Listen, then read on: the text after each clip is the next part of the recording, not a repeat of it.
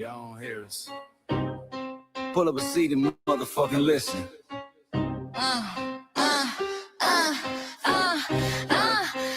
Pull up a seat and motherfucking listen. Hey, pack your bag, time to go home. Talking crazy on our soil where our blood and bones grown. This our grind, we outside on it. While y'all fools on the outside looking, y'all show no respect to Black America, so leave. Hey. Y'all don't get it, so it's time to go home. Get the hell up out of America, take your digits, make it just fly on. Y'all don't get it, so it's time to go home. Get the hell up out of America, take your digits, make it just fly on. You landed on the tarmac, fresh off the boat. Talking about y'all building nothing, man, you choking on the note. My ancestors the reason that this country even breathes. Picked the cotton, built the White House, planted the seed.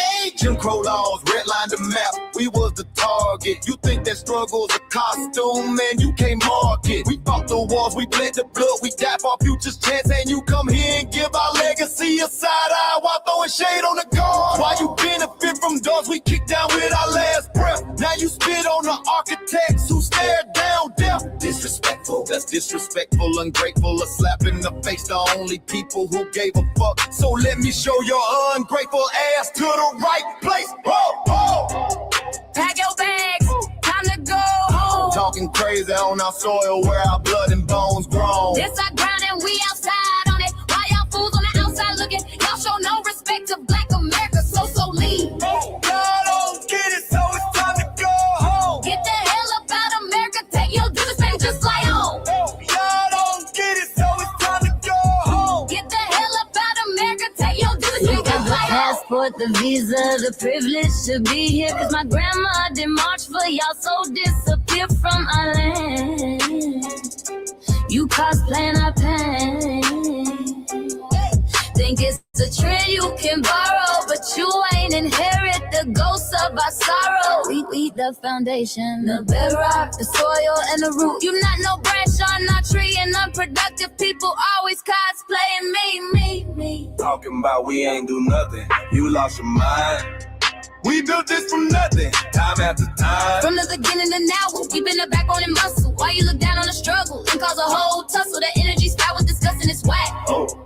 So let's make it clear, there's no turning back. This land is paid for in full. In blood, sweat, and tears, and dreams deferred. You don't get to come into a house we built from the dirt and telling Black America y'all ain't worth nothing. That's a violation. Facts.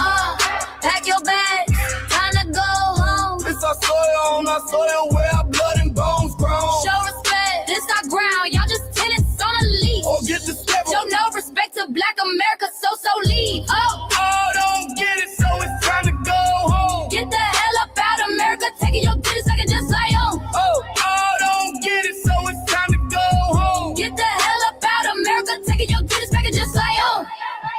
Yeah, fly little birdies. Fly on back to where you came from. This ain't for you. This still is sacred. We said what we said. It's time For y'all to go home. So fly a little birdies fly. So fly a little birdies fly. So fly a little birdies fly. Far, far away from here. So fly a little birdies fly. So fly a little birdies fly. So fly a little birdies fly. Far, far away from here. So fly a little birdies fly. So fly a little birdies fly. So fly a little birdies fly. Far, far away from here. So fly a little birdies fly. So fly a little birdies fly. So fly a little birdies fly. Far, far away from here. Bye bye, little birds.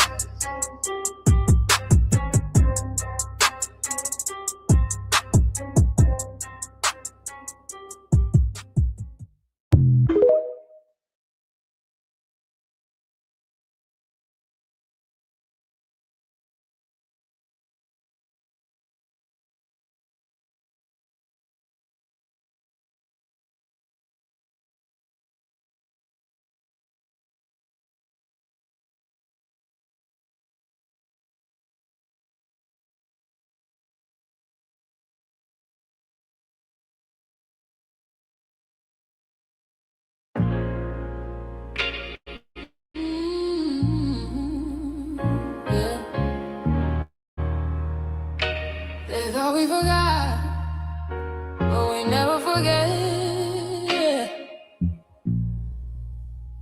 This one's for the rules. We built this land from dust and tears for 100 years, and we still here.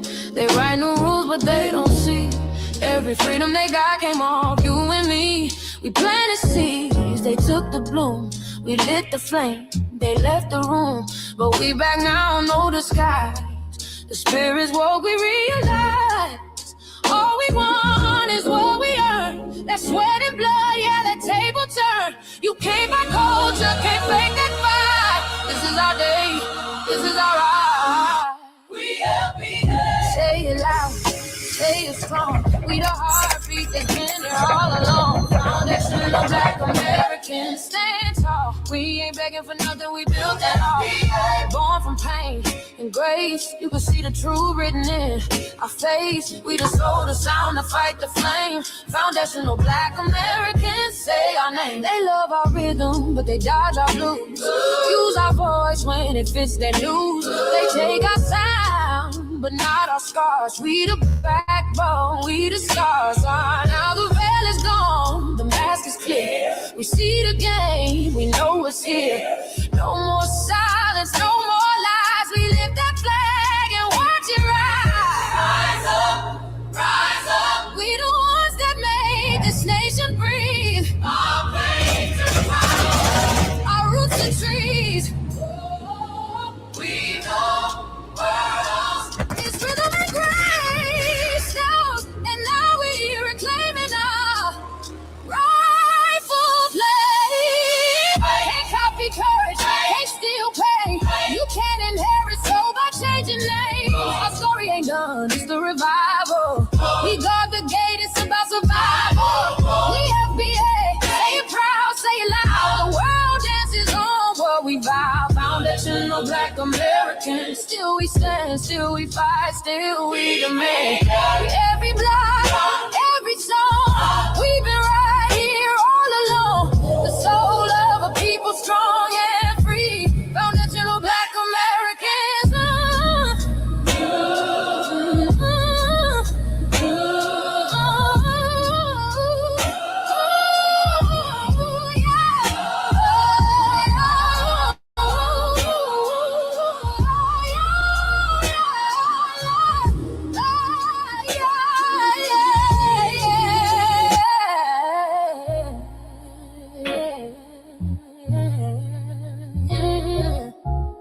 We the first, we the root, we the fire.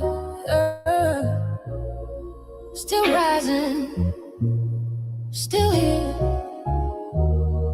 Foundational Black American. We set the tone and they copy the cadence. Dance to our drums and deny the foundation. Where the style but don't honor the source. Smile in the crowd and you distance and force. Say you not us but you rap like we breathe. Take the rhythm, then fuse the receipts. I ain't mad, I'm just holding the glass. Showing the mirror, now answer it back. I ain't here to cancel nobody. Just keep it honest, keep it solid. If you eat from the table we built, don't act surprised when we guard it. Do you like that? Do you like that? When I flip your sound and I ride like that. Do you like that? Do you like that? Do you like that? Cause that's how it feel when you borrow my culture. Then act like we never matter. Hip-hop.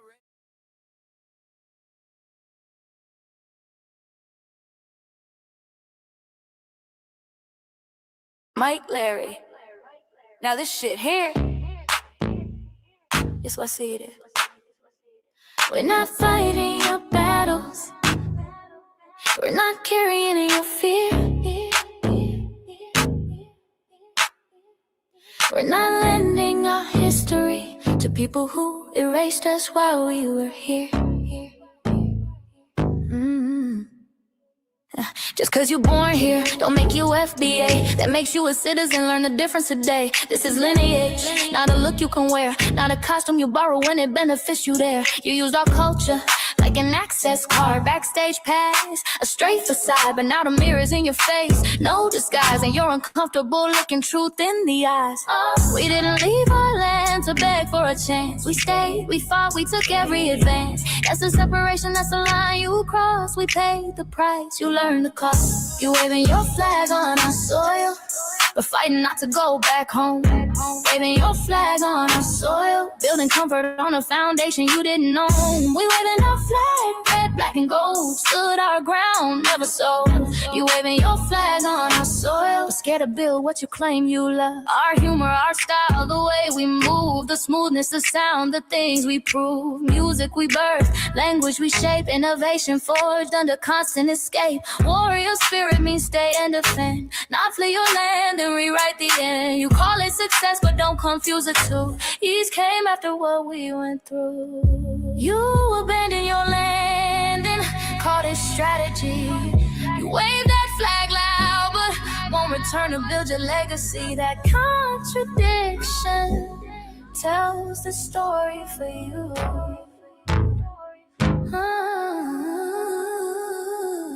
You waving your flag on our soil, we're fighting not to go back home. We waving ours where we were forged, every inch earned, every brick known. We can't be deported, and that truth changes everything. We can't be deported, and that truth changes everything. We know who we are, and now we see who you are too. Just because y'all born here doesn't make you FBA at all. It makes you an American citizen. It's biologically impossible to be us, because it's a lineage, not some damn costume you can just put on to look cool. You immigrants and immigrant Americans has used our culture as an access card, a backstage pass to our culture. Now y'all have to look in the mirror.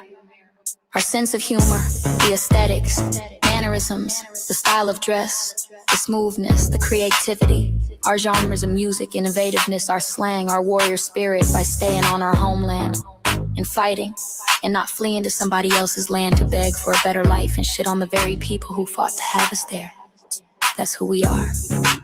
And we know who the hell y'all are waving your flag on our soil and fighting to make sure y'all don't go back.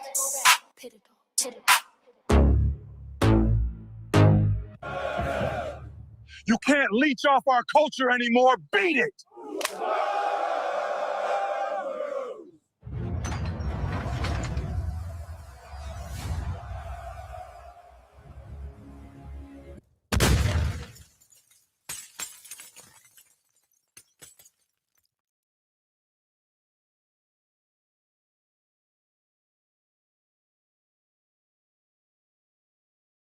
Mike Larry, man.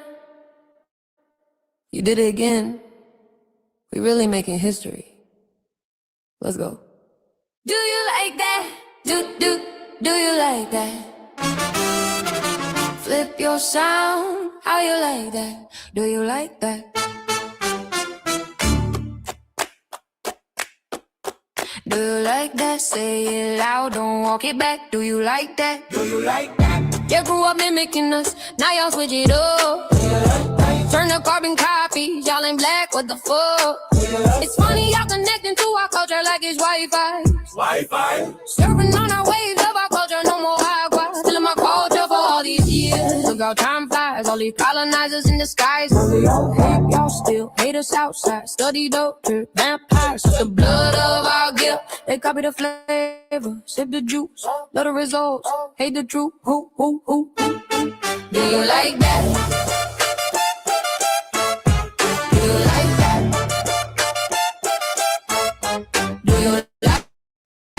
Flip your sound, how you like that?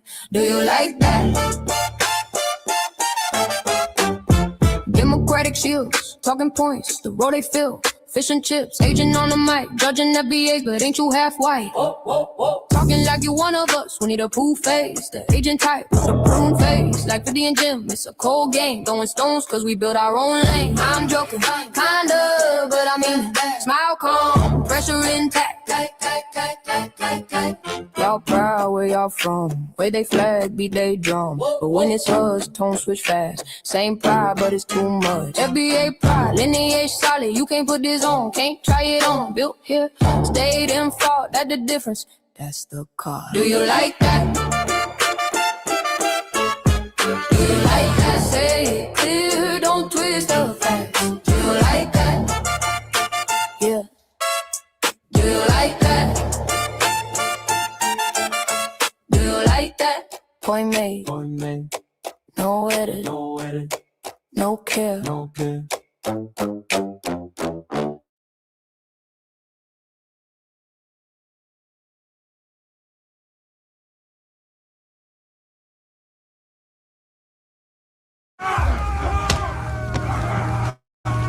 You know, erasing history is something that you have to do when it comes to conquest, domination, and destroying a people. If people knew who they were, and what they were capable of in the past, they will understand what they have a possibility or a likelihood of doing in the future. Foundation of Black Americans, we've always had a culture of resistance. We cultivated a culture of resistance on this land, and we've been resisting ever since we've encountered European domination. But nothing was really popping in Europe until the transatlantic slave trade, and that's where they amassed a lot of wealth. One thing that I think is unique about our culture as far as how we resist, how we fight back, is just the environment we were put in from day one. Being only 13% of the population, the white supremacists were very meticulous about keeping that population at a certain amount. There was never a period when we did not resist the encroachment of the white man. They have a natural behavior of authority no matter where they go. That's why they'll step up in front of us in the line at the store. We're not important. They don't even see us. We've never been able to excel. We've never been able to relax.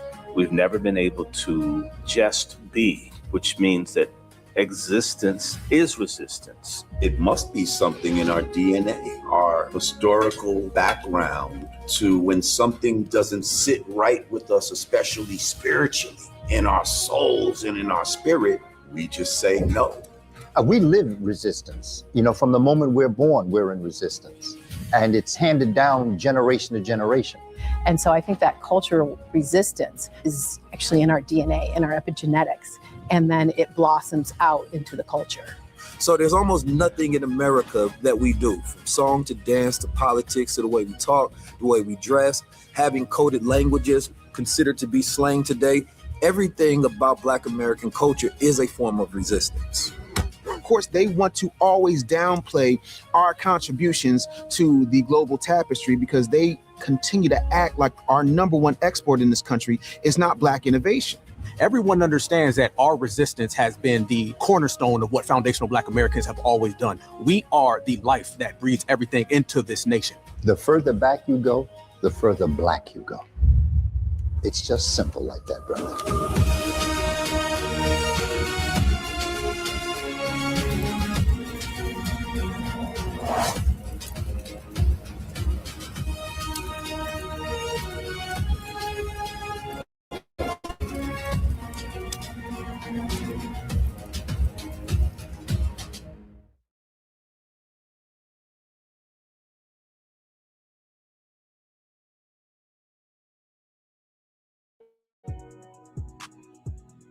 Introducing the B1 Rolodex, the easiest way to search for and support FBA and B1 businesses. Hundreds of entries from the Black grassroots for the Black grassroots. Free to use, free to download, constantly updated. Trouble navigating the document? Try using the map version.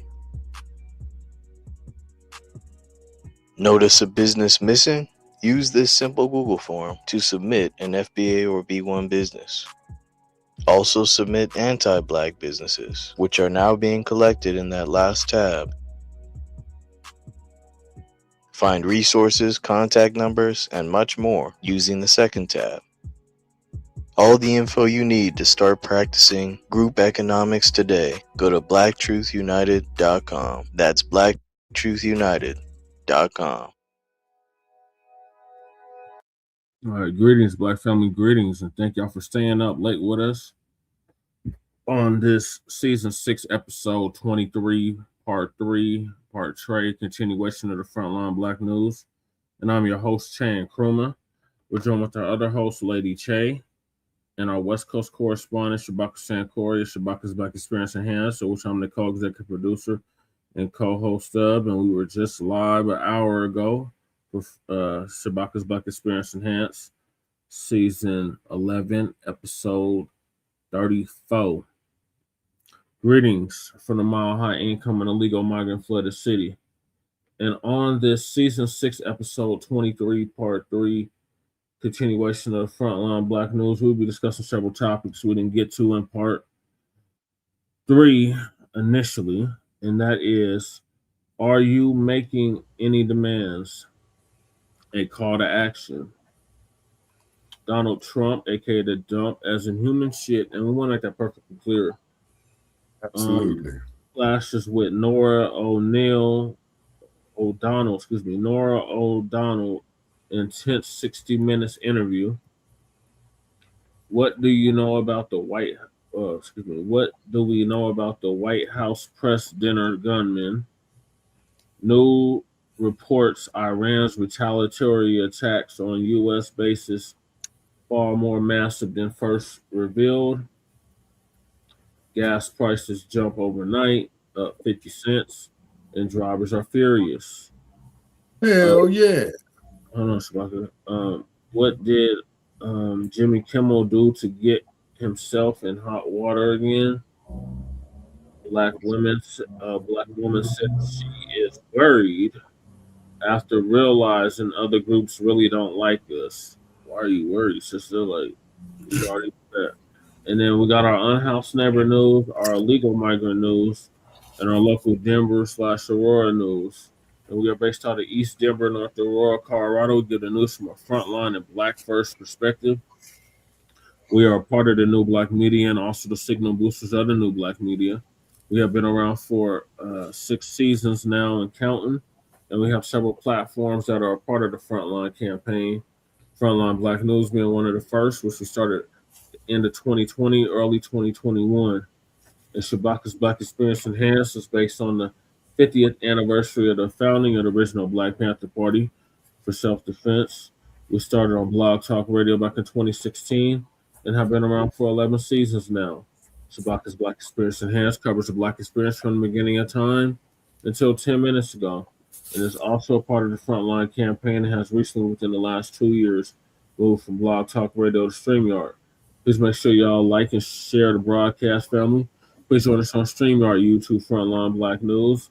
The links to all of our channels are in the description, including Frontline Blacc News, Frontline Blacc News 2, the backup channel. Make sure y'all sub up to that, just in case they try to take Frontline Blacc News down again. And then we got my personal page, Jesse Paris, aka Chan Kruma. That's where we stream all the city council meetings for Denver and Aurora, and the local Denver and Aurora Black events that we're able to attend. And then Lady Che's backup channel, Seduction Doll. Make sure y'all sub it to that. So start going live on that channel. Then make sure y'all sub it to the Revolutionary Agenda, which Lady Che did one earlier this evening or last night now, since it's now Wednesday. Make sure y'all check that out, the RBA, the Revolutionary Agenda. Then we got Shabaka's YouTube channel, Jeanette One. Make sure y'all sub to that so Shabaka can start going live on YouTube. And then we got our cousin, our Lokester out the Bay Area, Jay Militant. Make sure y'all sub to his channel as well, What's Cracking TV with Jay Militant. Then we got our brother Kukizi out the Mile High. Make sure y'all sub to his channel as well, Kukizi 5100. Then we got our brother Breeze Omega, who was with us earlier for Shabaka's Black Experience Enhanced. Our brother out of VA, Virginia, by way of New York. Make sure y'all to his channel. He just surpassed 1,000 subscribers. So salute to Breeze. And it's always a pleasure to have him on. And then we got our brother, the Church of Black Power, who's out of Watts, California originally, but is now in Houston, Texas. And he just surpassed 2,000 subscribers. So salute to Church of Black Power. He is heavy with the content He does similar content to what we do over here. So make sure y'all check him out. And so to his channel. And last but not least, we got our brother Black Truth United, who is on hiatus but came up with the B1 Rolodex, which you see on your screen, which is a modern day green book for FBA and B1 businesses in this country. So the links to submit the business is in the description, and the link to the Rolodex itself is in the description. And yours truly is in the Rolodex from my political work. So make sure y'all check that out. And then we got Council the Congressional Black Caucus and create a foundational Black American caucus. The petition link for that is in the description. Then we got the call to action, Sister Brooke in New York, and our brother Devon that's working on a Freedoms Fund out there in New York. The links to that is in the description to submit the letters in order to get that off the ground. And then we got Lady Chase GoFundMe. Make sure y'all donate to that if you haven't already. The link to that is also in the description. Then we got the 103-year-old elder who's on the verge of losing her home of almost 40 years in South Central Los Angeles. And if you can donate to her GoFundMe, the link to that is also in the description so she can keep her home. And then we got my political run again for House of Representatives for House District 8. So support me, Jesse Parrish, for House of Representatives for the state of Colorado, House District 8. And the link to the website is in the description. You can donate on there as well. And then we got copyright disclaimer under Section 107 of the Copyright Act of 1976. Allowance is made for fair use for purposes such as criticism, comment, news reporting, teaching, scholarship, education, and research. And I do not own the rights to the music. And if you don't understand racism, white supremacy, what it is and how it works, everything else you think you understand will only confuse you. In all 9 or 10 areas of human and people activity, and that is economics, education, entertainment, labor, law, politics, religion, sex, and war. And some say health and nutrition. In all 9 or 10 areas of human or people activity. And that was by Mr. Neely Fuller Jr., who transitioned exactly a year ago at the age of 95, ProduceJustice.com. And when you, a Black person, are captured by any race soldier, you must never fuss, fight, or flee. Comply and defend yourself in court, also by Mr. Neely Fuller Jr., ProduceJustice.com. In other words, replace this evil, vile, unjust system with a system of justice, which guarantees that nobody's mistreated and those that need the most constructive help get it in a constructive manner in all 9 areas of human and people activity. And last but certainly not least, we got racism, white supremacy. It's conscious and subconscious behavior to maintain white genetic survival, to prevent white genetic annihilation. And that was by the late, great master teacher, Dr. Frances Cress Welsing. May she rest in power. She transitioned exactly 10 years ago at the age of 80. And shout out to our FBA brother, Tariq Nasheed, for paying for her funeral. And she would have been 90 as of 3 weeks ago. So those are the topics. Make sure y'all hit that like and subscribe button. All right, Shabaka, greetings again from the Mile High Income and Illegal Migrant Flooded City. Greetings from Sin City, y'all. I'm Shabaka Sankori, the West Coast correspondent for Front Line Blacc News. I'm also the principal with Jesse Parrish and Lady Che over at Shabaka's Black Experience Enhanced. And at Shabaka's Black Experience Enhanced and here at Frontline Blacc News, there ain't never a dull moment. Never. So those of you out there listening, please copy and paste our YouTube link. We need idiots tonight. Not saying those who are sharing the link to YouTube are idiots, but the idiots who are on YouTube that hate us. So, you know, each time, and what is it, Brother Che, that we're 0-12 now, you know, for these Nabiscos to come up here. Yeah, we only have one. We only had one come up, and he refused to turn his camera on, so he wasn't let up. And then he proceeded to call to niggers in the chat. Yeah, right, exactly. You see, so once again, you know, this here is the American social order, Black family. You know what I'm saying? And these other groups hate us because they cannot be us. You see, you know, and then, you know, these other groups figure that they could use this NGR term so loosely. You see, but so we're turning our backs on them until we build up our numbers and get our cohesiveness back, because that's the only way we're going to defeat them. We've got to have the cohesiveness, people. Well, we have it. We're getting it back, Shabaka. With this Right. FBA delineation movement, it is in full effect. Lady Che, did you have something you wanted to say before we get started? No. I'm just ready to get it started. Okay. So the first topic is from our good brother Professor Blacc Truth. Shout out to Professor Blacc Truth. I've been listening to Professor Blacc Truth for over 10 years, and everything that he said has come to pass. So he wants to know, are we making any demands? It's election season. It's midterm season. Are we making any demands to these politicians who are seeking our vote, including myself? Are you making any demands to me? Just for example, myself as an example. Are you making any demands to any politician that's seeking your vote? So we need a call to action. So Professor Blacc Truth going to give us an update on that. In April is New Blacc Media Appreciation Month, and we have 2 more days left in the month. Yeah, that is a fact. You know what I'm saying? 2 more days left in the month. Family and fellow soldiers, I'm the professor, and this is the moment of truth. I promised myself that we're going to get around to putting our foot up Lena Dunham's behind, but that can wait until tomorrow. For this morning's briefing, I wanted to do something of a think piece, I suppose you could call it. It's no secret that when it comes to Black people's demands, there's always a large number of people who are trying to demoralize us. The main thing that they want to get us to do is to basically throw up our hands and give up. It's always been this way. And we need to make sure that we don't fall into that trap, because too many times we've done exactly that.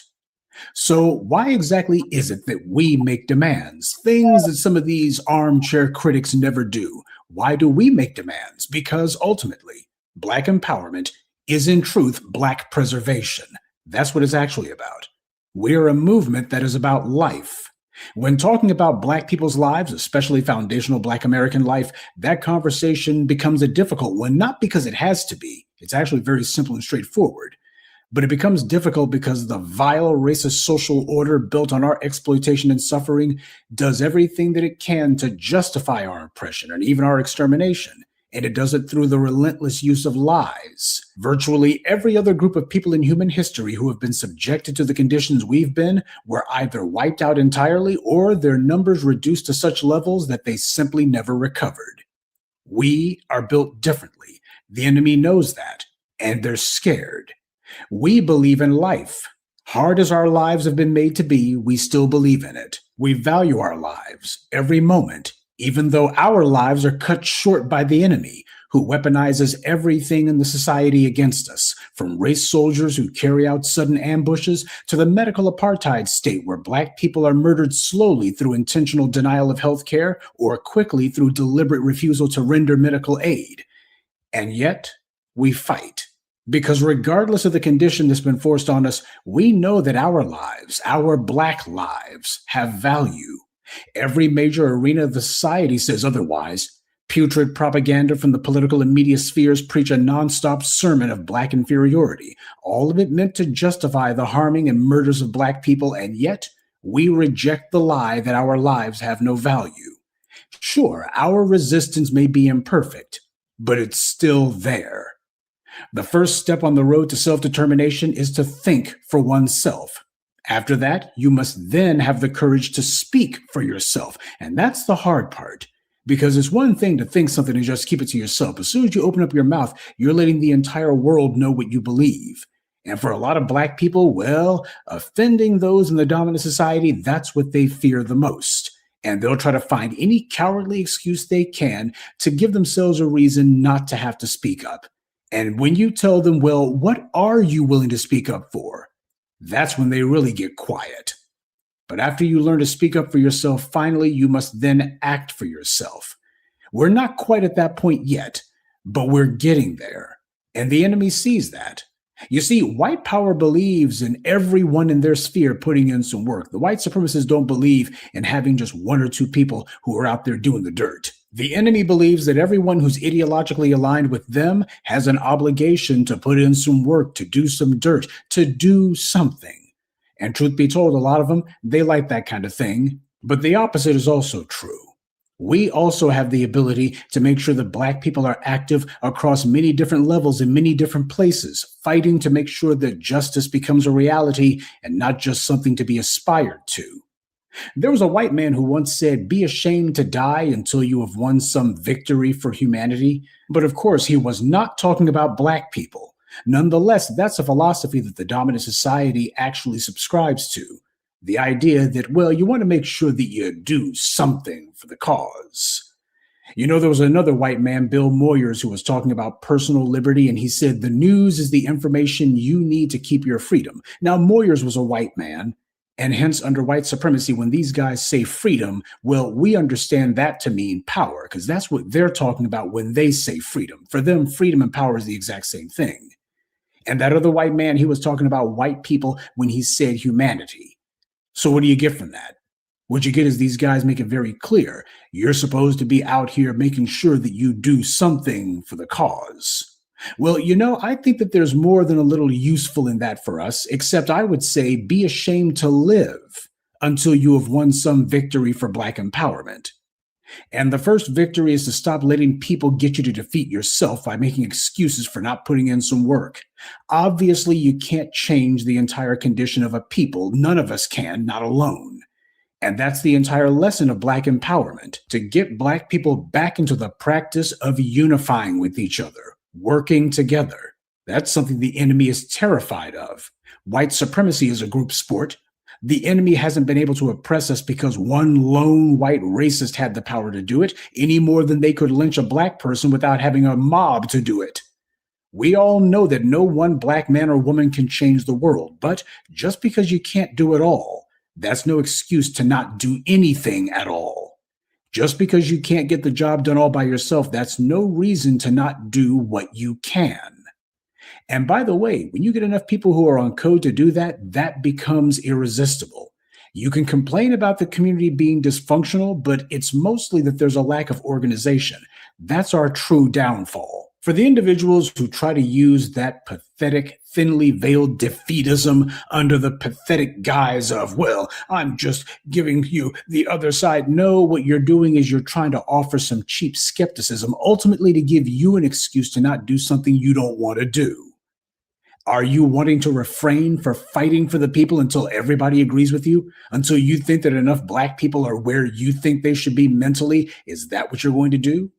Well, where are you going to find a group of people anywhere who all agree with you, who are all on the same page with you? That kind of perfect scenario that some seem to be waiting for. Where are you going to find people like that?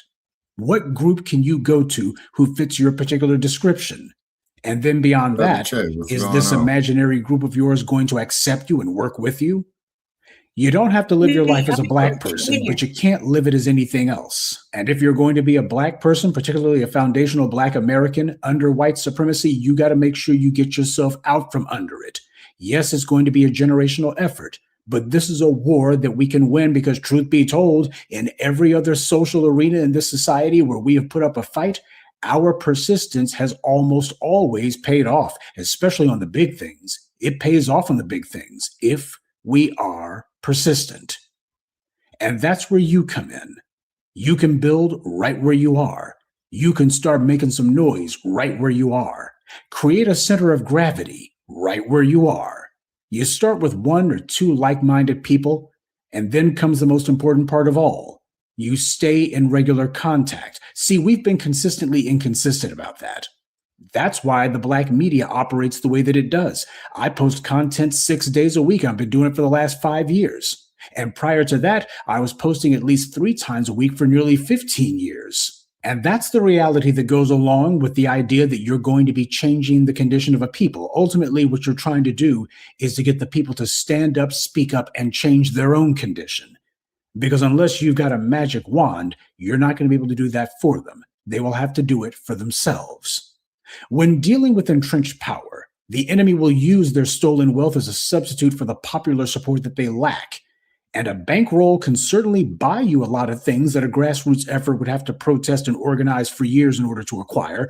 But that's why I kept showing you clips from that Al Jazeera docuseries, The Lobby USA, where the Israeli government used the money that it gets from the US to buy supporters. They bus in their paid operatives to this or that location, and they have these day laborers show up and hold up some pro-Israel signs. It's cheap political theater, all meant to manufacture the illusion that they got all this support that they actually don't have. And it's no accident that there's so many Israeli figures in Hollywood, people who would know how to use cameras to fabricate exactly that kind of phony baloney political theater. But even the Israeli government knew years ago that they had lost the support of young Jews, and not just young Gentiles on college campuses. See, the enemy has been the absolute master of trying to fake it until they make it. Because of their money, they can hang in there a lot longer than most black folks do, which seems to create the illusion that, oh, this is actually real. No, it's not real. It's just a matter of they're persistent. Now, the enemy uses money as their substitute for the actual grassroots support that they don't have. Grassroots movements, on the other hand, use time and persistence as substitutes for the money and resources they may lack. The point of this morning's briefing is that whatever it is that you're doing, you make sure that it is a demand. When it comes to things like reparations and an anti-Black hate crime law, among other demands, by the way, they're not the only two.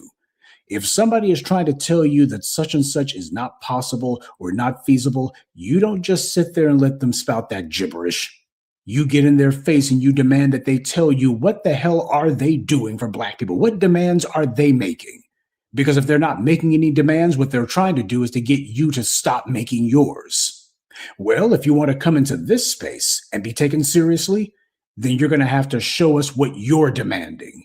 You can't come in here and do the cowardly bootlick two-step. Well, yo's ideas ain't no goods. The people who are pushing that defeatist rhetoric, they are always the ones who are doing absolutely nothing to promote or forward Black empowerment. And that's not a standard that should be good enough for people who are serious about what they want. If you're serious about what you want, you don't let anybody come in and try to tell you what's not going to happen unless they can show you what they are doing to make something happen. People who are actually out here making demands, putting pressure on the enemy, they don't huff and whine about what other people's ideas aren't good enough just because they aren't their own or because they merely disagree. It's the people who are not doing anything who we see saying what isn't possible. Yeah, because with them, nothing is possible because they're not doing anything. These are the same people who said that the cops would never start getting prosecuted for killing Black people. That is, right up until they started getting it.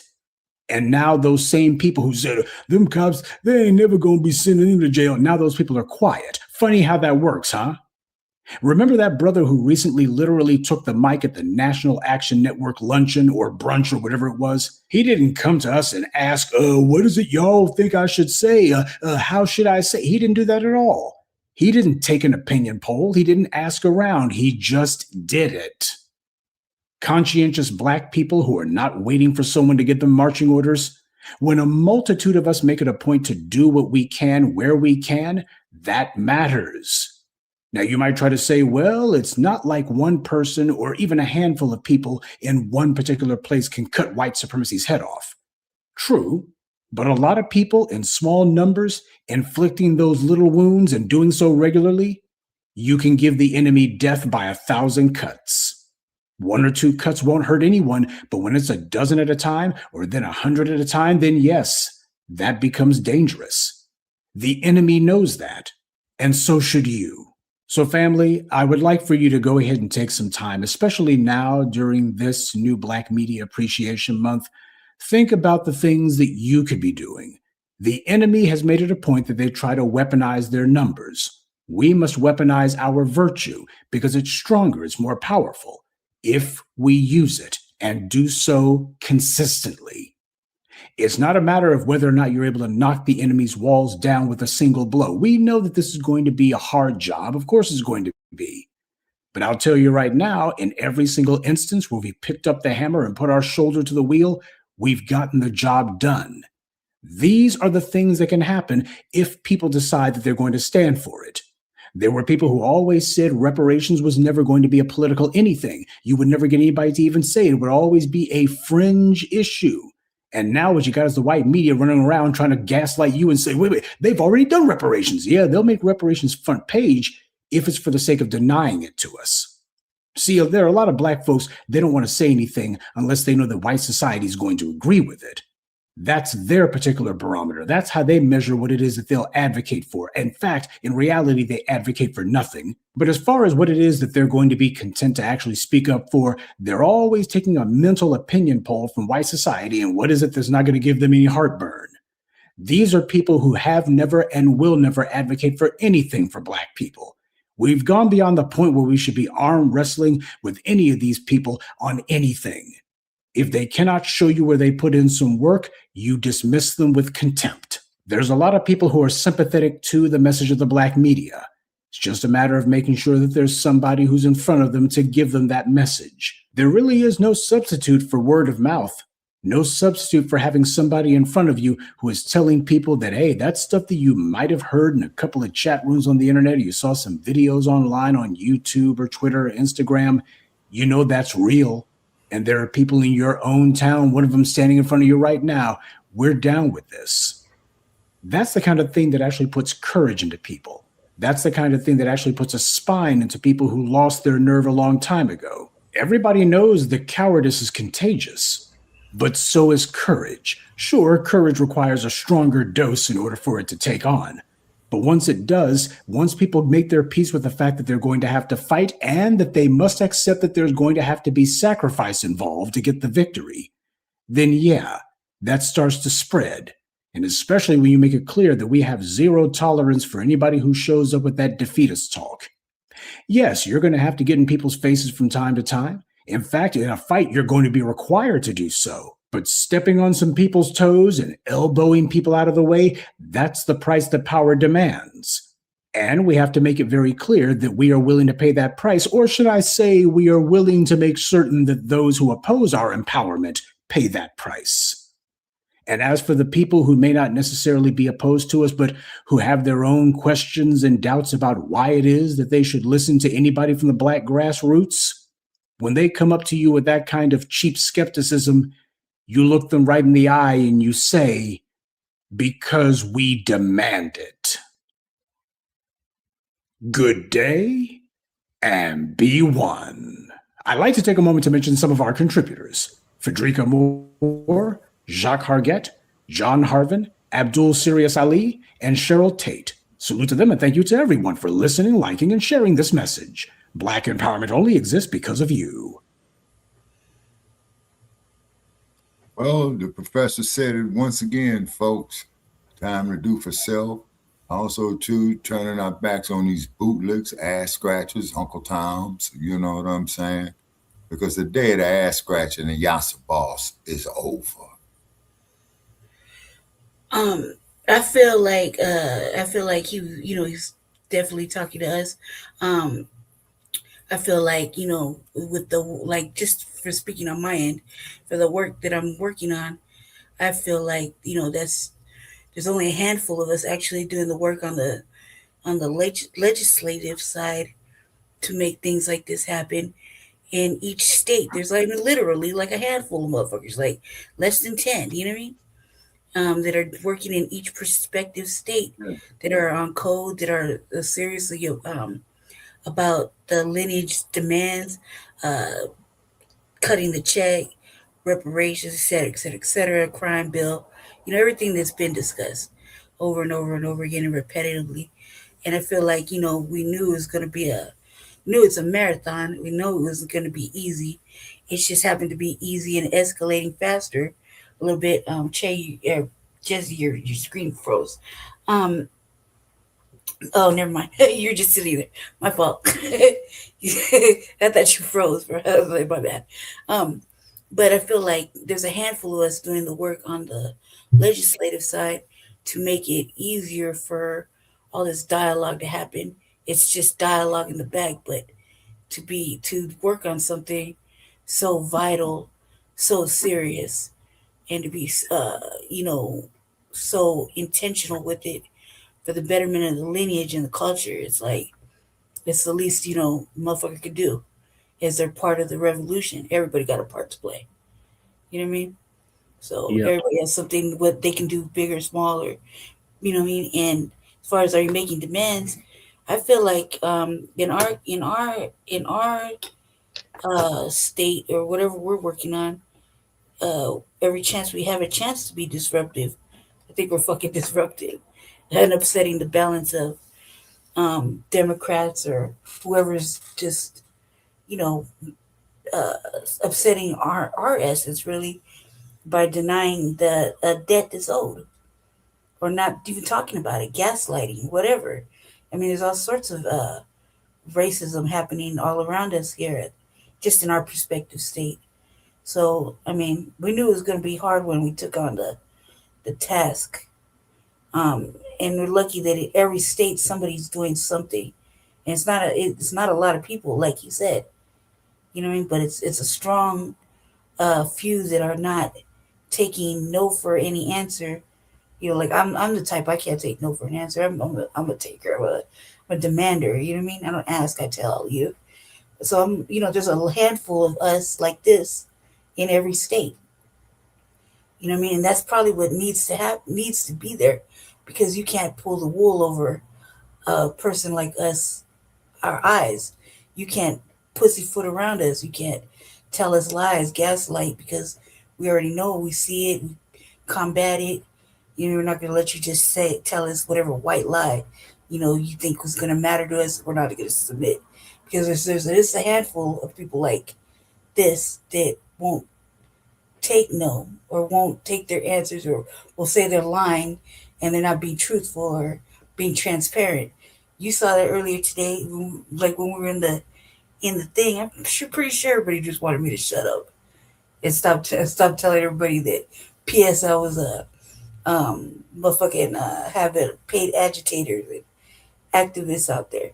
What'd she say? Not in this state, not the Denver chapter. You know what I mean? I had to laugh at that. Like, come on, because it's everywhere. But people are so used to being lied to that hearing the truth, they got to hear it from somebody they respect, and not a villain. You know what I mean? They don't respect me. They don't like me, and that's good. I don't like them. I didn't come here to be friends. You know what I mean? I didn't come here to be friendly. I came here to get the job done. So getting the job done means being disrespectful almost in a polite way by saying, no, you're wrong. Or pointing out the fact that they're not telling the truth, or that they're hiding everything, or they're lying, or you know what I mean? Me and Jesse just went through a whole board meeting. I'm pretty sure they want to stop asking questions and talking shit. You know what I mean? You saw it. You were doing it too. You know what I mean? Did they give you a hard time? No. I just hurried up, said what I said. I apologized. It clicked off, because I already know how many times they'll kick me off if I keep being as disruptive as I've been. You saw how they tattle on us, guys. They tattle on us. We're the disruptors. Yeah, he'll say something. I'll follow up behind him. I do the research on certain things, like in the board meeting we were talking about today. They just happened to touch on a certain topic I'm very versed on. You know what I mean? 2 topics I was very versed on: the over surveillance and data centers, right? And I was spitting hot fire at them. They didn't like none of that shit. Why? Because it combats the comfortability of being lied to. You see what I'm saying? Everybody wants to be lied to. They want to be comfortable. They don't want to hear the facts of pollution over pollution, brain damage and cancer in an already polluted area, and they don't want to hear all that type of shit, or they don't want to hear that the mayor's been lying about money. They don't want to hear about public safety. They don't want to hear shit that's the truth, unless it comes from somebody they respect, like a Democratic shill. Or you dig? Like in our state, it's Democratic shills. Mm-hmm.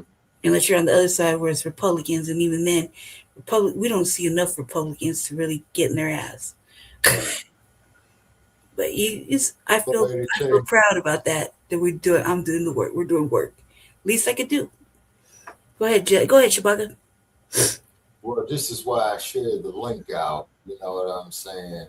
And then these Nabiscos are probably listening and don't want to come on in. Is because they can't stand this heat, and we're not doing it for them to like it. But we don't have no problem with somebody coming up here disagreeing with us, being respectful. You know what I'm saying? I personally don't want to talk to no motherfucking. I'm trying to contain myself because Jesse's running for office. But in my personal opinion, I really don't want to talk to no motherfucking crack if they ain't got no fucking good goddamn sense to see fucking right from wrong in this disrespectful fucking climate. You dig? Yeah. But I can see how you be the sparring partner. But I would just be wasting my own energy talking shit and clowning. What's up, Cal Dog? Let me see you, cuz. You got Cal Dog in the building. Good, just Cal Dog. Thank you, Che. Yeah, like Professor said, the name of this game is to fight where you at. I've been doing this for over a decade now. And it's good to see other people have been doing this work as well. Mm-hmm. Right. And now we're forming our own network throughout the country. That's a beautiful thing. Yeah, because we wouldn't have did it before if we weren't motivated. That's why it never really happened. And if it did happen, it got shoved down by Democratic politics or Republican politics. Right. You know what I mean?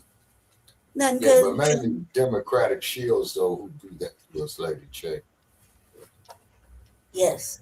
And that's what, like in our state, in our city, that's what we've noticed. Let me back that truck. Me personally, that is what I noticed is the problem as I came to an understanding just this last little over 2 weeks after Jesse announced he was going to do that. I realized I've seen it now with my own eyes that I pieced it all together. Keep in mind, family, I come from the streets. I wasn't politically savvy or anything. I'm a thug. I was outside. Okay. But when I learned what I learned and I started piecing things together and putting in the work on this level to help assist Jesse and whatever and actually teach myself some shit, I learned something and it all pieced together over the last couple of weeks. And I was like, oh, that's why that happened. Oh, that makes sense. Now it's not just personal. It's just it's just a fact that if you were a Democrat, you would have got your way all the way through. No problems whatsoever. But they don't want to hear it. And now that I see what I'm watching, if you watch the, people watch the RBA, the last 3 little topics right before I ended was about Colorado politics. And I start out saying, I can't find any news. I got to hit up the white people to get the fucking politics of it because they intentionally hide it from black people. They intentionally hide politics from black people. Yeah. Well, you know what they say, if you don't want a black person to know anything, put it in print or put it in a book. You know what I'm saying? And then what you did from Jeff Hart, Jesse. Yeah. That's what you get from. Look at Jeff Fart. You know what I'm saying? Yeah, I saw a little briefing of his shit, and he was I don't want to talk about him because he's an elder that does fucked up things to younger. What it is, Cal. Yeah, well, I'm an elder. I'll talk about his stupid ass. You know what I'm saying? I'll talk about the punk ass motherfucker and tell him I said it. You know what I mean? I want to see if he's gonna do the right thing, and I bet you he doesn't. Yeah, and then I had to give Jeff Fard, his props. And I says, "What are you?" You gotta reach in. You don't reach out to candidates. You gotta reach in, motherfucker. I talked to you at that damn candidate forum where they didn't let me participate. I'm clearly a candidate on the freaking ballot. Clearly. Yeah, right. I'm on exactly. What happened to the freedom of speech? Nothing. They held it. They gatekeeped, and because he's not a Democrat, they told him ahead of time, and we crashed the motherfucker. Or he crashed it anyway. It did exactly what he tried to do was tell everybody. And what happened? People were walking up to him talking about you black, right? Why weren't you able to speak? This isn't the time. When is the time? I'm about sick of hearing this ain't the time. When is the Yeah, guy? right. That's what. The time is now. Right. That's what I mean by that double speak, Jesse. You know what I'm saying? You That's keep right, saying that, but you know, some damn From them bootlicking, gatekeeping Democratic shields. right. Okay, Right. Mike Well, I was says getting kind ready of to say from the behind every Yasser politician you is a know. quality thug. Yeah. You know, and then like Cow Dog says in the chat, you know, the ops to our progress. Shit, politics ain't nothing but legal thugging. That's exactly what it Yeah, is, he's Cow telling me, Dog, is I legal was telling thugging. him, it's behind every motherfucking politician is a quality thug. Yep. And what with No, a strategic seriously. mindset that can understand shit. Like you'd be surprised what goes on in this brain politically. That if I thought I could get away with it, I would have did it. You know what I mean? And made it happen. But now knowing what I know, I'm factoring in an alternate route. You know? I didn't know what I didn't really piece it together. Probably because Jesse told me and I was ignoring what the fuck you said. Like I always do, but yeah. Now it really makes sense because I've seen it firsthand and there should be some kind of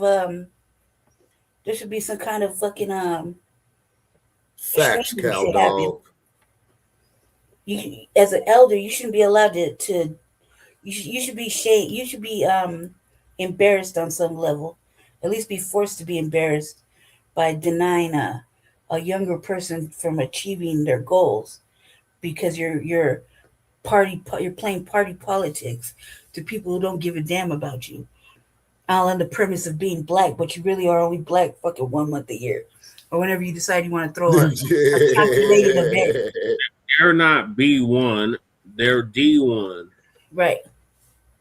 Right. And they don't like that shit. But I don't give a fuck, man. I'm gonna start telling the motherfucker about themselves.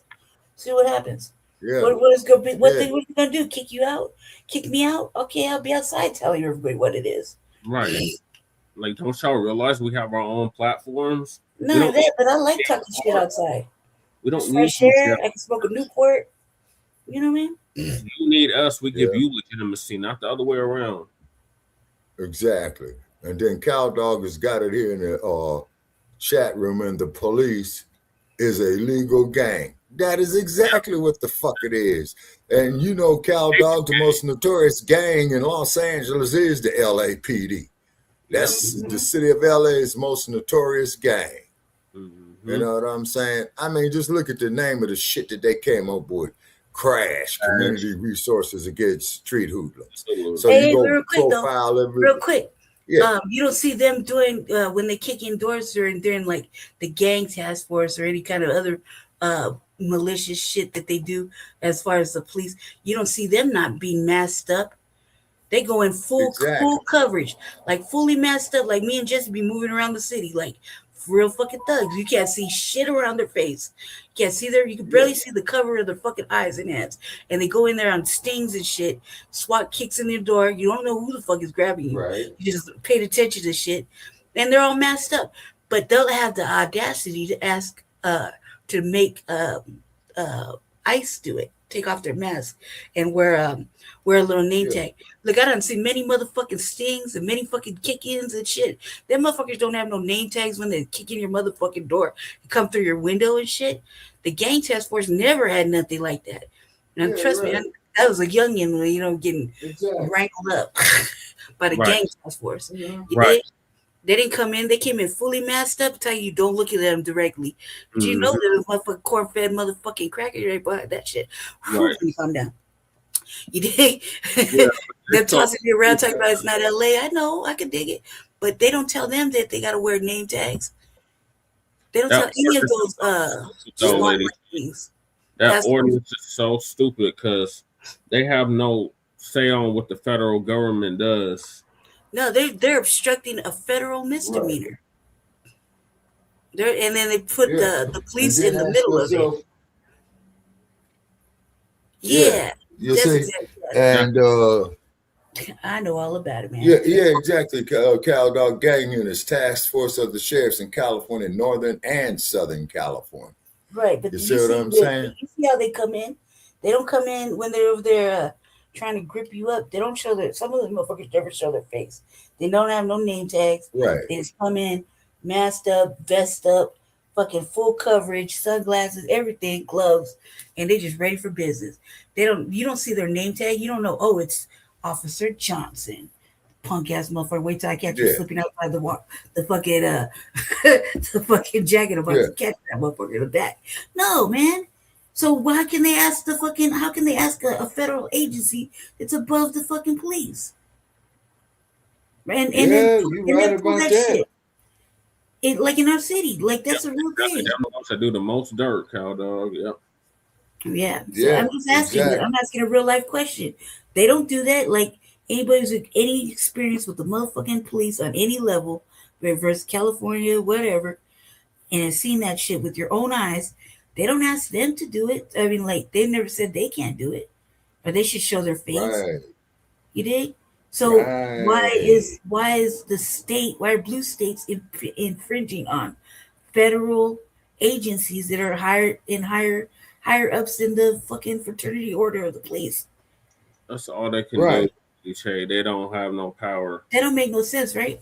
So that their way of trying to get back at Trump and his administration is by doing stupid shit like this. Like I said, it's nowhere. Like they already shot the shit down in California, and as California goes, the rest of the nation goes. They have no say over what the federal government does. But here, remember, he passed an executive order, which is only good for a certain amount of time. No, that's federal, Trump, state, and local. That is useless. That's what I do. It's just aesthetics. It's just, oh, look what we're doing to combat the administration. They don't even say Trump. They just say the administration. Well, we already know who they're talking about, but it's a nothing burger. Right, but it did go through the House, though. Again, let me say, the federal government trumps the states. The state government don't have no say on what the federal government does. So real quick, just from my own understanding, so whatever the Mayor Johnson and everybody did outside made that big old scene. That only matters for a certain amount of time, or it's just like any executive order. It doesn't trump federal law. Right. So okay, I get it. I understand what you're saying. I'm just like, why do the fucking show then? Shit. That's all the Democrats can do. They don't control the House. They don't control the Senate. They don't control the presidency. So that's all. This is what they're reduced to. This stupid little antics that try to make it seem like they're doing something against Trump, but really they're not. Exactly. You know what I'm saying? And then, look at Hakeem Jeffries. Yeah, you know what I'm saying? Oh. Yeah. Then you got, what's that motherfucker's name? Rayburn? No, the Warlock. Yeah. Warlock. Portnoy. Yeah. And what have you. You see what I'm saying? And it's just ridiculous, man. It really is just ridiculous. And then the cold part about it is that they want to, keep coming to us with this bullshit. You see what I'm saying? And then, you get these individuals out here that. I wish the feds would come in and arrest these blue cities and blue states governments. Because I was trying to come and get fucking Mayor Johnson like he said he was. Right. They still might be coming his ass. They need to come a horse and pony show. Right, exactly. Man. That's what I was understanding. Like, that's exactly what it is, cow dog. A horse and pony show. Exactly. That's all I was asking. I was really concerned about that. Sorry, Jason. I'm sorry. Carry on. No, you didn't know, but now you know. Yeah, but then he's over there signing executive orders and doing a whole fucking show on the steps with everybody in their goddamn mama. You know what I mean? So it kind of was like, what was the point? He's Trump at the local level, but apparently he didn't learn politics. Federal, like cow dog said, start with New Skull. Yeah. Oh God. Federal Trump state. Federal Trump's law. Right, I knew that, but I was just curious to why the motherfucking show. That's all I was curious about. I understood exactly what was happening. I just was like, why the show? Theater, it's party politics and performative theater. Right. It's asshole shit. All right, carry on, Jesse. Carry on. Sorry about that. So make your demands, Black family. Show up like Melrose did to these non-action network meetings or conventions. Mm-hmm. Show up like me and Lady Che do to Mm-hmm. whatever event. I mean, I just had a damn community event, had to crash that. Mm-hmm. Yeah. I like crashing them Yeah. personally. If you can't show up, write letters to your congressmen, councilmen, mayors, city council, etc., letting them know, hey, these are my demands. It's election season. Make Yeah. it every appearance. Pull up summer is early. It's pull up season. Yeah. Every time these candidates have a little forum or a debate, make sure at least one of us is in the room. Mm-hmm. Yeah. And then not to mention the fact though, see, a lot of these fools is running scared. Hold on, Sparky. Yeah. This is what I stress to Lady Che, because Lady Che be like, oh, why are we going to this event? I mean, from time to time, she'll be like, why we got to go to this event? I'm like, we got to at least have one of us in the room. I say that because I know I'm gonna act like I know I'm gonna do some fucking disgruntled shit, and it never goes anywhere because they don't care. But I know I'm gonna do some disgruntled shit or act a certain way in front of motherfucking in front of them. You know what I mean? I know I'm gonna do some disgruntled shit. I honestly don't even want to control myself. I'm gonna do it. So sometimes I'll be like, man, these tedious motherfucking stupid ass shit, right? And 90% of the time is because they won't let us speak. They intentionally try to shadow ban, and then you'll find us getting loud without the fight. We're not going with the prepackaged bullshit. We're gonna tell you like a TIA. Right, and we're doing it without the mic. So they don't want to pass the mic. That's the thing. If they don't give you the mic, fucking just use all that bass. Your own goddamn mic. Yeah. Bring a mic. If they don't give you a mic, bring a damn mic. Bring a damn megaphone. The hell with these damn Exactly. I got one in the cart. That's going down soon, especially because don't shut me out, motherfucker. I don't know who you're fucking shadow banning, but I got shit to say. Motherfuckers need to know the truth. Shit. Just gatekeeping and shadow banning that they're doing has to stop. Like, this is just ridiculous, especially when they keep preaching about democracy. And even though we know clearly this is not a democracy, it's a constitutional republic. Mm-hmm. But they're always preaching about democracy and everybody voice matters and everybody's vote counts and all that nonsense. So if that's what it is, then we're gonna hold you to that, and we're gonna speak our points, whether you like it or not. Yeah.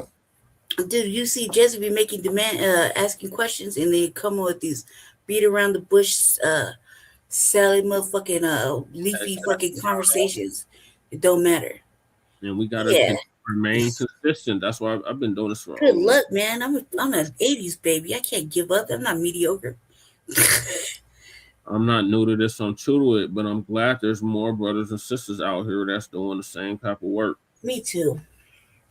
That's what I said. Jesse said every little state has a handful of solid, demanding ass type of individuals doing the work on this side of everything, versus just having dialogue or whatnot in on our platforms. Like you see how often I'm not really on the platforms. I'm actually kind of working on shit. I can't be bogged down, in which I'm kind of like behind on certain things, but I'm sure with my work that'll make up for everything. What's the next topic? Right where you at. Yeah. Stress. Oh, the next topic is the dump, as in human shit, and we want to make that perfectly clear. He classed Nola O'Neill in 60 Minutes interview. Ooh. Oh, okay. I watched a little bit of that. That was salacious.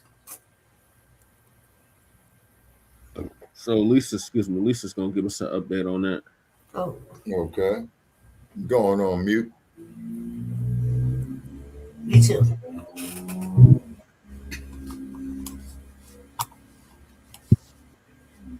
Hold on, this is in the wrong order. Mm-hmm.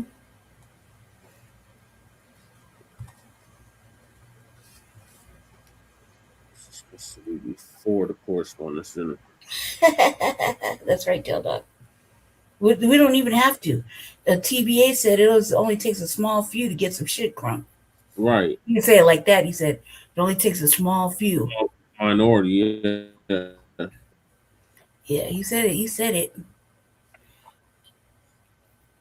Okay, Cal Dog says black people like spots on a Dalmatian. We close, just ain't came together.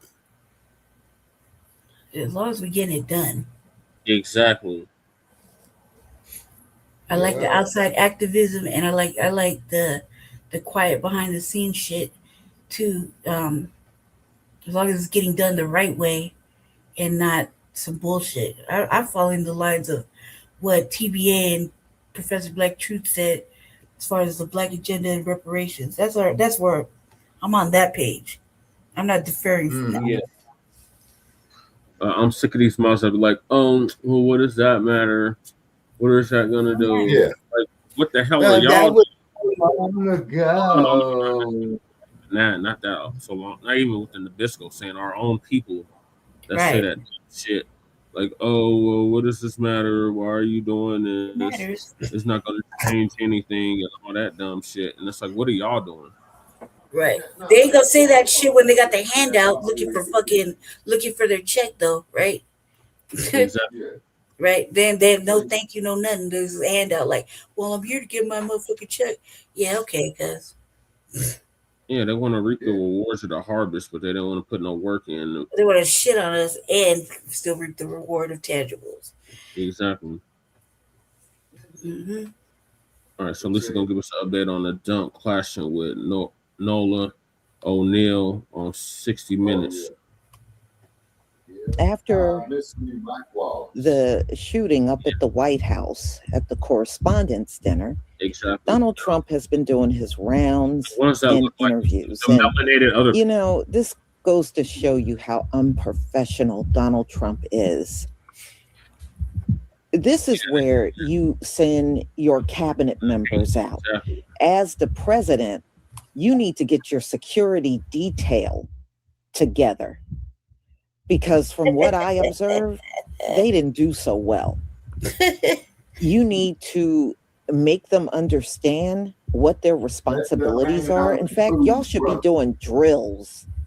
But unfortunately, Donald Trump is only interested in putting yes men around him instead of professional people that know the job and can do the job. He wants his ass kissed on a regular basis instead of saying safe. So, hey, you get what you paid for, Donald Trump. You get what you paid for. You paid for a bunch of idiots to be around you, and that's exactly what you have now. Stupid does, stupid is. All over the internet about what Caroline Leavitt said prior to the shooting and what her husband said about staying safe prior to, you know, the shooting. And it says it all. That's why a lot of people believe this is staged. So I'm going to let you listen to this interview. And he's classic Donald Trump. He doesn't like the questions. He starts going off on the reporter. And really, they're just doing their job. And Cal Dog say that shit was fake. Wants to be in control of everything. He is a control freak. He thinks he should be able to control what you say, what you do, how you think. And that is completely unrealistic. It really is. You know, a lot of people are going to have opinions on what happened Saturday, and he's not going to always like everybody's opinion.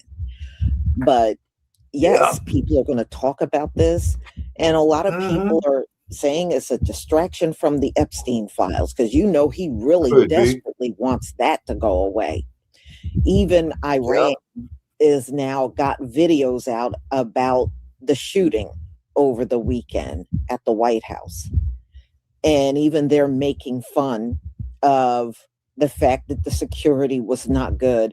And world leaders are responding, and they said they're in shock. They're in shock at how America has been functioning. Yeah, I guess they are. You went around boasting to the world that you're big and bad and had the best military in the world and did all that talk, and then they saw you lose to Iran. And now they're looking at your lackadaisical security up at the White House.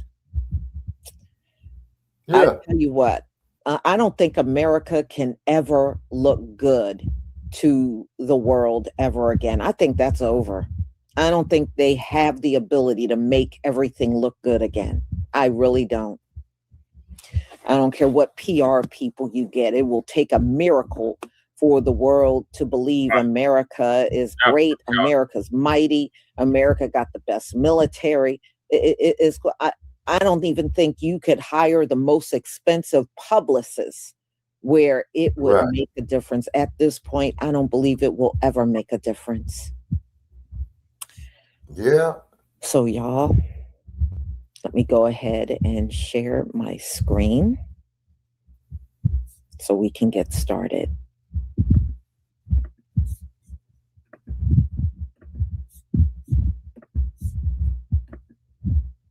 All right, y'all. Please give me a 1 if you can see my screen.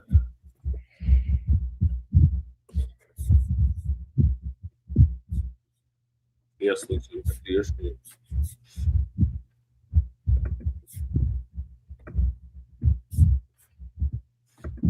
Thank you. Yeah, definitely got a fair use of this because 60 minutes.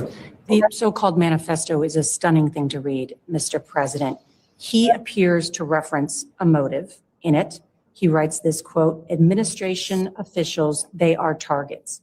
And he also wrote this, I'm no longer willing to permit a pedophile, rapist, and traitor to coat my hands with his crimes.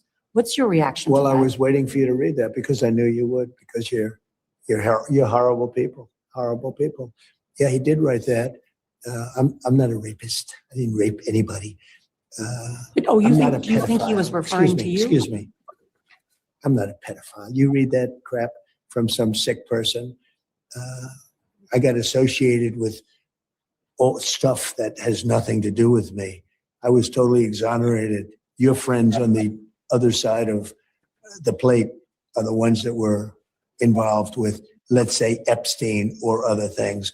But I said to myself, I'll do this interview and they'll probably, I read the manifesto, he's a sick person, but you should be ashamed of yourself reading that because I'm not any of those things. Mr. President, and I was these are never, the gunman's words. Excuse me. You shouldn't be reading that on 60 Minutes. You're a disgrace, but go ahead. Let's finish the interview. The other thing that he wrote the other thing in the manifesto that I think is worth looking at in terms of determining his motive is he had been staying at the hotel since Friday. He checked in, he said he had cased the place, and he wrote, what the hell is the Secret Service doing?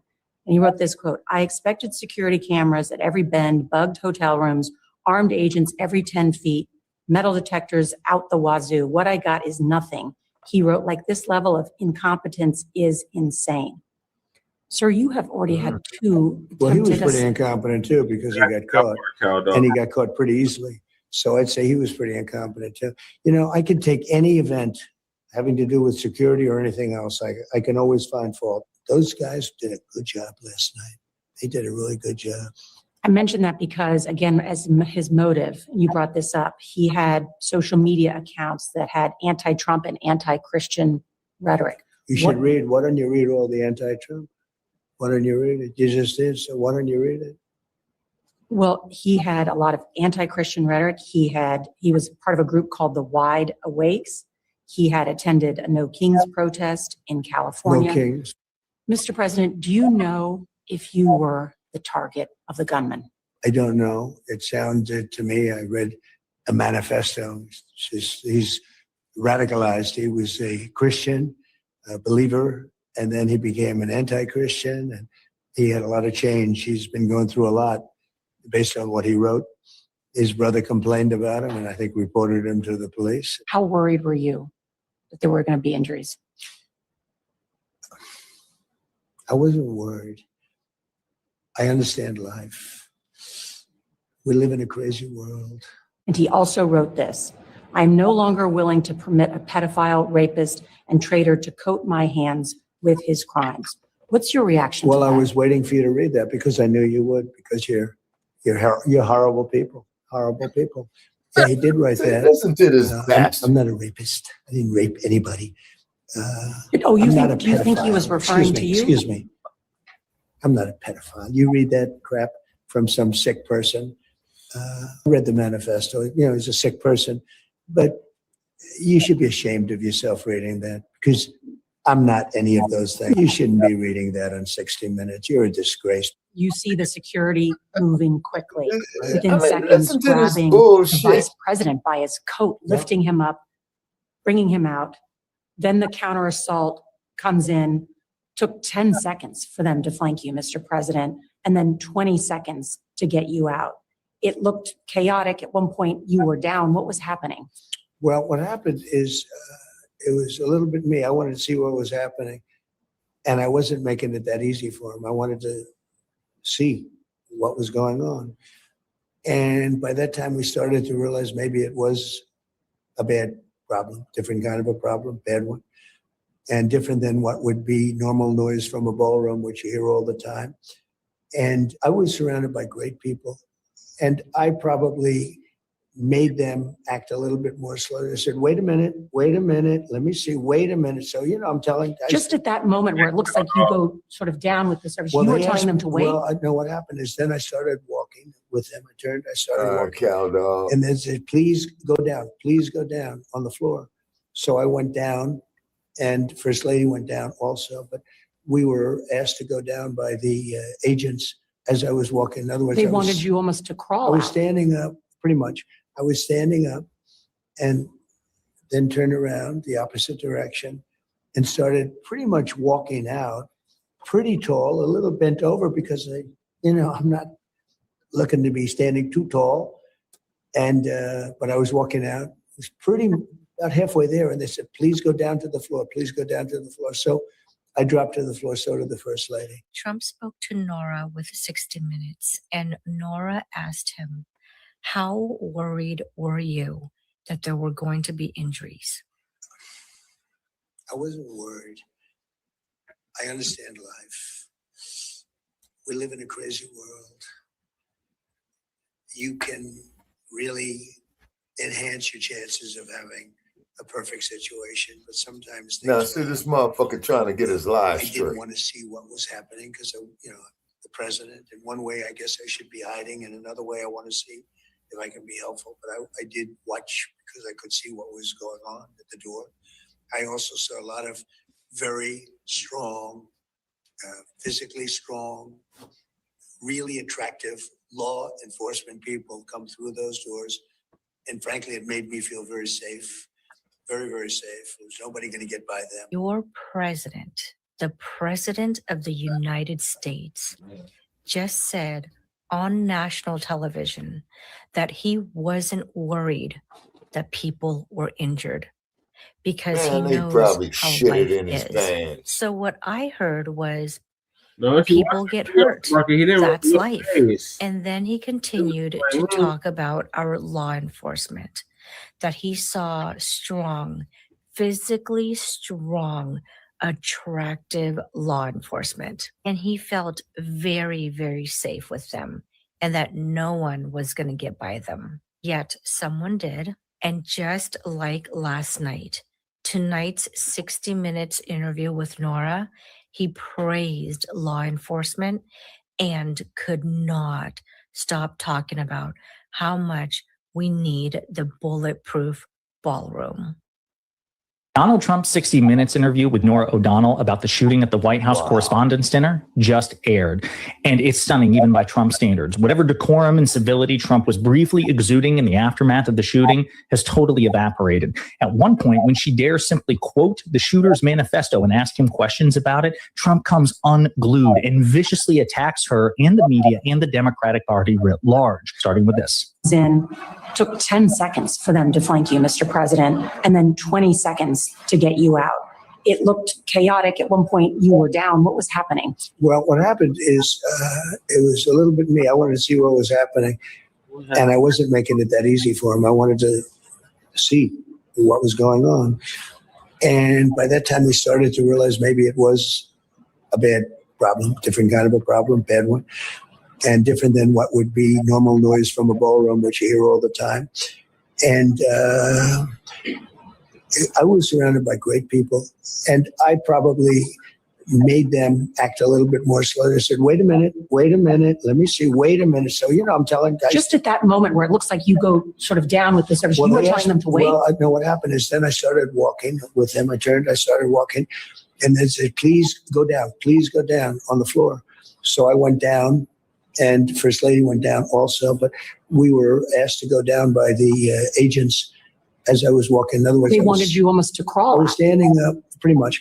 I was standing up and then turned around the opposite direction and started pretty much walking out, pretty tall, a little bent over because I'm not looking to be standing too tall. And, but I was walking out. It was pretty about halfway there. And they said, please go down to the floor. Please go down to the floor. So I dropped to the floor. So did the First Lady. So again, this is just so unnecessary. It sounds like he's just looking at this as like an attack on his vanity. Oh no, I was standing tall. They asked me to go to the floor, but I wanted to stick around. And if that's true, he put national security at risk. Donald Trump is the president of the United States, and putting himself in jeopardy is a national security risk. There's a reason that when Secret Service effectively issues a command to the president or the vice president, they're the only two people in the federal government who don't get a choice, right? I mean, they yanked J.D. Vance off the stage without his permission, without his choice. It's the same thing for Trump. So if what Trump is saying is true, that was incredibly reckless. But I think much of it was, he's just trying to make himself, appear like a strong man. It's that image is extremely important to him. Right. That's what he's trying to do, is be a fucking strong man. Yeah. In my opinion, he sounds stupid. Yeah. When shots are fired and you got a security detail, Secret Service, the only thing Donald Trump should have done was shut his damn mouth and follow directions and get off of the stage. All this, wait a minute, for what? What, you had to hear more shots or something? Wait a minute, for what? Damn. The problem is he got such an inflated ego, he can't take direction from another human being. Mm-hmm. Even if it's a matter of life and death, he wants to seem like he's dominating and staying in control when he should be following the directions of your people that are there to protect you. So he sounds like an idiot. Yep. He sounds stupid to Pretty me. much. And why did you have to rush out and do these interviews? Right. This just happened Saturday night. This is Monday. Why did you have to rush out and do these interviews? Right. Why was it necessary for you to rush out and do these interviews? Yeah. I mean, come on, man. It just looks, this man think he's looking good in the media. He just makes himself look worse and worse every single time. So y'all, I'm going to go ahead and conclude. Thank you so much. The next live is going to be at 3:45, and we're going to, talk about people accusing the shooting and everything that happened at that dinner stage. And we're going to cover that next. I got a different perspective on the whole situation, just from what I'm watching right now. You know what I mean? Yeah. This is what I think. I think that it's going to be really hard for anybody to give Donald Trump any kind of grace or any kind of empathy, because right now he's like the most motherfucking despised president, and everybody's laughing at us. You dig? Mm. So it's going to be kind of hard for anybody to give him any grace or any empathy, anything like that. What I heard was, first of all, I saw the video. Motherfucking took him forever to get the security to do anything. Really, it took him like real light. Like dude was fumbling around for his pistol. You know what I mean in the video. the security or whatever. Yes, the person, the manifesto made it look like he'd been there, and security just way too lax, which is a really big problem. That's something they have to address security wise. Of course, he don't want to look like a motherfucking mark or a bitch in front of his wife, and he had that nosy thing that motherfuckers do when shit's happening right in front of them. They gotta see what's going on. They just can't lay down on the ground and just take orders. They gotta peek out and see. He was having a nosy moment. He was being nosy. That's what I saw. That's what he was saying. But if you listen to him talk for the first part before he started being telling her she was a disgrace and shit, he sounded fucking he sounded kind of like tired, almost like I don't want to say sad or anything, just like Gary. Here we go again. Ugly, in an ugly way, like in a like damn, like in a shook way, you know what I mean? Like how many attempts has he had on his wife already? Right, but see, that's another thing. That's another thing that only makes the conspiracy theories even more entertaining, because other people have gotten the motherfucking hard press in moving targets. You know what I mean? Yeah. Right there, no, one one surprise after one surprise, bam, it was over with. It was done. You know what I mean? And this has been a 6 attempts, and at this rate, it's still like the second year, for almost like the second year. Like, this is crazy. Yeah. And then he's like, it didn't happen. It's like, okay, well, I don't want to see that happen, but I'm just saying, like, geez, kind of seems a little bit like either he's got a major fucking shield of God around him, which is really crazy and unlikely, or it's just something else. Because I mean, how close do you got to get? One motherfucker's literally facing you as soon as your airplane lands on the tarmac. He's right there. Could have got it right off the fucking plane, right? Another one hiding in the bushes of his own fucking golf course. 2 at his own golf course. Okay, one made it onto the property. At the campaign rally. Right. I mean, these are just recently with the dude at the golf course with the flamethrower and shit. And the gasoline and an AR.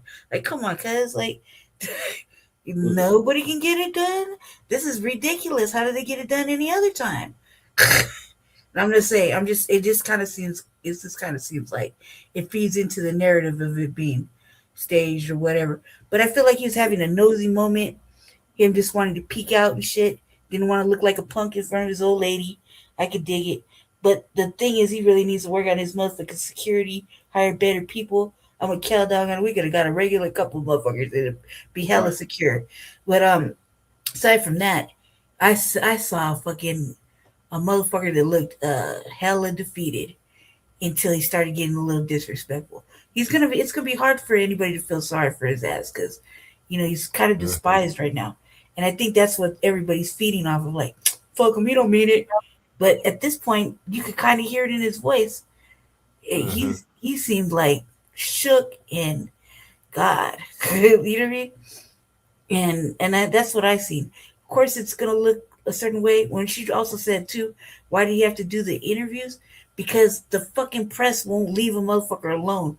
They want to know what happened, what your thoughts were, how do you feel, did you read the manifest? They want to know all this shit, and they want timely answers to feed the public's interest, because it happened, and they went immediately to a press conference so that the fucking people could get an understanding of what happened.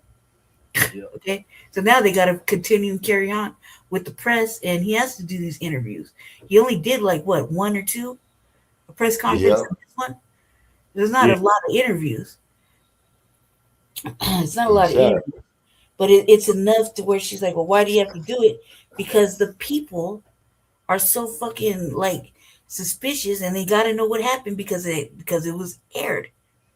Yeah. They showed it. It was aired. So now we got to be like, oh, well, what's up? We got to know. And then the conspiracy theories, the fucking armchair detective work goes into play, and here we are where fuck him. I don't care if he's crying. We don't have no empathy, and he sounded like he needed a little grace, but nobody's gonna give it to him because he's fucking like the most despised man right now. Yeah. And she's right. For us to look good in America's eyes, it'll probably take another generation, just based off of all the fuckery that's happened in the last 20 years plus this. You see what I'm saying? Yeah. Being laughed at in epic ways, and he's not really fixing a problem that he created. So yeah. Of course it's gonna look like and that. it's kind of like he's fucking everything up on purpose, intentionally, making money for himself when he leaves office, making money for his partners. You know what I'm saying? Right. So there's not gonna be any grace given to him. They every president they all do that. Mm-hmm. He's just a little bit more blatant with the violence. He came in office with what, a couple $1 million? Mm-hmm. Shell left with $60 million. He came in with more debt than he had profit. You know what I mean? Yeah. So And then I can see why nobody wants to give him no grace. I can see why everybody is treating it like how they treat him, because he hasn't really earned that that empathy or anything with the public or even amongst his own people. You see what I'm saying? Press and everybody else. So I can take it. I'm just saying that's what I saw from this little clip. Yeah. Mm-hmm. Go ahead. And then the bastard is real arrogant.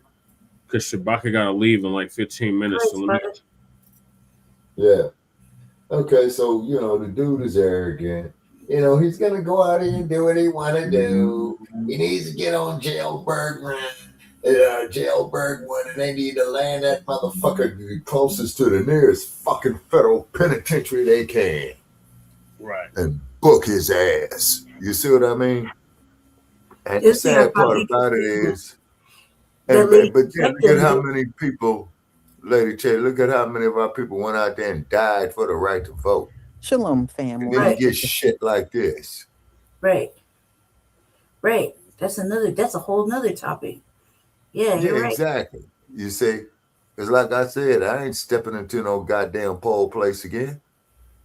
Right. Not when not when he gets away with the shit that he does. I'm wasting my time. Then I might as well say, motherfucker, you got to pay me to go vote.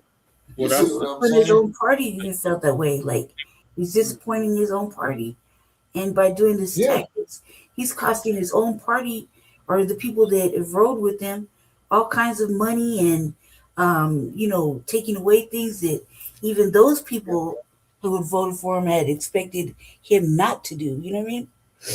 And look, he's disappointed. Damn, they're all of Republicans. Yeah. And then the Democrats who ain't no damn better. You see what I'm saying? Mm-hmm. They might mess around, be able to get back in it, but they ain't gonna do shit either. You see? Right. They ain't been doing shit. You know? Right. They don't have no real answers. This is what kills me about this bullshit, Lady Check. You see what I'm saying? Right. I look at all the people I registered to vote. Look, going to jail behind voting and all this old type of shit. And then I look back in perspective, people, and I got to say, for what? You know what I'm saying? Yeah. Right. For what? Right. For what? Slippery So all slope, that work that I did on that went down in vain. Then look at all the people who got killed for the right to vote. All that work went down in vain. Right. You see? I'm sure they didn't want to be voting for fucking nothing and nothing. You know what I mean? Yeah, right. But I mean, you got people who go out there and stand in the rain, stand in the fucking snow for the right to vote. Because I've done it. And then you get shit like this. Okay, all right, Trick, you won the election, but look what you're doing. You turn it into a damn mob, you know? Yeah, that's exactly what this orange orangutan looking bastard is doing. Right. Doing nothing different that ain't already been done. Correct. Well, that's true too. Same shit. Nobody batted an eye. Yeah. Since it's a Republican, well, the sky is falling. Yeah. And then, but he's doing it, man, and the way he's doing it, Brother Jay, yeah, fucking it up. What you gonna do about it? You see these old Democrats up there squattering for the Constitution, blah, blah, blah. Like the fuck I said, when a president gets impeached, you just write him a goddamn ticket to show up in court like a traffic cop does. But the key is getting this bastard convicted. And it ain't never happened before. Nope. So all you gonna do is so. Yeah, you see, they're gonna do the same thing Biden did. Pardon himself, pardon his family. Yeah. And you see, are supposedly close to him. So what you got right there is crony-ish. Yep. Teapot dome type of cases. You see, and when I see, people younger than me going out there wasting their time to vote, I don't tell them nothing. They got to learn it the hard way like I did. Right. Well, they need to focus more on the local and state level. That's the problem. Everybody want to vote for the damn president. Well, that's true too. They ignore their local and state elections. That's is more important to you because that's what I think your day to day, not who the president is, but who your governor is, who your mayor is, who your house representative, who your senator is. Say hi, Ruru. Rupert. Camera's on. Get on TV. Ruru. Ruru. What you doing, son? Rupert. Ruru. Buster Roo. You looked up, cuz. Ruru. You be the Buster right now? Ruru. That's being a kitty. Ruru. And what I just wrote here up in a private chat. Ruru. Mommy's looking for you. You get rid of the goddamn electoral college. Right. Yeah. But they're not gonna do that. They need to get rid of it because it ain't serving. But they ain't gonna do it is because there's other future politicians who's gonna succeed people who had handpicked them to succeed them. You see what I'm saying? Well, this is why we gotta do it this way. In other words, what you got here, ladies and gentlemen, is a locked washing machine. Now, what do I mean by a locked washing machine? Like how you used to wash clothes and the washing machine, rotates back and forth. Then it just stops on you. This is what happened to the damn political system here. Repeats. It's a ragged ass washing machine. And they've been doing this for over 250 years. Yeah, exactly. You see? So, and then when you talk about it, you know what I'm saying? Then some motherfucker gonna come up here and say, well, what else do we got? Build some businesses. Politicians are prostitutes, not you, Jesse. You see what I'm saying? Build some businesses to get the goddamn capital, and then you go pay these prostitutes. Well, look, I need you to do this, that, thus, and so. You see what I'm saying? Right. So that's what all these other groups. Keep in mind, they pay this. Yeah. Bidding. Yeah. And then Hakeem Jeffries. Oh my, that filibuster shit he did. Black. I'm not offering you nothing. But you're black. I want to see a black face in a high place, so I can live vicariously. Yeah, exactly. Instead of actually demanding. Exactly. He got just what, like 98% of the black vote. He got 98% of the black vote, and we didn't get nothing. LGBTQ got something. Yeah. White women got something. But Obama didn't. Yeah, but nothing for us. You see what I'm saying? Just like Jesse Jackson's John Ferguson, man. Right. The fact is that he's disappointed his own. But The his police own. got something. They got more blue lives murder protection. Fact is that and all this old he's upset shit. the balance of the Republicans and the conservatives, and then that leaves the Democrats to try to pull a well, he's shit, so here we are, and still not offer tangibles or anything remotely beneficial to our demands, specifically. Won't even think about cutting the check or even looking in that direction. So it's not one bad after the other. It's just that both of them are not appealing to our particular demands. They're just going to bypass it, like they don't listen, they don't hear it. So that'll be another season of us sitting on the couch and not giving no vote. They say give the vote during the local elections if there's fucking tangibles, and you ask them specific questions of what they're going to do. Specifically, they depends on who you're asking, right? Right. As we've seen it in our case, we could always speak for. I can always speak for what I see in Denver, right? They're not willing to have any other dialogue, and they push it on to like, well, what do black people need? Look, man, you know exactly what the fuck we need. Stop playing. They shouldn't have to repeat that over and over again because it's exhausting. But they're not offering shit. Instead, they're doing more gatekeeping and more deflecting. And Republicans never really talk to us. They don't plan on winning no presidential elections. No. What they're gonna do is try to continue to win local and state elections. That's all they're gonna say is, this midterms is going to be like them trying to get through the midterms with the Democrats, but I'm not buying it, man. I'm not overly sold or remotely interested in anything they're talking about. What you gonna have there, Lady J?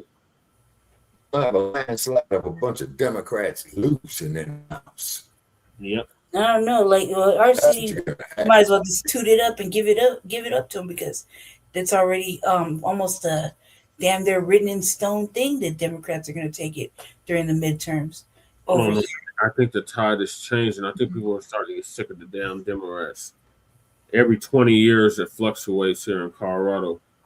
Like when we were kids, it was mainly Republican, and then as we got into adulthood, it started transitioning over. So it's about every 20 years or so it changes over in this state, at least. Yeah. Go ahead, Jesse. What's the next one? StreamYard's acting stupid again. I just feel like I feel like there's more to the story, and I really don't care about it, but I do kind of feel like man, we kick a man when he's down, huh? Gonna give us an update on the court. Shalom, family. Good to see you all here. Hope you're doing well. Well, there's a lot of people Is it showing that believe what happened up at the White House on Saturday night was staged. There's a lot of people that feel that Donald Trump is doing this to now get the attention away from Iran and the Epstein files. So if people are chattering about this, then they're not thinking about what he don't want to talk about. Now, he absolutely don't want to talk about the Epstein files. In fact, that's why Pam Bondi got fired, because he didn't like the fact that she was putting the files out. He didn't want them out at all. So this whole thing is crazy. Do I think it's staged? I really do, because of what Caroline Levitt said prior to the shooting. Why would you use that terminology, shots fired? You know? So anyway, I'm going to go ahead and share my screen so we can get started. All right.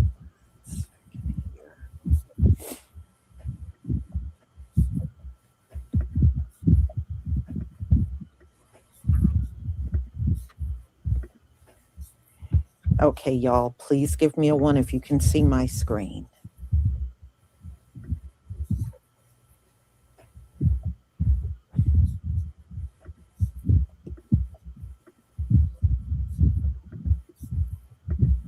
Thank you.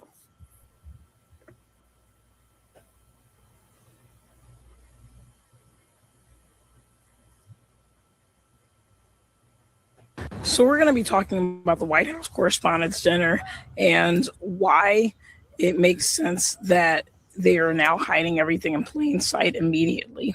So we all know that when something that fake goes down, that or if the powers that be want to do anything, they have to hide it in plain sight.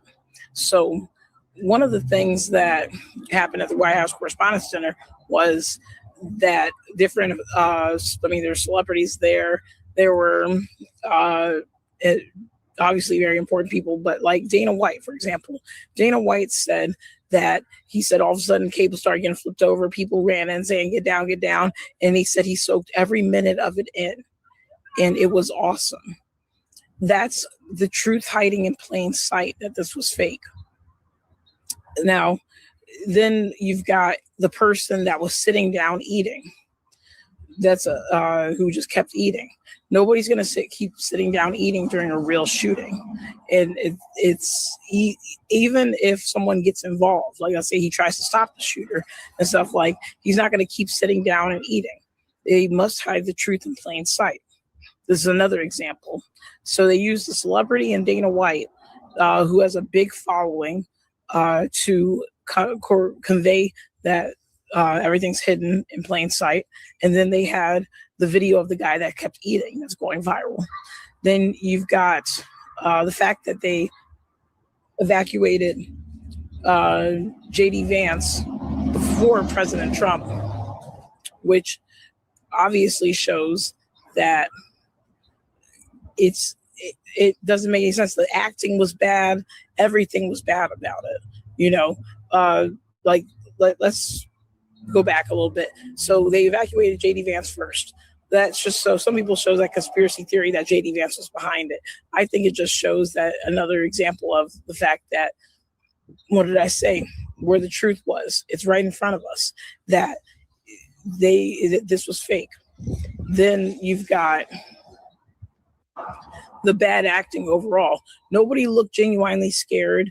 The people that were in the lower part looked a little bit more scared than the other people on stage, but the people on stage did not look that scared. They did not look like there was a legitimate active shooter. And stuff like the acting has to be bad. And stuff like they could have done a better job of teaching them to act beforehand. This was not by mistake. It was not by mistake. They're hiding the truth in plain sight. So really just wanted to come out with this video and say, obviously the shooting was fake. Why would they want to stage it? So let's go into why. Why would they want to stage a fake shooting? And I think it's because they want Trump to try and run for a third term. I think they're going to try and get him to do it. This is just my thoughts about why they would do this. Maybe they're trying to win the midterm elections by getting Democrats to realize that their side is extreme and willing to do extreme things. So maybe that's what it's about, them trying to win the midterms and then regain control, because they're going to lose control of the House in the Senate. So maybe it's about them trying to get those seats back. But I think it's about them trying to get Trump to run for a third term, which the country is not going to stand for. We're going to stand our ground and keep faith in democracy, because that's what we stand by. You know, I stand with the fact that the votes were counted and he won, even though that's not who I voted for. You got your head. But I don't try to say that the election was fake or different things like that. I'm getting tether vibes from this broad. And this is not a goddamn democracy. This is a constitutional republic. under the illusion of a democracy or the idea of a democracy. It's not a democracy, though. It's a constitutional republic. Yeah. I don't try to bash the president. You know, obviously I don't use my content for my platform for political content much, but I saw how badly this was done and how much on purpose it was done like this. So I decided to make a video about it. Always remember that when something's going on in one area, there's something else going on in another. You know, anytime there's something going on with a big celebrity couple, you know, there's something else going on. Anytime there's something going on in the mainstream with politics and stuff like with the war, there's always something else, money being moved somewhere else. And the truth is hidden in plain sight. So guys, I hope you enjoyed the video, and I'll catch you guys in another one. Press Secretary's husband.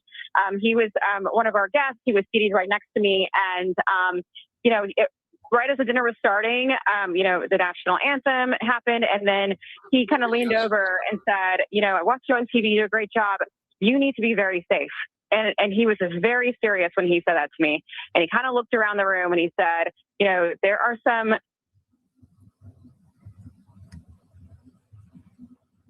Yeah.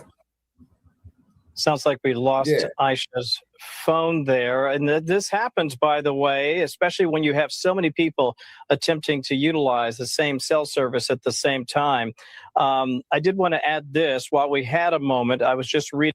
I want to just quickly tell you, I was sitting next to Caroline Levin. You're not going to make me believe it. Never, never, never, never. Let me tell you.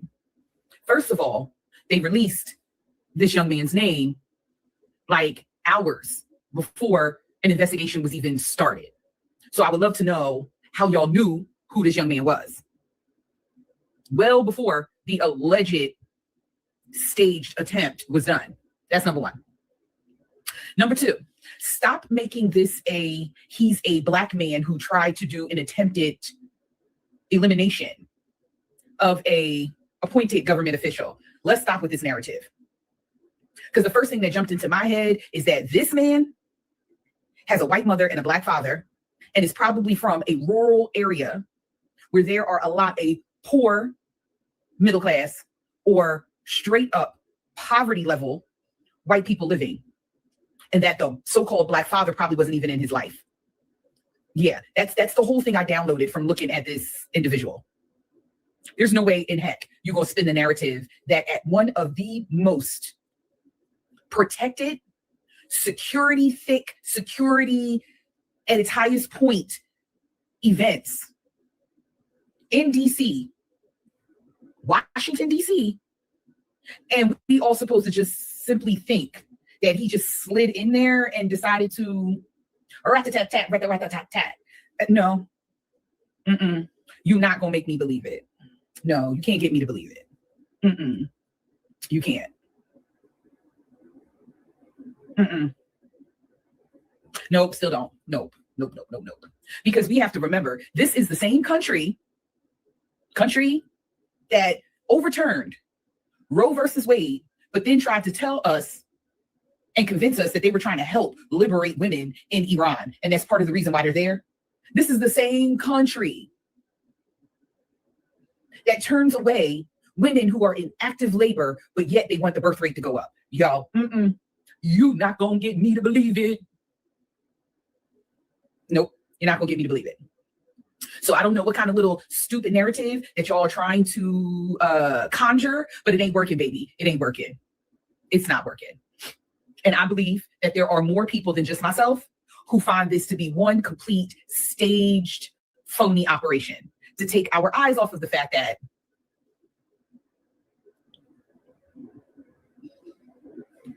pretty much.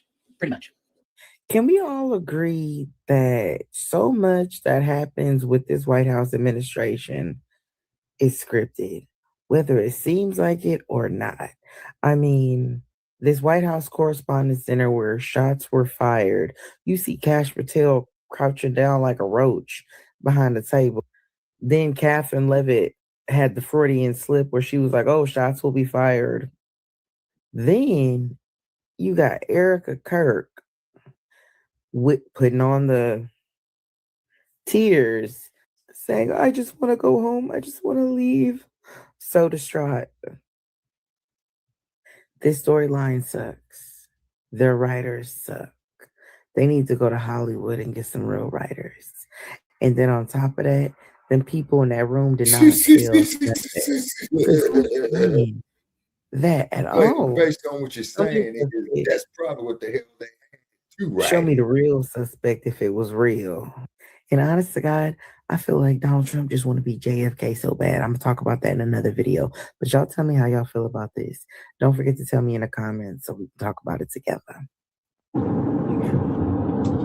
I really don't know how many times or how much resources is this administration willing to waste or continue to waste on these fake attempts. Like, nobody's buying it. It's fake news. Because I just cannot believe, out of all the videos I watched, to know that this event was already highly secure. Like, I'm sure it was security everywhere. And then an individual just was able to get past security with a rifle. A rifle, y'all. And then the only people being dragged away are those that are sitting on the stage while the whole crowd is just sitting there like, I don't know, because if I'm in a crowd and I hear some, I'm running. But everybody was just calm. Even the director of the FBI, Kash Patel, is in the crowd. And he's sitting there like, what's going on? Oh, that's right. They didn't tell me about the stage attempt. Like, I just could not believe it. I do not believe. We're wasting so much resource on these fake attempts, these fake news. I'm so tired of it. Like, the earshot was fake. I mean, yeah, I don't know. It's too early for this. I need some coffee. But one thing I know for sure, to think for certain, this weekend belongs to Michael. It is Michael Jackson opening weekend for his movie. I'm not going to let a fake attempt take that away from him. So I'm going to get my coffee, and I'm still going to be talking about the movie. So believe what you want to believe, okay? I'm sorry, but none of this seems real, like, at all. You've probably heard by now, a suspect armed with knives and guns tried to storm the White House Correspondents' Dinner tonight. The guy's name was Cole Allen, and he was very quickly neutralized by security. But then people online started to do a little bit of noticing. Pause to read. Yeah, I don't know about you, but it's starting to look like one big show, beginning with what Caroline Levitt said right before the start of the event. It'll be funny. It'll be entertaining. There will be some shots fired tonight in the room. This, by the way, is Trump's first time attending the White House Correspondents' Dinner as president, and CNN ran this article a few hours before saying to expect the unexpected. Within an hour of the incident, Trump tweets out a video of the shooter running through the event, even though still, for some reason, we can't get any moving pictures of Tyler Robinson. Then it turns out the shooter, Cole Allen, worked at NASA's Jet Propulsion Laboratory. Very interesting timing given all the UFO stories, so cue the conspiracy theorists on this one. And then there were the reactions, starting with Erica Kirk being Erica Kirk. I just want to go find you. I have to say, she looks very upset here, like way more upset than when her husband. Blech. Then we got Dana White just loving this whole thing. It started getting noisy. Tables getting flipped over, guys running in with guns, and they were screaming, "Get down!" I didn't get down. It was fucking awesome. I literally took every minute of it in, and it was a pretty crazy, unique experience. Totally normal reaction to what is supposedly a presidential assassination attempt. But the most ridiculous thing has to be maybe this coordinated influencer campaign saying this is why Trump needs a new ballroom. I didn't want to say this, but this is why we have to have all of the attributes of what we're planning at the White House. It's actually a larger room, and it's much more secure. It's drone proof, it's bulletproof glass. We need the ballroom. That's why Secret Service, that's why the military are demanding it. We officially live in the dumbest timeline ever. Anyone really believe this? So the White House Correspondents' Dinner, assassination attempt. I guess it's theoretically possible that it was real and not a hoax, but I don't buy it for a second.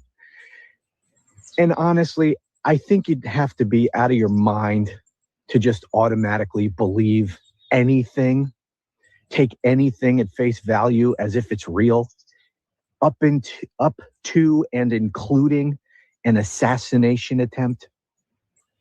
Now, when this happened last night, I was watching a movie, and a family member came rushing into the room and said that there had been shots fired. Turn on the news right now. Shots fired at the White House Correspondents' Dinner.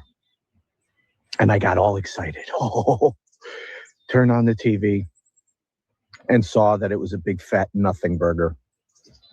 And I said, you know what? I don't give a shit. I didn't watch the news. I just went right back to my movie. I'll deal with it in the morning. I don't need to waste my time on this. I don't know if it's a hoax or not. I didn't care. Just switched the channel. I was like, you know what? Wake me up when you actually get this fucker, okay? Until then, I don't give a shit. And anything I need to know about this, I'll find out in the morning. I'm not going to waste my friggin' Saturday night watching this crap. So I just went about my evening. Wake up this morning, start looking into it a little. Honestly, didn't spend all that much time because, again, I'm not gonna waste all my time on this. But come on, just a cursory review of what we know about this already. I mean, this is just screaming hoax.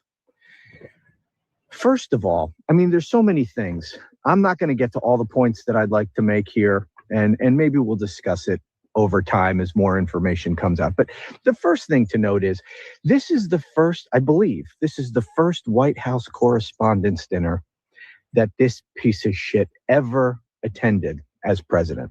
Skipped them all in his first term. I guess they had one last year, skipped that. And he was going to show up for this one. Everyone's like, why? Why? Because, he's so afraid of being mocked. He's not going to show up for this. And then all of a sudden he says he's going to go. Well, that was strange. Well, now we know why. Again, this maybe it was real, but I'm going on the assumption that it was a hoax. And I honestly think that that's the better assumption to make when anything happens. When when something like this happens, or we're told something by the White House, just automatically assume that it's a hoax or that it's a lie, unless and until there is really clear evidence that it was a real event or that the White House is actually. You notice the White House Correspondents' Dinner, I noticed they introduced the press. There was all the people that fall in line with him that are just going to report about him. You didn't have like ABC there or a lot of the reporters from NBC, the ones that actually speak out against him. None of them were actually there. It's supposed to be people from both sides of the aisle speaking, being free to speak. And you notice that right before they were about to speak and after they were introduced, all of a sudden there was like this pew pew. They were rushed out. They weren't even able to speak. However, they're all reporting about this event, right, that supposedly happened.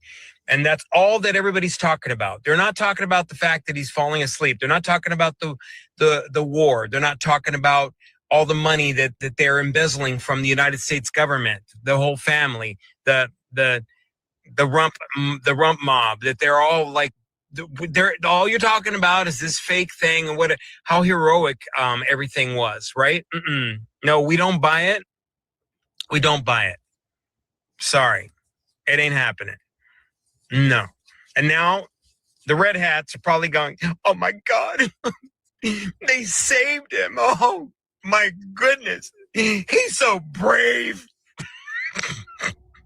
You can't make this shit up. God bless America.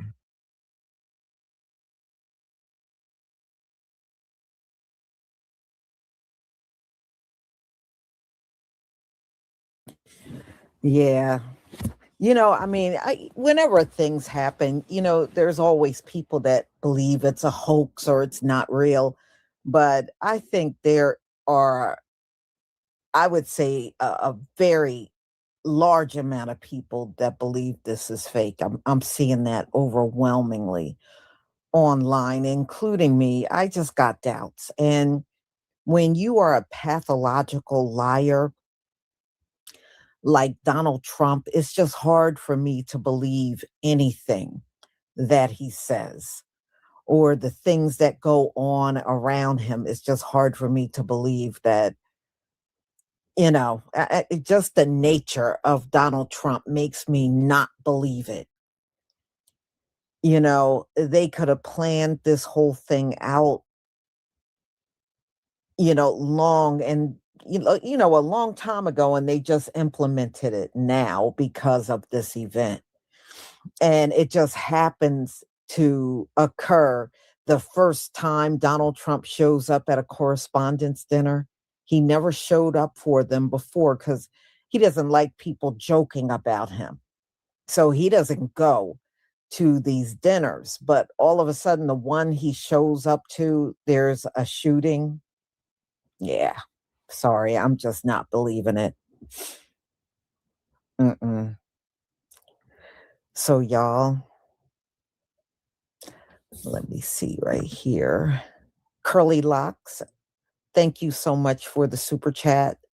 Shalom, y'all, and Miss Lisa and family. Thank you so much for your support for my channel. Thank you.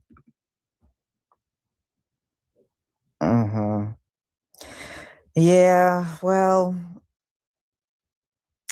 I'm just saying, and then he said they were going to do this again. Okay, you're going to do the correspondence dinner again. Okay, whatever. So anyway, when I watched it, it looked like just the way some of the people were acting, it looked like they knew something was going to occur. That's how it came off to me. So, y'all, I'm going to go ahead and conclude. Thank you so much for being here, and be on the lookout for my last live stream, which will be at 5:45. A white woman recently did a video, and she pretty much put out there to all Latinos that they are not white. They are not white. And she pretty much let them know that white people generally don't care about them. If they give them some attention, that means they're about to use them and then discard them. But they do not consider them as white at all. So we will get to that at 5:45. So I will see you all then. Shalom, family. Dang. Okay. This is you're all look these little Karen trolls. Oh, you're so brainwashed. That's it. That's so cute. Moving along. Jesse, you there? Jesse. Yeah, I'm here. I think that in regards to what you just showed, I think that it's just a distraction about the war. And it's not really about the Epstein files at this point. It's more like distract us from the fucking epic failure that's going on over there. You know what I mean? I think it feels like that, but I wouldn't say it's a hoax or anything. I would just say that God, everybody's a shabby shot. Like it ain't like I'm not trying to say that should happen. I'm just saying like how many motherfucking attempts is this, and they're all shabby. Like, what was the point of even trying? Don't even try. You did. You must be on something to where everybody's coming in. Yeah. That's all I think about. I want to listen to none of this shit they were really talking about because it sounded all like conspiracy and whatever. Just seems kind of like everybody's if you don't know how to shoot or do anything, why even try to make that kind of attempt? And then they didn't dude's alive. Everybody they've caught down there, right, is alive except for like what, one? Yep. right? One person. They We got didn't. Claude in the building. Salute, Claude. Salute, Claude. I don't want to think he was a troll like the other two above you. My No, fault. that's what the How you Claude- doing, Pearly? Good to see you in here. I know he is. But what I'm saying though, baby, is like that. Everybody's a shabby. Everybody, yeah, nobody could. You know what I mean? Like, is it the wind velocity? Like, what the fuck is going on? Like, if you're gonna do something like that, be on your shit.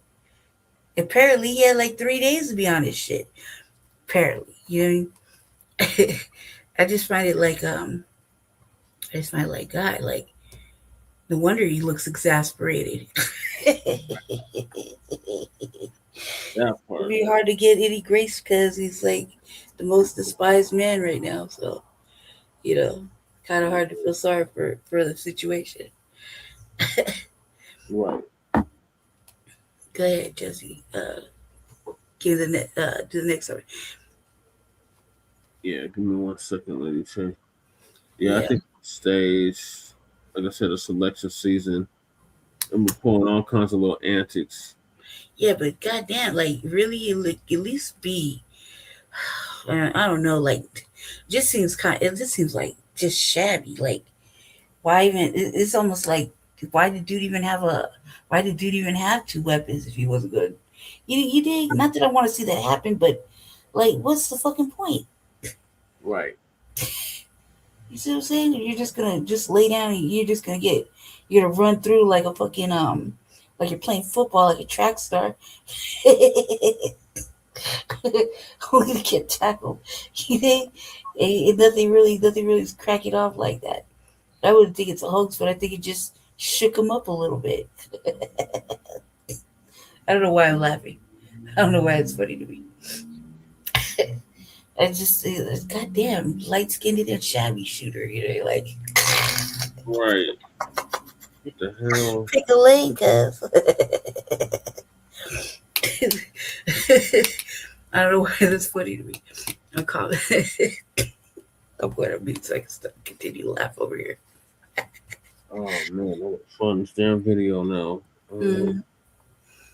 For the next topic. Oh, what's it in this? Okay, perfect. Oh, Tariq's gonna give us an update. Okay, cool.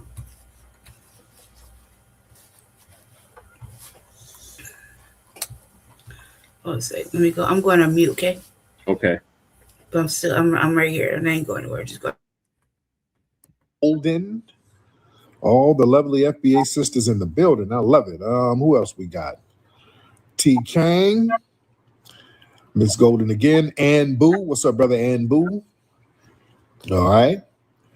Glad to have the family up in here. Respect to you. The craft. Respect. Everybody follow this page. If you're not following me here, everybody follow me here. Follow my TikTok page, Mr. Tariq Nasheed. That would be absolutely phenomenal. And don't forget, ladies and gentlemen, we are having an event at the Hidden History Museum. The Memorial Weekend mic drop, that is Saturday, May 23rd, 7 p.m. at the Hidden History Museum. Get your tickets at hiddenhistorymuseum.com. It is going to be a fun shindig. What's up, T. King from Detroit? Shout out to the D. Shout out to Detroit. I got to get out there to visit. Sermon Sick from Mississippi. Respect. Who's checking in from Birmingham? CJ Signal. Shout out to the Ham. Just waiting on the room to get filled up. Y'all tap the screen and let's get those hearts up. Everybody tap the screen. Let's get those hearts up. What's up, Dante in Louisiana? Respect. Prodigy Gold in Texas. Respect. Yes, indeed. Well, up there in the Bay. Shout out to the Bay. All right. Did y'all check out my YouTube broadcast earlier? Was chopping up some good game about our good brother Michael and the movie doing phenomenal. I'm very proud of that. Proud of everybody involved in that. Anton Fuqua did a pretty good job directing. I love to see us in successful projects. Shout out to the Jackson family. Like most of the Jackson family were executive producers. They got them as producers on the film. So it's a great thing. It's a great thing to the family. This movie, they're looking at this movie. They project that it's going to hit 700,000 or 700 million. I'm sorry. It's already hit 217,000 opening weekend.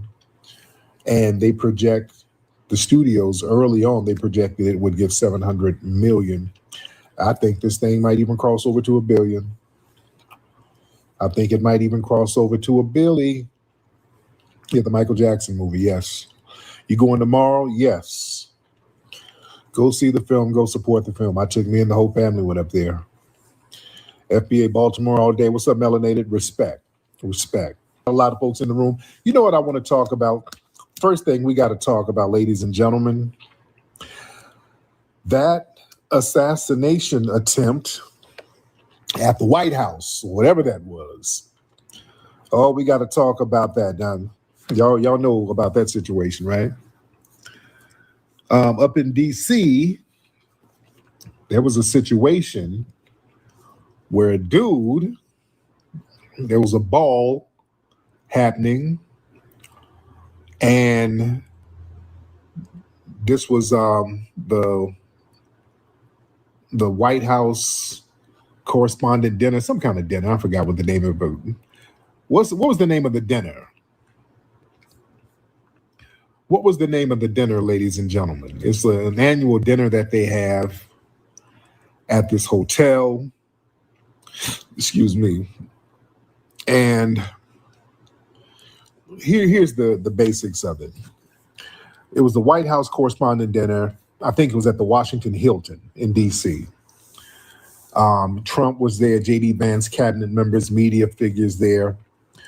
And this dude, his name is Cole Allen from Torrance, California. He breached security, ran through with weapons, got into an alleged gunfight. They subdued him. He didn't get unalived.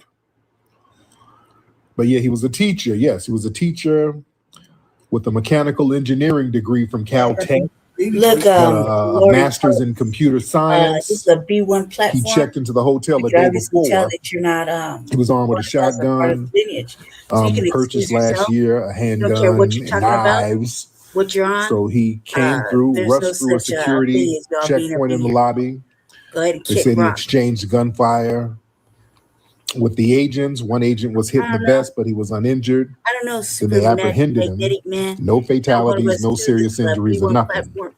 We don't tolerate before the incident, you see your way out to a more. He said he sent his family alignment. 1,000-word manifesto, or behave, one of the two. And he called himself the friendly federal assassin. He apologized to his family, his colleagues and students and bystanders for the danger and deception, but he justified his actions. He said he could no longer be complicit in the crimes of a pedo and a grapist and a traitor. I guess he was trying to talk about Trump.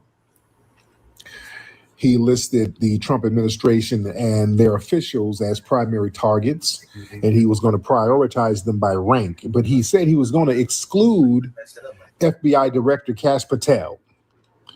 And then he outlined the rules of engagement to limit harm to non-targets. So he was going to use buckshots, and he was going to spare hotel staff if possible.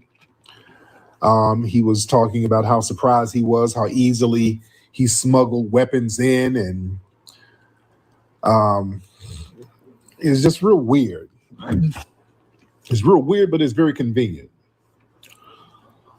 So what do y'all think this guy's motivation was? What do y'all think his motivation was? There's a lot of theories going around. What do y'all think this guy was up to, or what was this about? Man, so he was a biracial dude. His mother's white. His dad is black, but I don't know where he's from. I don't know if he's African or Caribbean. I don't know. But he's a light-skinned dude. Somebody said Gavin sent him. Somebody he might have been sassy. I don't know. there's a shirt. I saw some shirt he was wearing a shirt in one picture that he had took before that has something about Israel on it. So a lot of this stuff is real convenient. I don't know, man. But let's look at different theories. There's a lot of theories out there. Who knows? He could be crazy, scat shit. Who knows? But there's some theories. When you look at the manifesto, he's listing all the administration officials as targets except Kash Patel. So some people are saying this is like an interagency psyops. Why exempt the head of the FBI? No? It's like people are thinking they're trying to sow paranoia within the administration. And they're trying to make it seem like Patel might be complicit. You know? So that was real weird that this dude would exempt Patel. Also, did y'all know the DOJ, they're fighting a lawsuit from the National Trust for Historic Preservation to build a controversial $400 million underground ballroom at the White House. So there's been a lawsuit since like December where this organization, they're trying to stop Trump and them from building this ballroom. So now this violent incident happens at the Washington Hilton, and immediately the administration, they use it as justification, saying, hey, see, this is why we need a ballroom. It's essential for security. You know what I'm saying? So some people are saying that this could have been engineered to secure a massive $500 million lucrative government contract to bypass those historic preservation laws. You know, because if you want to get some stuff built, you got to go through the Historic Preservation Society and all that. But now if you frame it as a national emergency situation, you just go past them and then get that $500 million contract. It's a theory. It's just we're just throwing theories out there.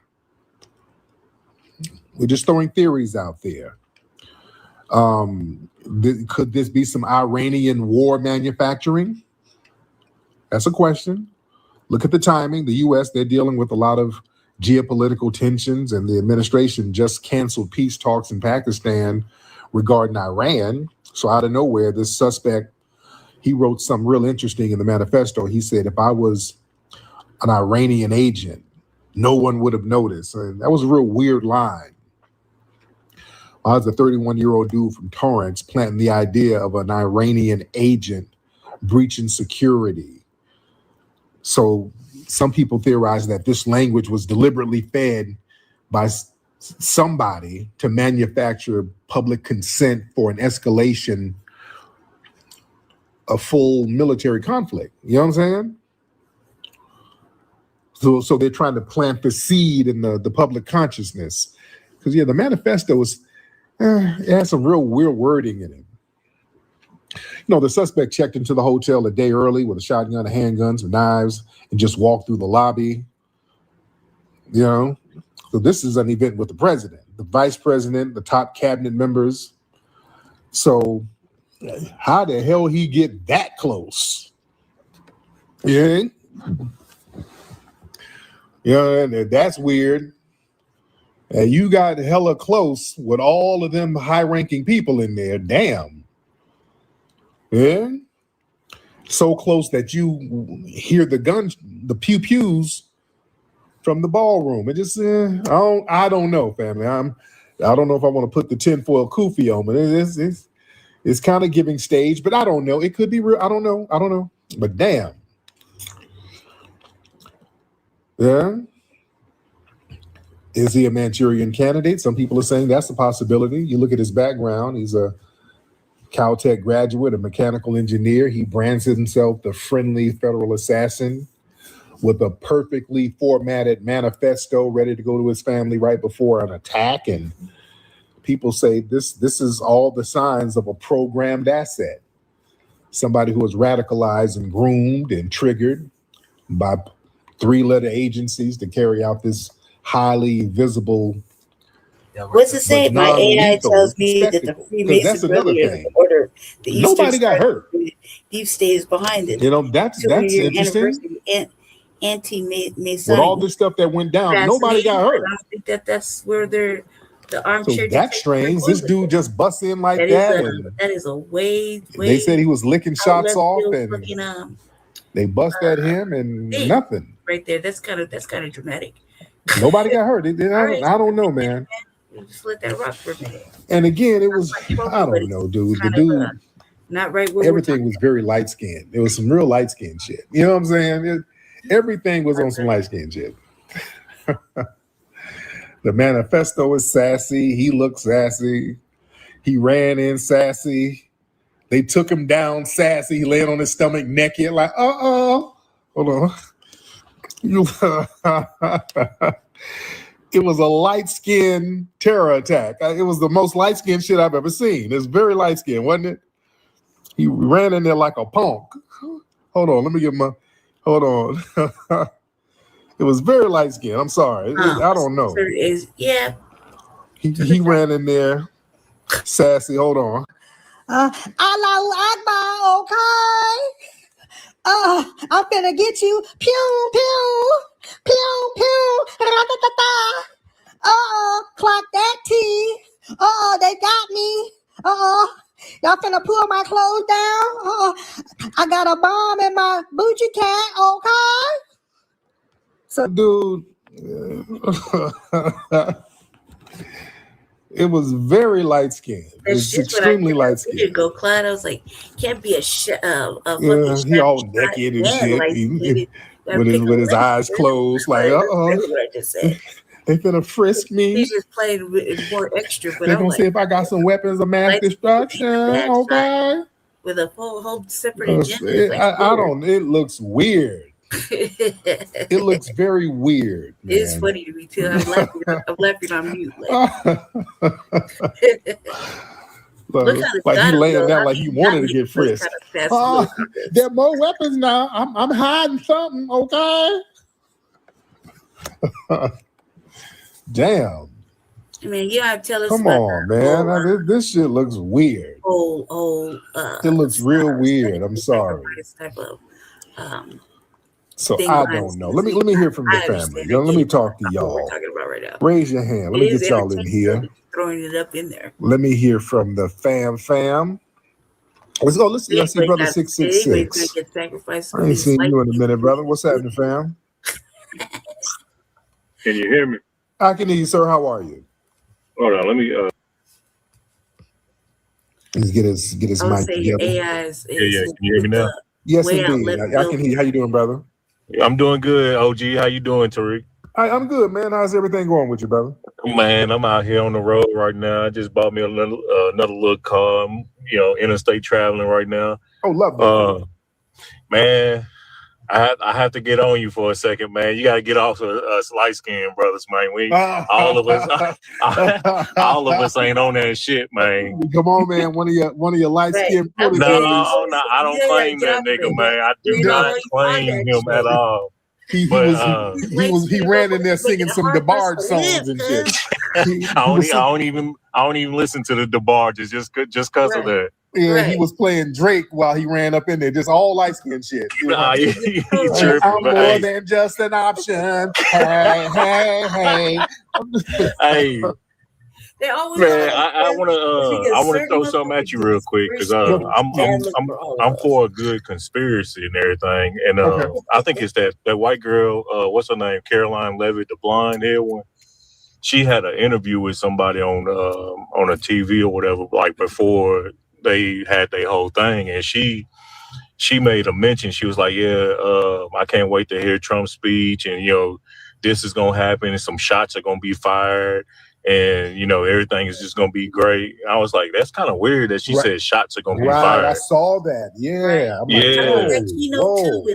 like, I'm thinking that there's some inside stuff going on. Yeah. It's heavy, man. It's we got to look at every angle. We don't know, but we got to look at every angle because this looks weird. This looks very, very weird. Oh man, let me see. Let's get the family in here. I know shots going to be fired. That was a metaphor, but damn, that's an interesting choice of words. You know? Let me see. Y'all raise your hand. Let me get y'all in here. Let's get Nim. Let's get Nim in here. Mr. Nim. Nim Netcher. Hey, peace, brother Tariq. How you doing, King? I'm good, Mr. Nim. How are you, sir? Oh man, I'm spectacular, man. I'm spectacular, man. Thank you for all your work, man. Keep it going. Kicking niggas in the ass with this with delineation. Oh yeah, absolutely. Absolutely. Hey, Uncle Tariq, I wanted you to get you some you still got that gout, right? Yeah, it comes and goes. It hits me. Yeah, it hits me. What you got? You to get this tart cherry syrup. It'll fix your gout. You got any other issues, hit me up. Don't nobody really know health like I do. Okay. Is it syrup or the cherry juice? Because the tart cherry juice, I get that sometimes. It's the syrup. Oh, the syrup. Okay. Where can I get it? You should be able to get some on Amazon. Okay. Tart cherry syrup. Okay, I'm gonna look that up. Okay, the tart cherry syrup. I'm gonna look that up, brother. No doubt. Yep, it'll knock it right out. But I'm gonna drop down. I ain't gonna be long-winded. No doubt. Thank you, brother. I'm gonna get some of that tonight. Shit, just in case my gout act up. Non-breeder. It's brother. Brother, non-brother. How you doing, brother? I'm doing well, man. Thank you for bringing me up. Yes, sir, man. How you doing? What's on your mind? Yeah, I don't think it was staged. I think that was an unhinged leftist trying to take a shot at Trump because he don't like the policies that are being executed in the nation. Oh, yeah. Yeah. It could be very real, right? It could be very real. I think the dude, again, I think the guy's a punk. So it might be some of them laws that he's upset with that he gonna, he's gonna go instead of Al Qaeda, As Qaeda. He's gonna go As Qaeda. He's just gonna take one for the team. I don't know. Yeah. I don't. Instead of Boko Haram, it's Bussy Haram. He's Bussy Haram. He's gonna take one for the team. He's like, oh no, they're stomping down on our rights. Yeah. So he could have been the sassy bin Laden. Who knows? There's many possibilities out here. There's many possibilities out here. Right, it's Bussy Haram. Man. Yeah, he was gonna start up a whole assassination, Punkistan. He was gonna set up Punkistan and take one for the team for Punkistan. Yeah, so he's doing it for his Punkistanis. Yeah. Hey, it could have been that.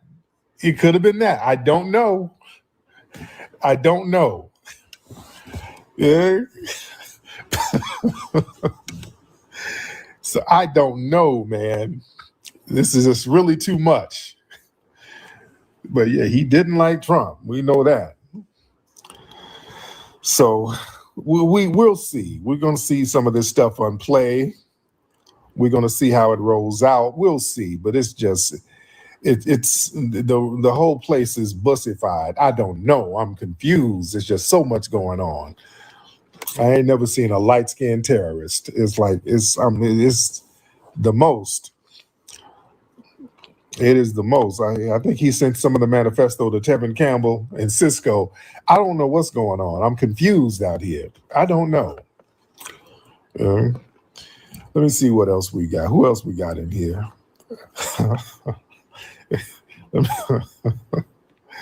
Y'all raise your hands, family. Let's get the family up in here.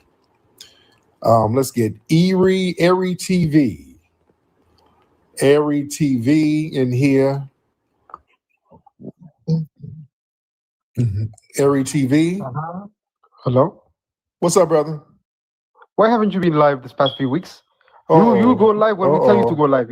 Uh-oh. All right. There's another Punkistani right there. All right. Hey, we got Musty Jamaican Tether, AA Tether in here. What's up, AA Tether? You been in here trolling in people's rooms, AA Tether? Hop on in, Jamaican Tether. Yeah, hop on in. Well, you been in here just trolling and harassing people, AA Tether? What's your verdict, man? You been out here harassing folks in these rooms, Tether? I don't be harassing, man. I just be putting my foot on your people's neck. That's all. You can't put your foot on your neck because your flip flops are dirty. You can't put your foot on our neck because you in our shit. You in our shit. I see you calling me up here, but you scared to come talk to me, bro. I'm talking to you now. Yeah, because I'm in your space. I'm in your safe haven. I'm not really. I come on at night. I'm doing stuff in the daytime. I'm not really on here. I'm not on here all day like an I'm always active. I'm always active. But you here though. I mean, you ain't saying all you doing is whining to us. I mean, I'm not whining. What makes you think I'm a Jamaican Tether though? Whatever. You are Jamaican Tether. You whining in the chat room. You whining down there now. How can you prove that?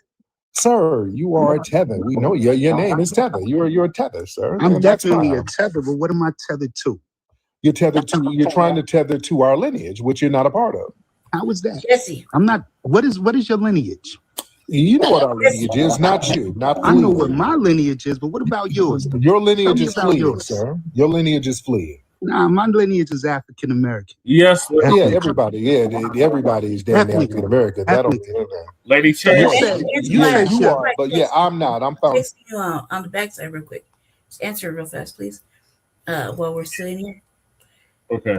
Carry on. I mean, your website traces yourself back to you said the rich history of foundational Black Americans goes back to 1526. Explain that to me.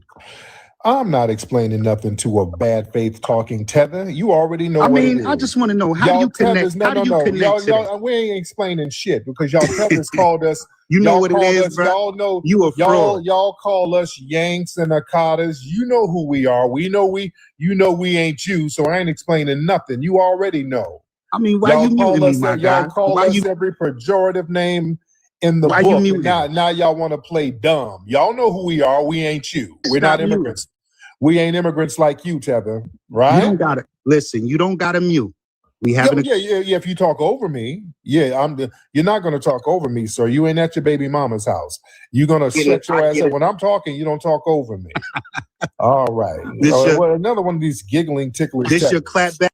Yeah, one of these giggling ticklish. Yeah, you ain't stepped on nothing. So you stepped on dry land. So let's have a. That's what you did. Let's have a real conversation. We are having a real conversation. You are Tether. I mean, it seemed like you are fleeing Tether, who's jealous of our lineage. It seemed like because you're not of our lineage and you come from a failed culture, right? Bro, you scared of me or something? You scared to have a conversation? We're having a conversation. So don't hit the mute button. No, you're not going to talk over me. I'm not going to do it. I'm definitely. You're talking over me. You don't really, and truth be told, you don't really have anything to say. We're not having a conversation. This is a verbal reprimand. You don't have anything to say. You come in these rooms trolling. You're not saying anything. So we're not having a conversation. Bro. You call me up here. You call me up here to be afraid. Because you talking in circles and you ain't saying nothing. You call me up here to be afraid. Okay. You're not saying anything. You're a time-wasting Tether. Thank you very much. There you go. This is, this is what you do with time-wasting Tethers. You just smack them around and send them on their way. All right? That is a time-wasting Tether. All right? They're not trying to have legitimate dialogues because, number one, there is nothing to talk about. Do you understand me? There is nothing to talk about. What are we going to have a conversation about? You're a Tether and we're not. There's nothing to talk about. Everything is all about wasting damn time. We're on your website, y'all there. Can you explain that to me? I ain't explaining nothing. I'm not explaining nothing. You already know what it is. We ain't sitting around here going in circles with you, time-wasting Tethers. All right? Yeah, we passed that. Yeah, The term FBA is normalized now. It's normalized, it's institutionalized, it's here, it's up, it's stuck, it ain't going nowhere. We ain't even got time to sit. You're trying to just waste time out of frustration. Because we've moved on, now the tether class who want to undermine us, they have to be responsible for who they are and what they do.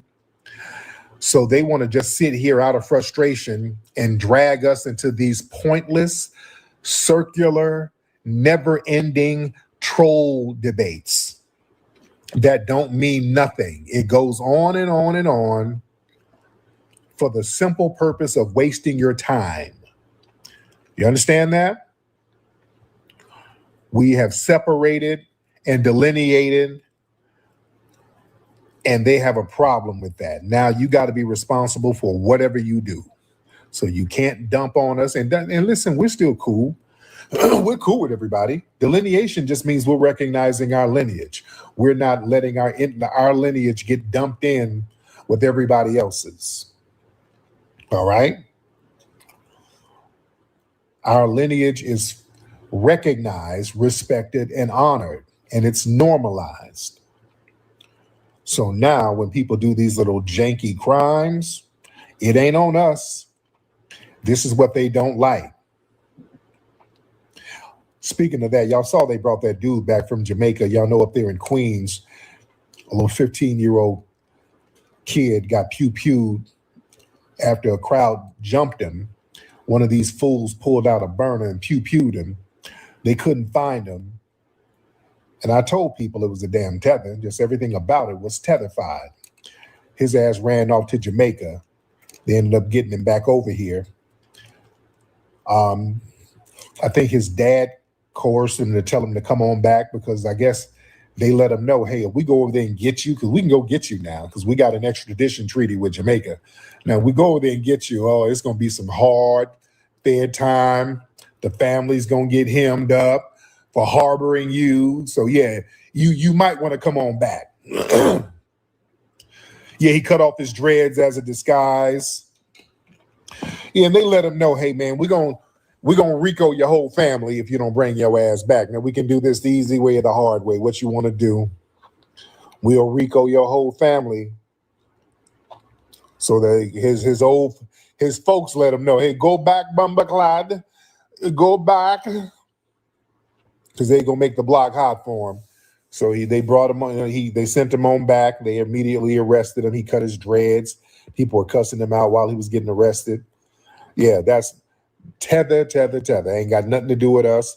When that incident happened, I hated when people were online talking about, yeah, the black community, man, the black community need to do all this and do it. Man, don't put this on us. No, don't put it on us. This is Zahir Davis, something like that. Was it Zahir or something like that? Yeah, he was Jamaican, a Jamaican dude. We told y'all that. I knew that that's what it was. We don't do no shit like that. Not like that. Yeah, man. So that's what that is. Man. Shout out for the gifts, everybody. Thank y'all for the gifts. Ladies and gentlemen. Yeah, you don't do that to that kid. Man, that was cowardly as hell. In broad daylight, no, we don't do no shit like that. Man. So yeah, we ain't letting these folks dump on us. And I don't want to hear no whining. You know what's different and what's not. When y'all do a crime or when it's something negative, no, can you explain what FBA is? Man, the hell out of here. Now, when you winning, you know that you different. You make sure to let folks know you different.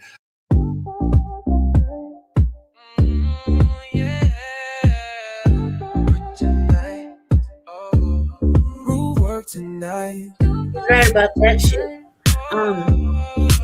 Work tonight. Work tonight. Work tonight. Okay. I'll be feeling so right. Like this little video. I was just checking. Are you guys? Because it is getting like the morning for you. I didn't have anything to say. I was laughing and giggling the whole time. So, go ahead and hit the next topic, cuz. Okay.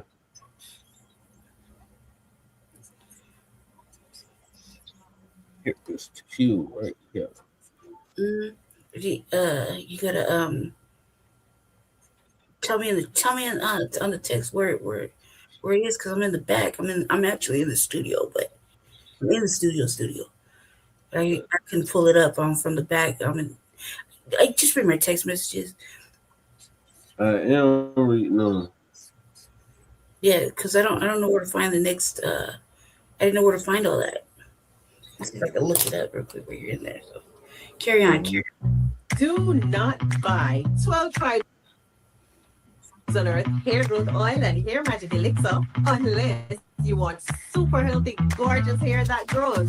They have a whole line of amazing hair growth products, including hair growth leave-in conditioner spray, hair growth shampoo, hair growth spray, and hair growth butter. I'm starting to sense a theme here.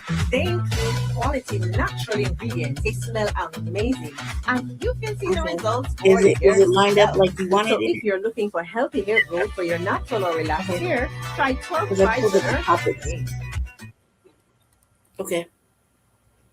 Just in case. Are you, Amaru, get your ass down from the counter.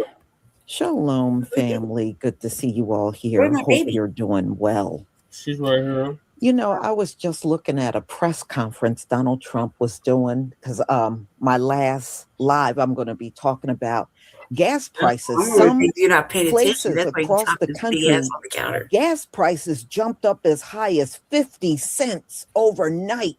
Whoa.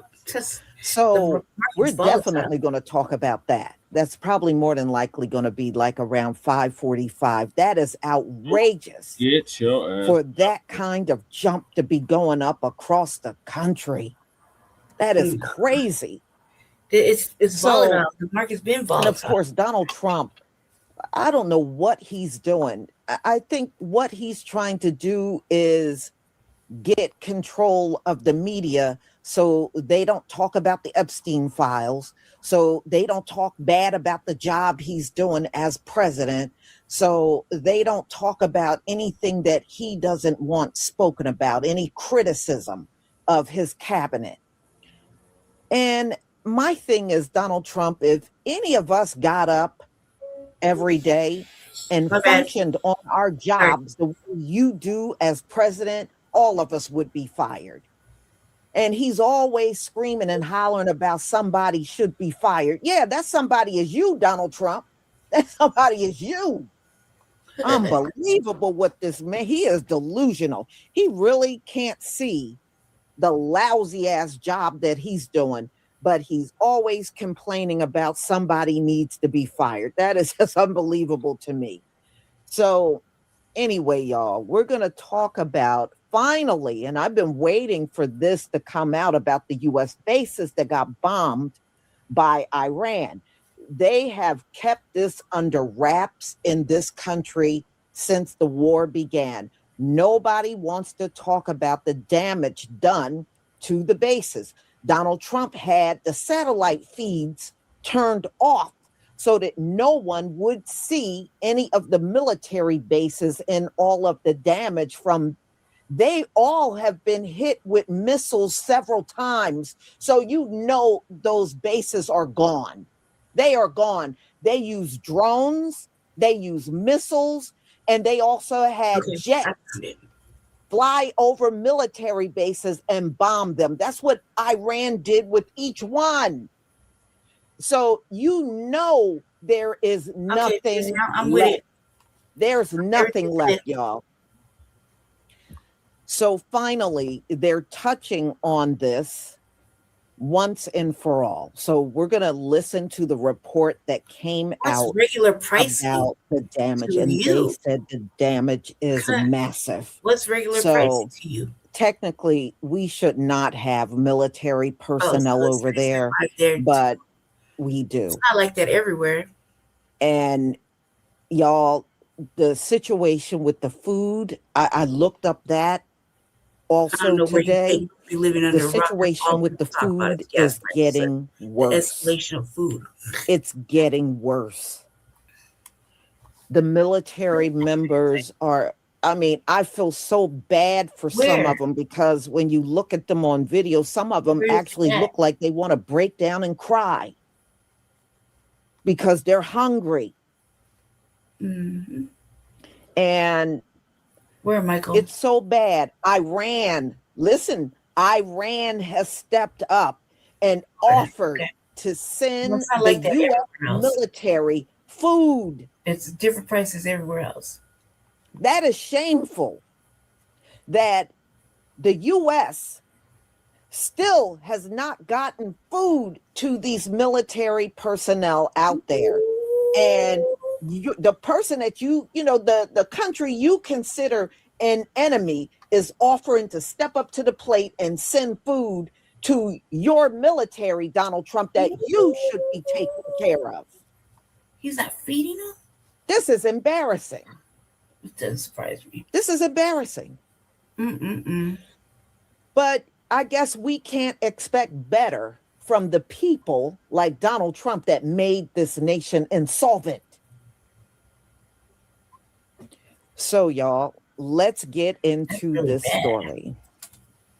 I want to look that up. That's really bad. They can't do anything. They're under orders. Please give me a 1 if you can see my screen.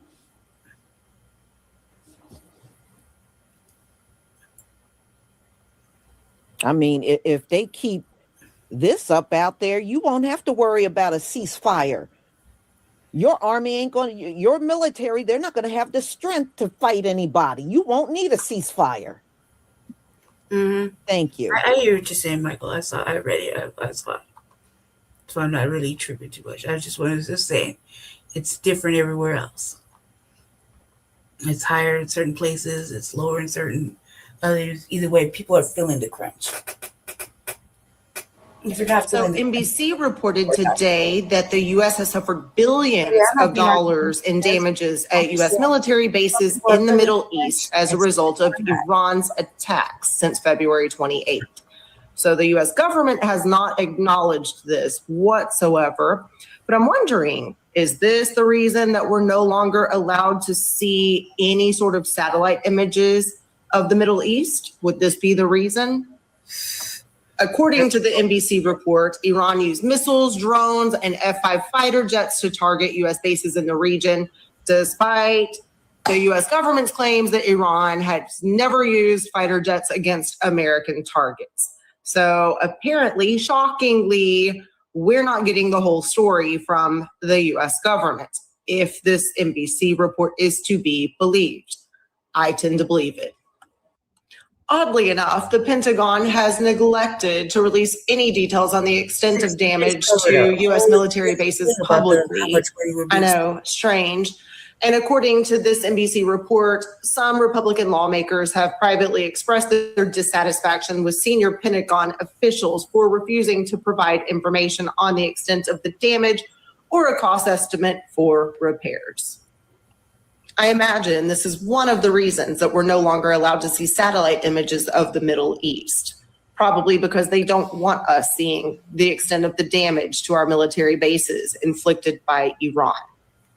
The incompetence of our leadership knows no bounds. What they say, according to a report by NBC News, Iranian strikes on U.S. bases were far more devastating than publicly acknowledged. Despite advanced air defense systems, American installations reportedly suffered heavy damage from a coordinated barrage of missiles, drones, and even fighter jets. Yes, fighter jets. The report challenges earlier claims by U.S. authorities that Iran's Air Force played little to no role in the attacks. Instead, the report says Iran deployed F-5 jets alongside precision strikes, overwhelming defenses in multiple locations. The findings are based on accounts from government officials, congressional aides, and individuals familiar with classified assessments, painting a picture far more serious than official statements suggest. I know, it's only going to get worse. And the cost? Billions. Repairing the damage to U.S. bases across the region, including key installations in the Persian Gulf, could take years and drain vast resources. Among the reported losses, advanced radar systems, aircraft, and critical infrastructure. One strike in particular stands out, a direct hit on the Al Udeid Air Base in Qatar, one of the most important U.S. military hubs in the region. Casualties have come into focus. While official figures acknowledge over a dozen personnel killed, some believe the real toll may be significantly higher.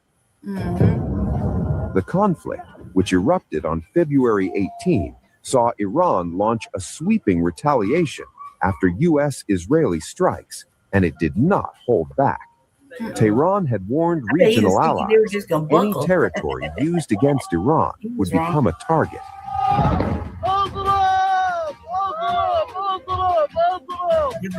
Opening days of the war, an Iranian Air Force F-5 fighter successfully struck Camp Beering in Kuwait.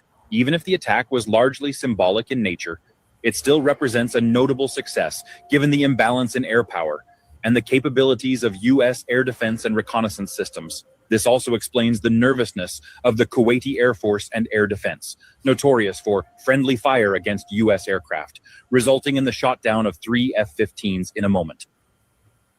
60 Minutes covered it. Damage done to the U.S. during the Iran war is much worse than people realized. NBC News with a new report saying how often we've gotten hit. The government's been lying throughout.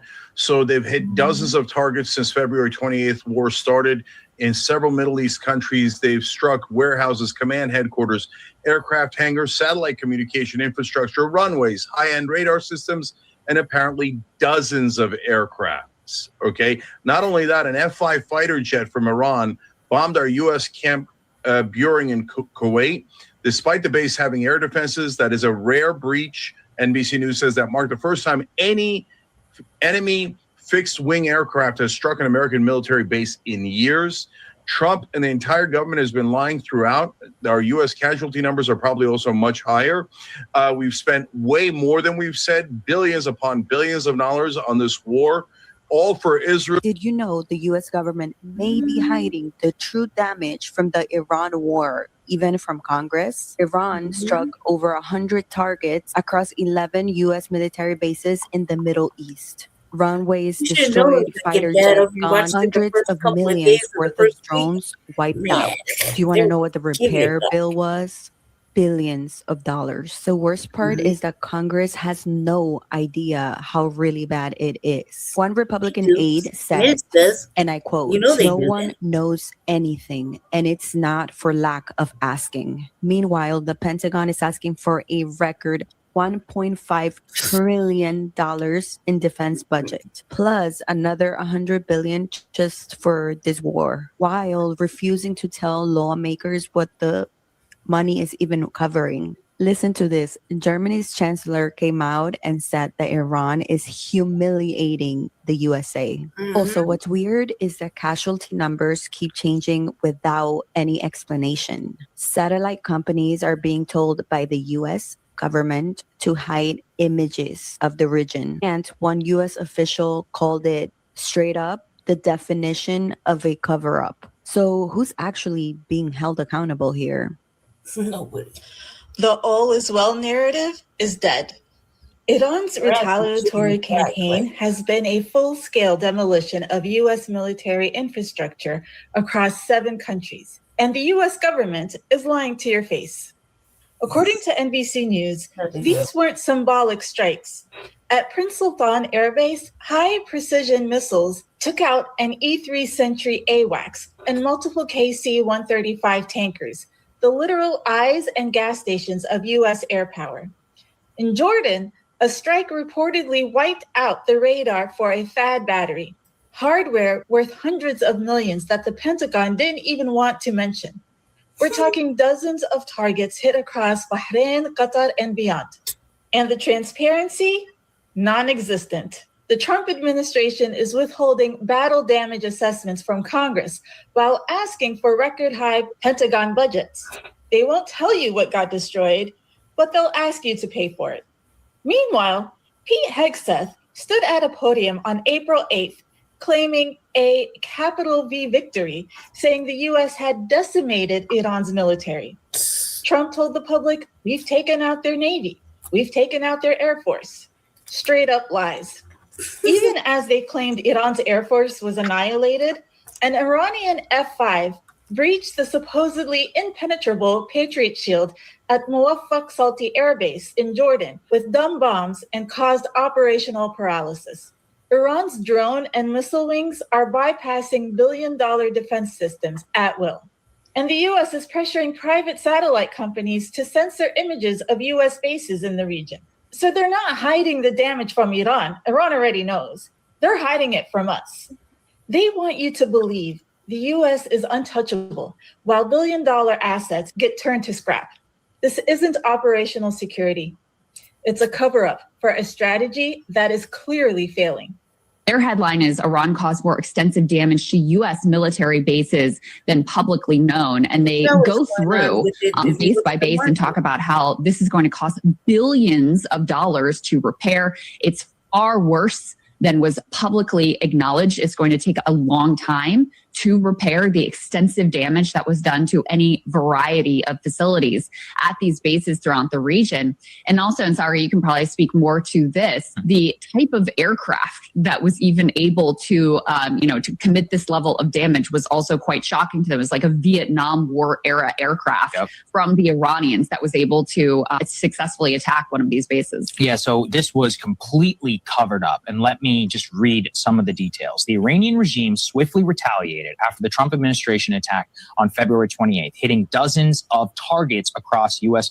military bases. In the initial days of the war, an Iranian F-5 fighter jet bombed the U.S. base Camp Buring in Kuwait, despite the base having air defenses, a rare breach that marked the first time an enemy fixed-wing aircraft has stuck an American military base in years. And actually, I spoke to 2 or 3 different people specifically about this. I was like, how remarkable is it? So obviously, we haven't had even a peer war or anything like that in a long time. The belief is that this is the first time since Vietnam. And in fact, it's actually a very similar aircraft. But the whole point actually around that is that this is a base equipped with air defense. And it shows how caught off guard the United States military and the United States was whenever it came to initial Iranian retaliation. Remember, that's also the very same time that that base or that tactical operations center was struck, which resulted in the biggest casualty event of the war in the very opening days, where they were not protected. They did not have drone defenses, and instead they were equipped for more of a suicide bomb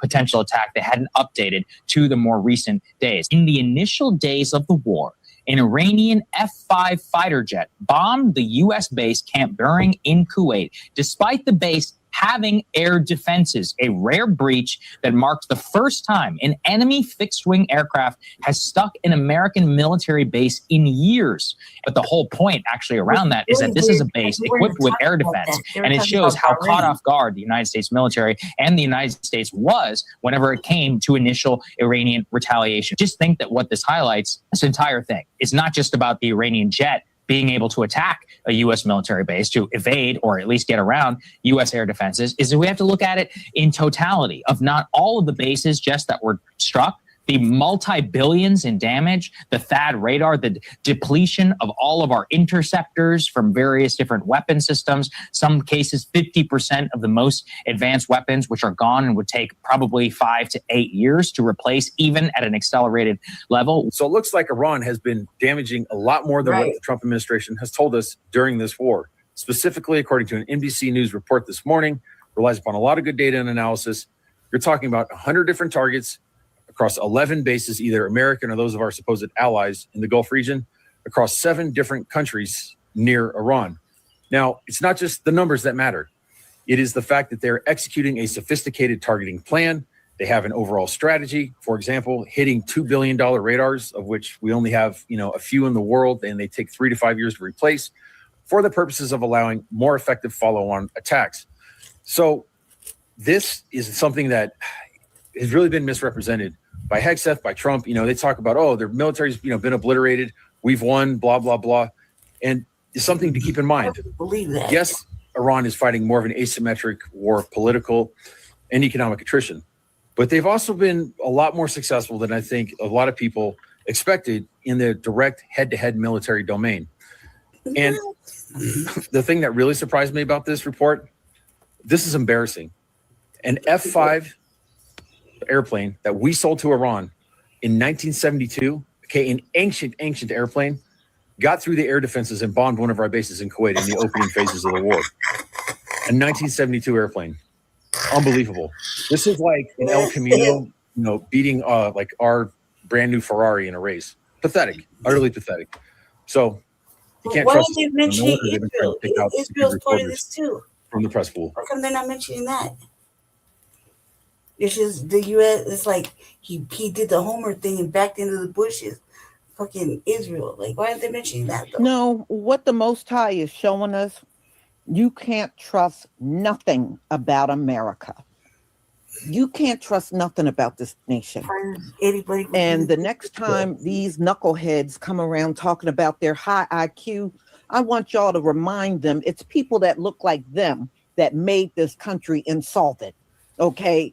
Y'all need to sit down, shut the fuck up. Yes, I said it. Shut the fuck up, because nobody want to hear about no damn IQ when they got to pay $100 to fill a tank. Nobody wants to hear that. And I knew it was a lot of money. I knew the damage was bad. That's why it was not being spoke about. It was not being seen. He took the satellites out so that nothing could be seen over there. We should be able to see everything. We should not only be able to see the war, just like all the foreign news outlets showed the war. If it wasn't for that, I would never have seen anything about it. And it's easy to believe Donald Trump when you don't see it for yourself. Thank you, and it's outrageous. I still can't get over the fact that they can't feed the military, y'all. That is shameful. I didn't even hear that. That is shameful. I would look that part up. My thing is, like, there's no excuse for that. They knew, and I want all kinds of contracts, right? And they were showing it because those who control the media control the war. Every one of those military bases, food was stored there. So now everything got destroyed. That's why they don't have food, y'all, because the food got destroyed on those military bases. And they won't tell you nothing. They won't tell you nothing. Donald Trump is still on this 13 died. He's still on this number 13. There is no way with that amount of bombing on all of those bases, only 13 people. They must really think they're just taking us for a fool. Well, I would say this. It's. But yeah, I mean, it would make sense that there is no food because the food got bombed. Shit, kind of serves them unbelievable. Right. And as far as the guy talking about, they took military bases and two radar systems out with a 1972 plane. That's because Iran took care of that plane. Probably replaced parts over the years and everything. They took good care of it. So it didn't matter that it was old. It was still functional enough to take out two radar systems and bomb a military base. In fact, you should be ashamed that the Americans can't do the same thing, even with old planes. Make them useful. I think I read somewhere in an article that he was trying to utilize the planes that were left behind. America lost because America last war fired too many people that would have been helpful. Left behind. Donald Trump just wants people around him that will kiss his ass, instead of having people around that are experts in certain subject matters and areas of the military. He let go too many generals. He was too concerned about DEI and throwing people out of the military. Now, look at what you got. Look at what you got. And you claim all these decades, centuries. We're the best. We're the powerful nation on the earth. No, you're not. You just know how to talk a good game. But at the end of the day, you're definitely not the most powerful. And Iran pretty much showed you that. They handed your ass back to you. Donald Trump and Pete Hegseth. He handed your asses back to you, and the whole world got to watch it. That's funny. I mean, that's it. Yeah, I guess you did turn off the feed because, no, you didn't want anybody to see the military bases. You didn't want anybody to see the activity or non-activity going on in the Straits of Hormuz. And you didn't want anybody to see how bad Israel looked. They said Israel looks like Gaza now. Israel looks all toe up. That's what you didn't want anybody to see. That's why you switched off the satellites.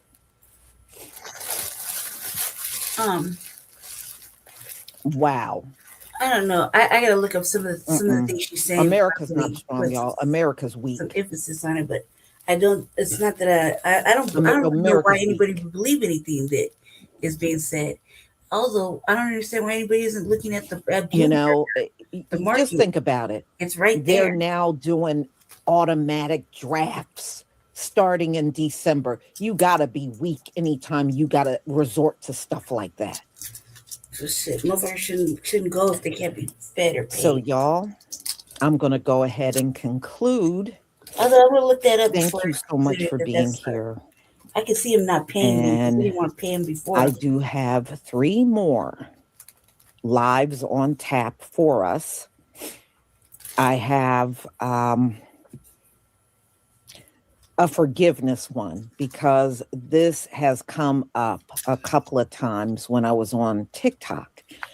And it's always been expected. No other group is expected to forgive except for us. And, and for a long time, true, I never understood that. That's because they know we are the chosen people. And if they can get us to forgive them, then perhaps the Most High will take it easy on them. See, the goal is to get us to pray for them and get us to forgive them. That's the 2 things they want, that they believe is going to keep them shielded from judgment. And I say, never let them have it. Never let them have it, y'all. Never let them have it. And there are quite a few Latinos that are coming forward to say they stand with Ashley Gonzalez. And we're going to talk about that at 3:45 today. And then at 5:45, we're going to talk about the gas prices, because in the beginning I told you gas prices jumped up 50 cents overnight. And I don't know why nobody's watching. Boy, people are outdone. They are, and I don't blame them. And of course, I got a press conference where they're talking to Donald Trump about the gas prices and if they're coming down. And he really, in all honesty, he seems very unconcerned, y'all. He seems very unconcerned. And one thing, he can no longer say the prices were higher under Biden, because he was on that for a while. No, the prices are definitely higher under Trump, including food prices, and energy bills are higher under Donald Trump. Everything's higher under him. So we will get into that later as well. So y'all have a wonderful afternoon. I will see you at 1:45. Shalom, family. I say the market's always been volatile. It's just as emotional as Trump. You can tell.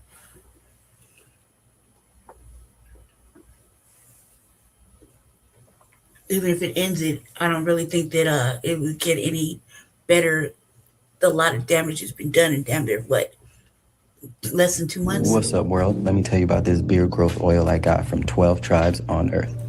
8 ounces of oily goodness with a nozzle that prevents sprays and spills, and soft ingredients that make it perfect addition to anyone's morning routine. From coconut to castor, all these oils are hand chosen. After using this herbal blend, the biggest thing I noticed is how soft, how strong my hair was, and how good I feel. Pick up your bottle today and make your beard the star of the show. Yes. Okay, I think we got to move it to the next topic.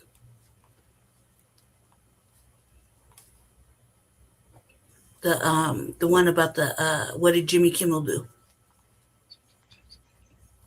Oh. That's right after the one. That's after the gas prices. Right. It's not in there. Wait. It's before or after. Oh, okay, my bad. You're right. You're on the. Okay, you're right. My fault. Shalom, family. Good to see you all here. Hope you're doing well. Oh, man, the Crawford experience. I just read what you wrote. Thank you for the 17-month membership. Jesus. Diesel here at the Pilot truck stop layover in Charlotte, North Carolina is $6.01 per gallon. That is crazy. I'm glad I had to go with a company instead of driving tractor trailers for myself. Shaking my head. I don't blame you. That is crazy. That is crazy. 601. And Animal Advocate, thank you for the new channel membership. Thank you so much for your support. They want us to be. So, y'all, we're going to talk about what happened overnight. You know, one thing, you know, since all this war and everything broke out, I've been checking the gas prices on a regular basis. And in some locations around the country went up as high as 50 cents overnight. It jumped up nationwide. You know, in your area, maybe it wasn't quite 50 cents, but that is just crazy. But, you know, the way it jumped in other areas was still high for the people that live there. So Donald Trump, I'm going to let you listen to what he is saying about this. He literally seems unconcerned that people are out here paying. He's really the cause of this whole thing, starting a war with Iran. He caused this, and this is a worldwide problem. Everybody around the globe is paying higher gas prices because of Donald Trump and Israel starting this war with Iran. So they claim they're trying to come together and talk, but these talks don't seem to be going anywhere, you know? So it's any excuse to raise the gas prices. You know, the bottom line is Donald Trump claims we really don't get that much gas from the Straits of Hormuz. Then why are the gas prices skyrocketing then? You know, why is it going up? And you claim we're really not getting much from there. All lies. All lies. All right. Let me share my screen.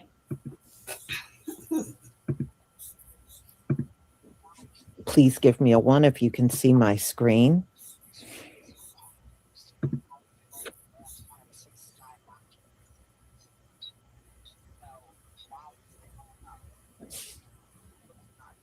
Thank you. Thank you.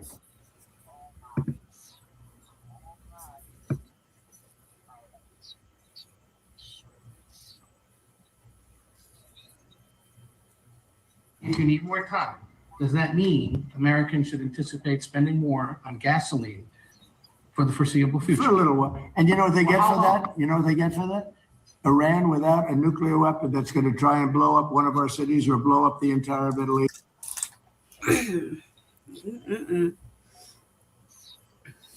I don't believe anybody in America was concerned about Iran blowing up a city or anything over here. You know, he's so full of crap. Why don't you just admit you effed up? You should never have messed with these people in the first place. Nobody in America, I don't believe, was concerned about a city getting blown up by Iran.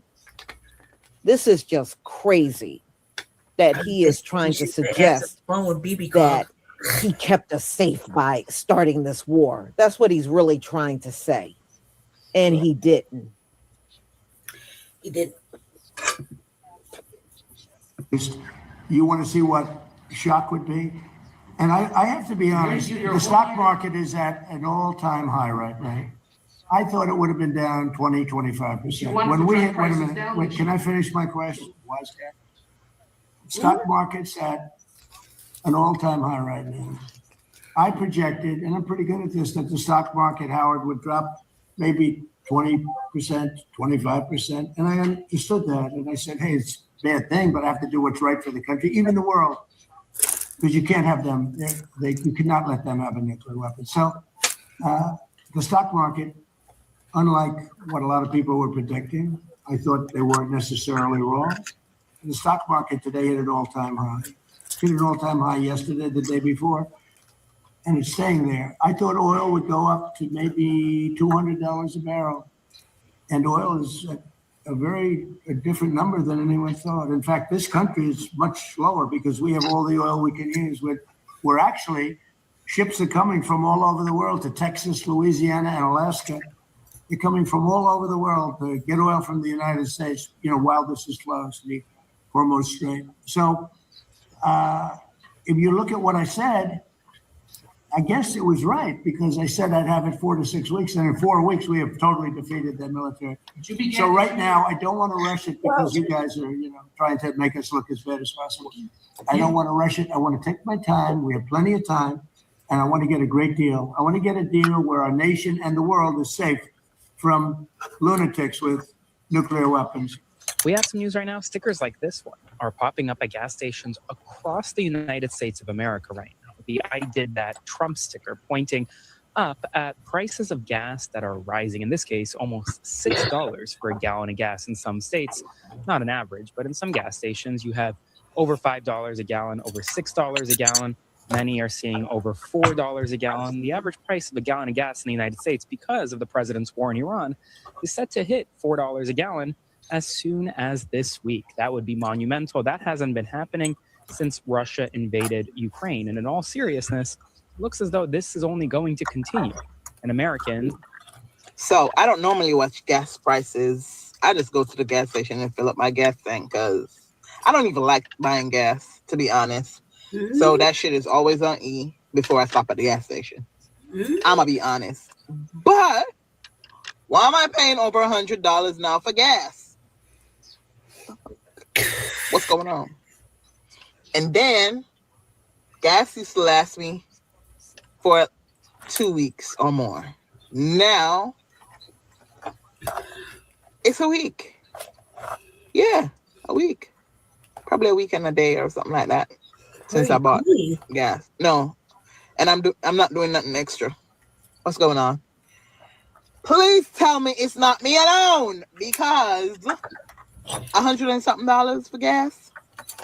Shit, I bought it still. But that's a high amount, but TikTok. Something that adding up. Another thing, he wants to control the media so bad. They want to control the media. If somebody says something bad about them, they want to shut them off. Talking about he gonna tell ABC to fire him. You need to be fired. I'm tired of looking at the hamburger that's $9 to $10 a pound. You need to be fired. I am so tired of this administration. In fact, all of y'all need to be fired. Y'all not bringing the prices down. Y'all ain't gave nobody no $2,000 check. What have y'all done for us lately? Nothing. Welcome back, Keldon. Welcome back. So today I thought I would share my gas life.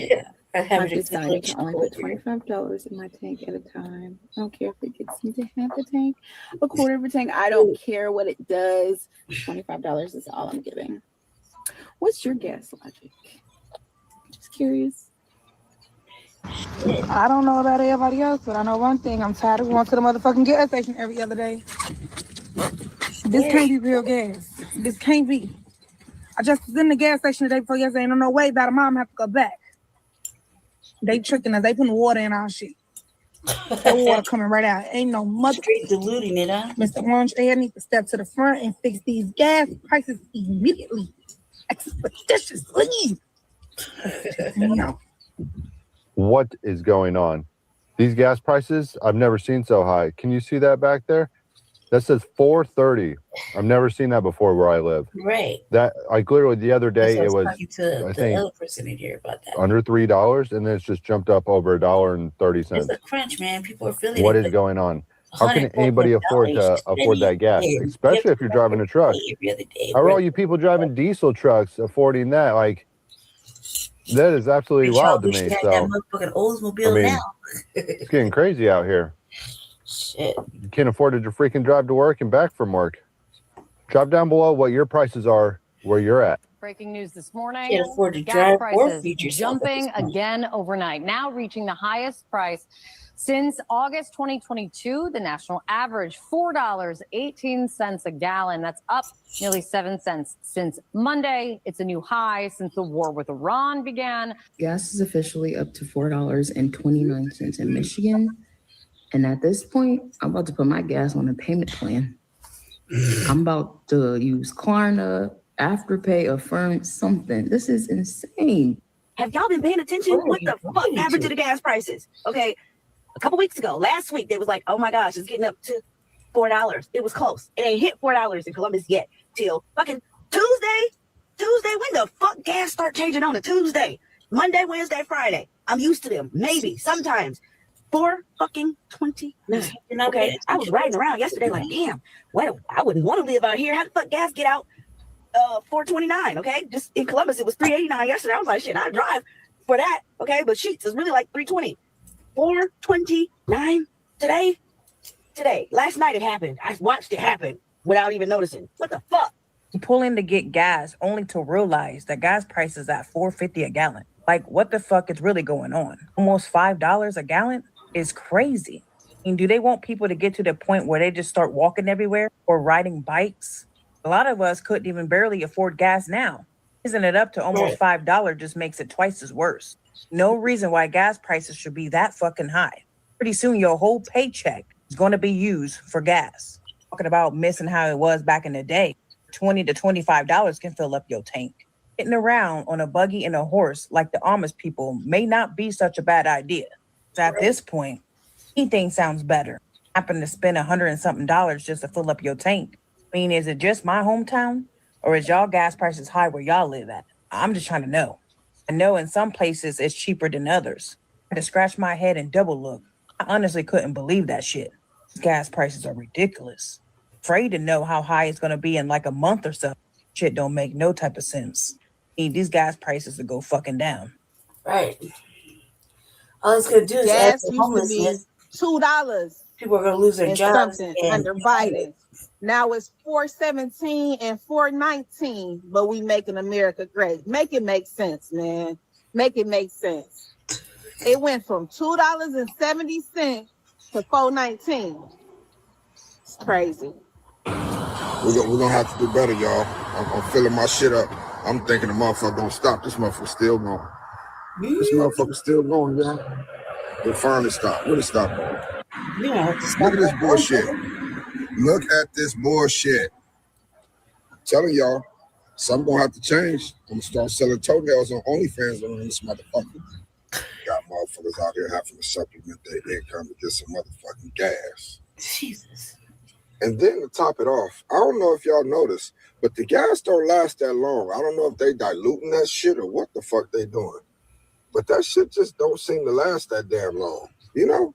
And then I live in Los Angeles, so half the time we in traffic. And you know, you get better miles per gallon when your shit is actually moving, like on the highway. And we don't do too much moving at this motherfucker. For real, though, who's ever responsible for these gas prices, let's just say you should be blessed with diarrhea for the rest of your fucking life. I think that would be fair.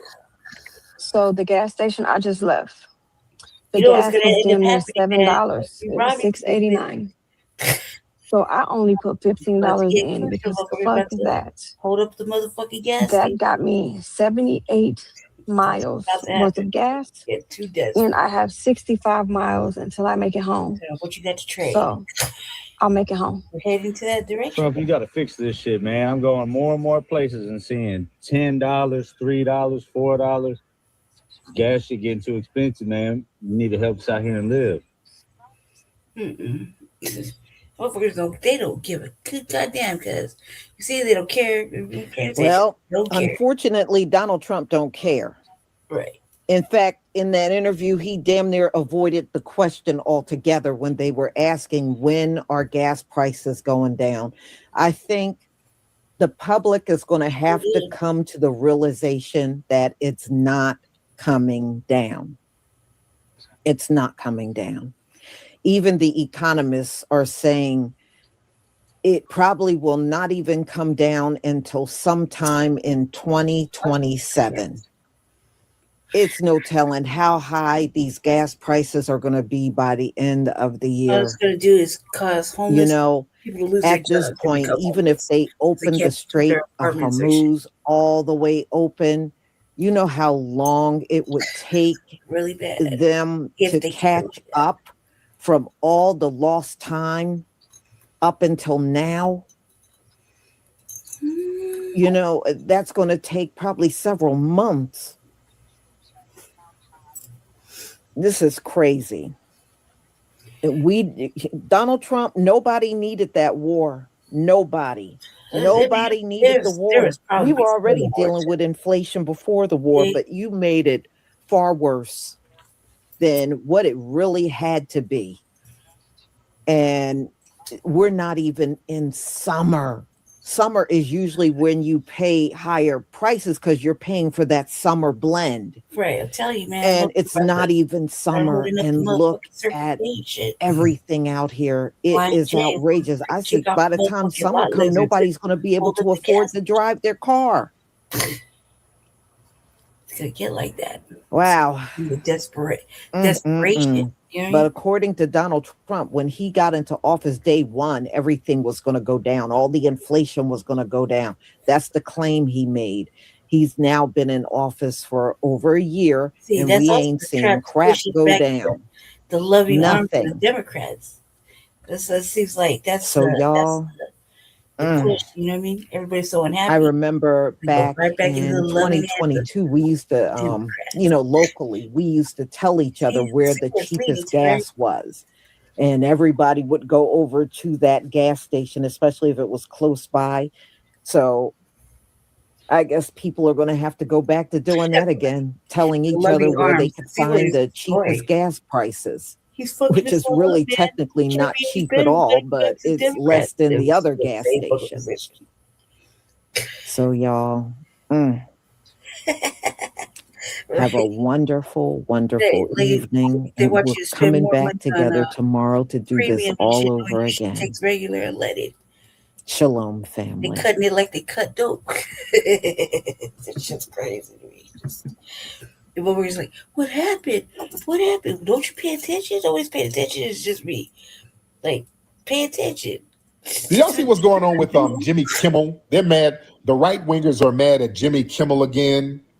Y'all see what's going on with that? Jimmy Kimmel recorded like a fake roast, and he made a joke about Melania Trump. He did like a mocking of the White House Correspondents' Dinner, and then he targeted Melania Trump. He said she has a glow like an expectant widow, and they're like, "Ooh." And yeah, man. This was before. Jimmy Kimmel. I think he recorded that before the whole situation with the light-skinned terrorists who ran up in the Correspondents' Dinner. What is this? When they give me a damn restriction? What the hell? Hold on. Hold on one second. 22. I'm sorry. Hold on. Me to live. I'm telling you guys. Okay. I don't know. They gave me a weird restriction. What the hell did I say? You said the light-skinned terrorist. What the hell did I say? Trump. You can't say his name? Okay. Okay. I see what I said. Okay. Goddamn. Okay. What did you okay. What did you Got it. No. I said, okay. I said the T word. No. I said the T word. That's what I said. Okay. Not Trump. You could say Trump. I said another T word. Okay. No. You can say Trump. I think you can say Trump, but no, I said the other T word. Okay, damn. Okay, I think the restriction just went away. So damn. It could mean anything to us. Man, they don't play around over here, but they monitor. The AI monitors your words like a mug, don't they? Man. Wow, man. You know, So we got to AI keep the language real TikTok friendly. Fuckery right there. So, You know, like I said, Jimmy Kimmel, and I got to really watch my words. He kind of made a joke, and you know what happened with the situation with the White House correspondent. So a lot of them are the right wingers are mad at Jimmy Kimmel again. They're saying that he should be fired. Trump came out and said he should be let go. His contract should be let go by ABC. This has happened again. This happened before. They were trying to get Jimmy Kimmel fired because he said something slick about Trump and the other guy. I don't even want to say his name because I don't want to, get a little restriction on here. But so this is their second time trying to call for Jimmy Kimmel to get terminated, and he's a comic. Jimmy Kimmel, he's a comic. See, the thing is, and this is where the right wingers they come across as hypocrites, because see, they want to weaponize the First Amendment. See, the right wingers are always talking about First Amendment, free speech, freedom, free speech. Mm-hmm. As long as they're running around spewing anti-Black rhetoric, they love a free speech argument. That's what we got that Chud guy, that suspected white supremacist Chud guy running around Tennessee yelling the N-word at Black people. Mm-hmm. And the alt-right types are running around saying, well, it's free speech, First Amendment, free speech. See what's going on in the world. Remember, even Trump retweeted racist memes, about Obama. Remember Obama and his wife, he tweeted a meme of them depicted as monkeys, as apes. And everybody was like, oh, suck it up. Stop being so sensitive. Oh, it's just a joke. This is just a joke. That. Free speech, it's a joke. It's a joke. It's a joke. Okay. All right. Oh, we got to stop cancel culture. The right, they're the main ones saying that. The right, they built their whole political industry complaining about cancel culture. They say that the left is overly sensitive and they're trying to destroy livelihoods over jokes. But the minute the left wingers, they get in a good joke on them, now all that suck it up buttercup stuff goes out the window. They want everybody to get fired. They want everybody to get canceled. They want to start doing censorship. So even with Drewski, when Drewski was clowning them and he made that skit looking like old boy's widow. Right. I got to watch my words because I don't know what they're censoring here. They were trying to get Drewski canceled, the right wingers. They wanted him canceled. That was funny what he was doing too. That shit was hilarious. Yeah. So it's deep. They want us and everybody else to suck it up when we call out their memes and jokes and racism and all that. But when it's on them, they want everybody shut down. They want everybody canceled. They want everybody's contract to be lifted. So it's a major double standard. Mm-hmm. It's a narrative control disguised as principle. They don't have no ideological consistency. It's not about principles. It's all about power and narrative control. These folks don't care about no free speech. They don't care about civility, man. They want immunity to attack others and demand impunity from being attacked themselves. Right. So that's why I don't rock with none of these groups. Man, just like when Charlie Kirk got taken out, boy, they were trying to cancel everybody. Mm-hmm. Oh, they were whining and crying to everybody. What's up, Humble Angel? What's happening? Humble Angel, what's going on with you? Man, I am good. All right, let me see who's in here. Let's get some people. Raise your hand. Let's talk to the family. Let's talk to the family. Let me get a bunch of y'all in here. Let's get Smooth. Let's get hold on. Let me get a bunch of people in here. Let's get FBA We Thrive. Smooth, what's up, Smooth? Jimmy Kimmel, man. Yo, Smooth, you in here? All right, Smooth ain't saying nothing. Let's get Northside. Let me see. Just get a bunch of y'all in here. Let's get FBA We Thrive. This ain't working. How you doing? FBA? Man, that Rohan? Who? This come from? Is that Rohan? Who is Rohan? Okay. All right. He went in another room so we can't hear his smoke detector. All right, Northside. Wait, no, not Northside. Let's get Rashik. Rashik? Mr. Rashik, are you in here? All right, Mr. Rashik ain't saying nothing. Let's try Chief somebody. What's up, Chief? What's the word, Reed? I'm good, man. How you doing, Chief? Doing good. Honestly, I've been watching your content since I was like 8. Oh, word. Yeah. Man, I love that.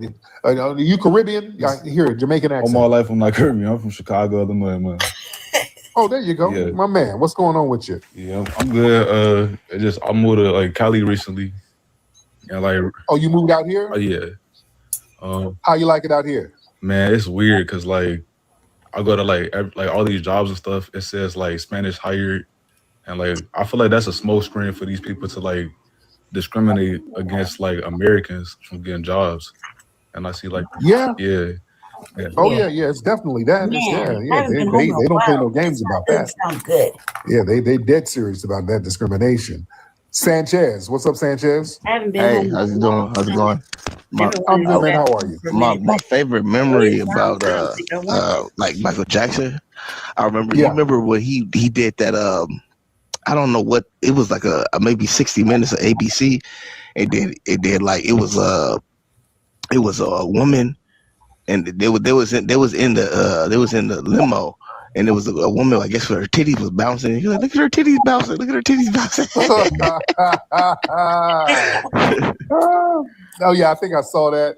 Yeah, Michael was funny. Man. Michael was funny as hell, man. Yes, indeed. Man. Oh man. Oh goodness. Let's get Fighter for Life. Fighter for Life. Hop on, brother. Give me a chance. You know the song? Oh, God damn. Rohan. Who exposed Rohan on live? Who exposed him? Man. I would find it odd All when right. got on there and started singing. Let me see who we got. Y'all raise your hands. Ladies and gentlemen, let's get this thing popping. Let's get Fam Coin. Mr. Fam Coin, you in here, brother? In the chat room, raise your hand if you're ready to get up. Man.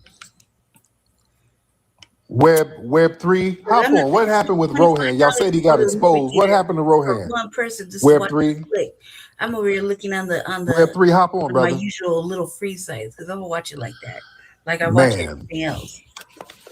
Rohan, did you get exposed today? They keep saying you got exposed, but nobody's elaborating. Look, prices of gas. All right. Nobody's elaborating. How come y'all won't elaborate on what happened? He got caught. How? Y'all elaborate. Get up and elaborate on what you mean. I'm just shocked I hadn't been out there yet. It sitting here bullshit. was AI that exposed him. How so? A really AI. He's gonna post it in a minute and all, but he was in AI's debate today, and AI just flamed the crap out of him. But all I know, AI. Who is AI? AI who? He's a FBA. He's FBA. Oh, so it's a username AI. Okay. Yeah. His username is AI. So what did he show? His picture, his video? What happened? Yeah, he showed his face on the camera. So Rohan showed his face? Yeah. Oh Lord. What does he look like? Oh man. I can't even explain it. Light skin with like curly fro. He was trying to do that little light skin face. He was trying to look good, but this dude looked terrible. I ain't gonna lie. Man, y'all, who got the pictures? Yeah, who yeah. has the Somebody pictures in has here? to have the picture. Who who got the pictures of Rohan? Come on. Rohan, come on in, Rohan. Let me get you up now. Rohan, get on in. FBA Red got him. Red been exposed him. Man. Funny. Who got his pictures? Oh, let me get Rohan back up. Rohan, get on camera. Let me see if you got an account that can let you get on camera. They're all like, Tariq, you gotta believe me, bro. You gotta believe me. That was not me. That was my cousin, Toran. He lives in Afghanistan. So they said that you're a light-skinned punk. So what's up with your pictures, Rohan? I'm not no light skin, bro. I'm a dark skin all day, every day. Okay, bro. get on your other account and get on camera. Let's do that. All right, let's get on your other account where you got your camera. Is Brother AI in here? I would love to get him in here. If Brother AI is in here, let's get him in here. I gotta see this. All right, Rohan, what's your other handle? Because that account you can't get into it. You can't get on camera because you got so many fake accounts. He begged FBA Red to take it down. Hilarious. Oh man. I scare people. Yeah, I want to see who this stalker is. You got him on your page? Where's Brother AI at? Is he in here? All right, I want to see. We got to see what's going on in here.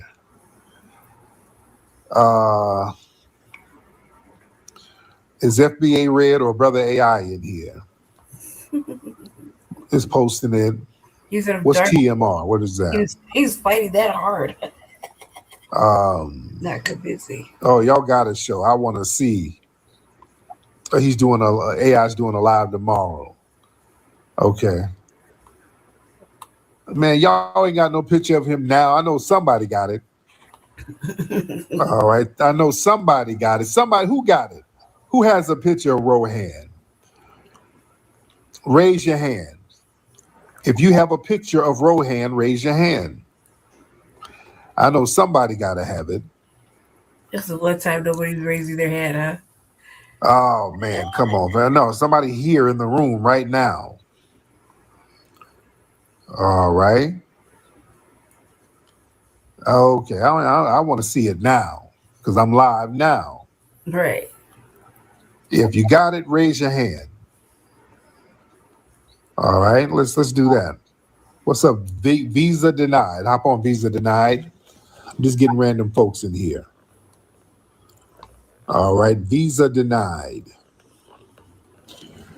Okay, let me get some folks in here. Let me start letting folks in here. Let's get melanated. I'm gonna just get a bunch of people in here throwing names. Was it all up. that it was cracked up to be? Melanated. What's up, melanated? All right. This is why I need y'all to raise your hand if you're ready, because a lot of folks, they get in the request queue and they're not really ready to get on. All right. They get in the request queue and they're not ready to get on. Say, no, the photo is awful of Rohan. Y'all got to show me Rohan's picture. B Gates, come on in. You raising your hand, B Gates.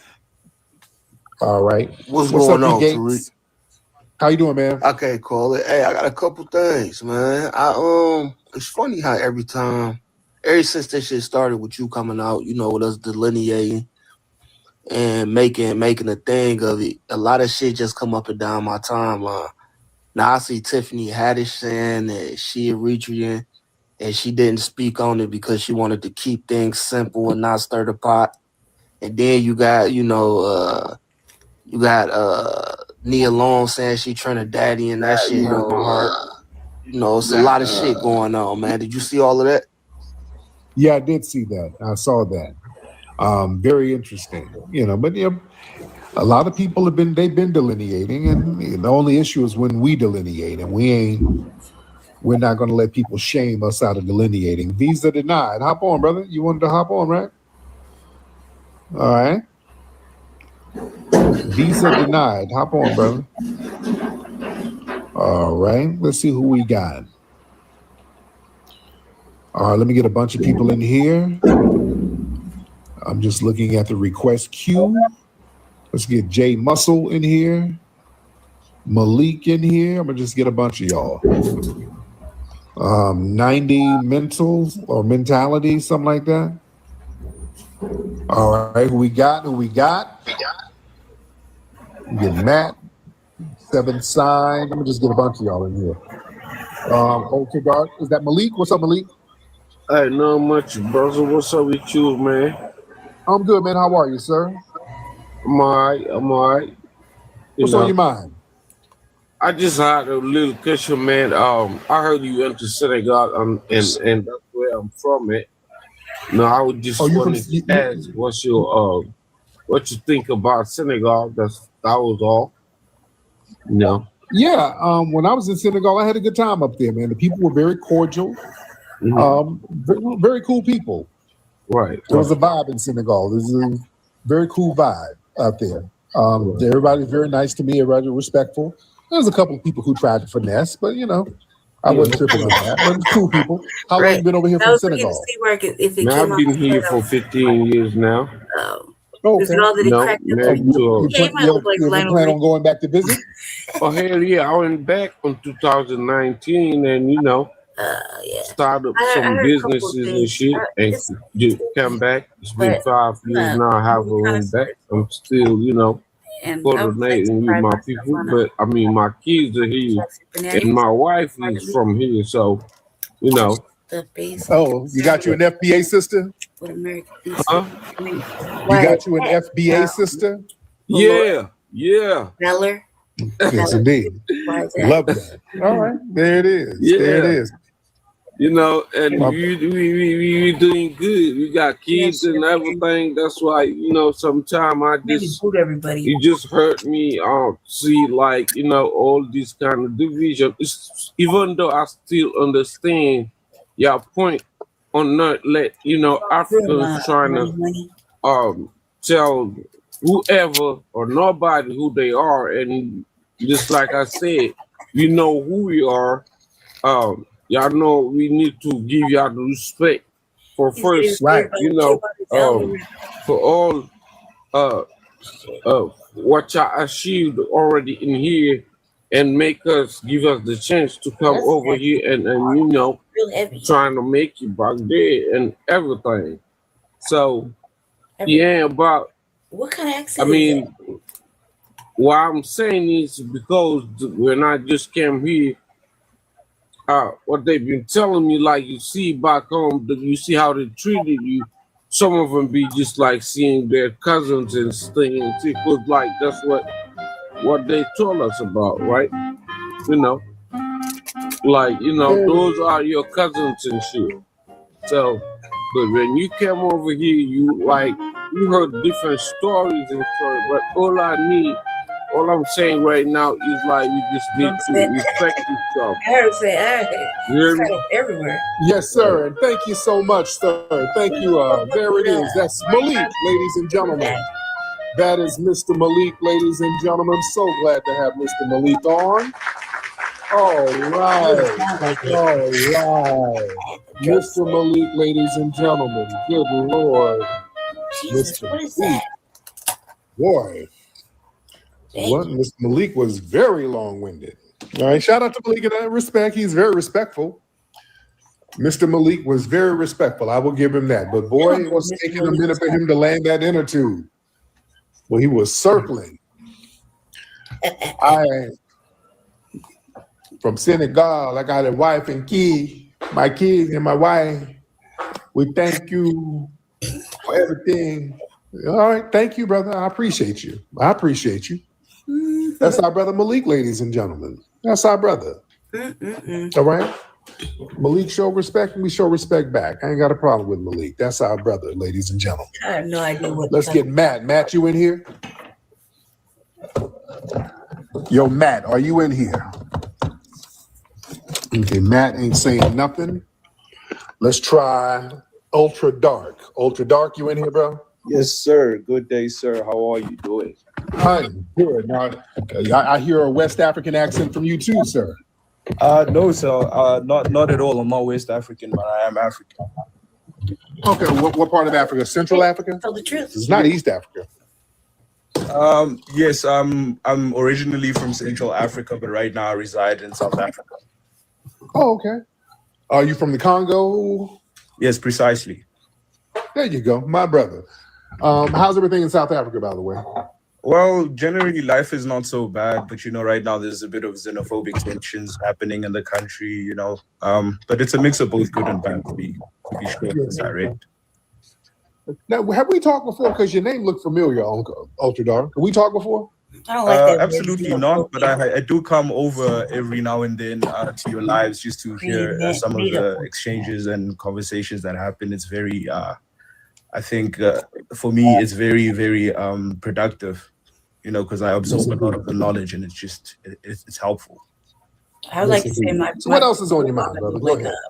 Yes, sir. I just wanted to get maybe your opinion on a few things. Actually, you would look like Ron O'Neal. Situation right now, with, like the tensions that's happening with the migrant population of South Africa, or generally the world, right? And how there's this big pushback towards the influx and the natives, like even in America, the UK, and all of these places.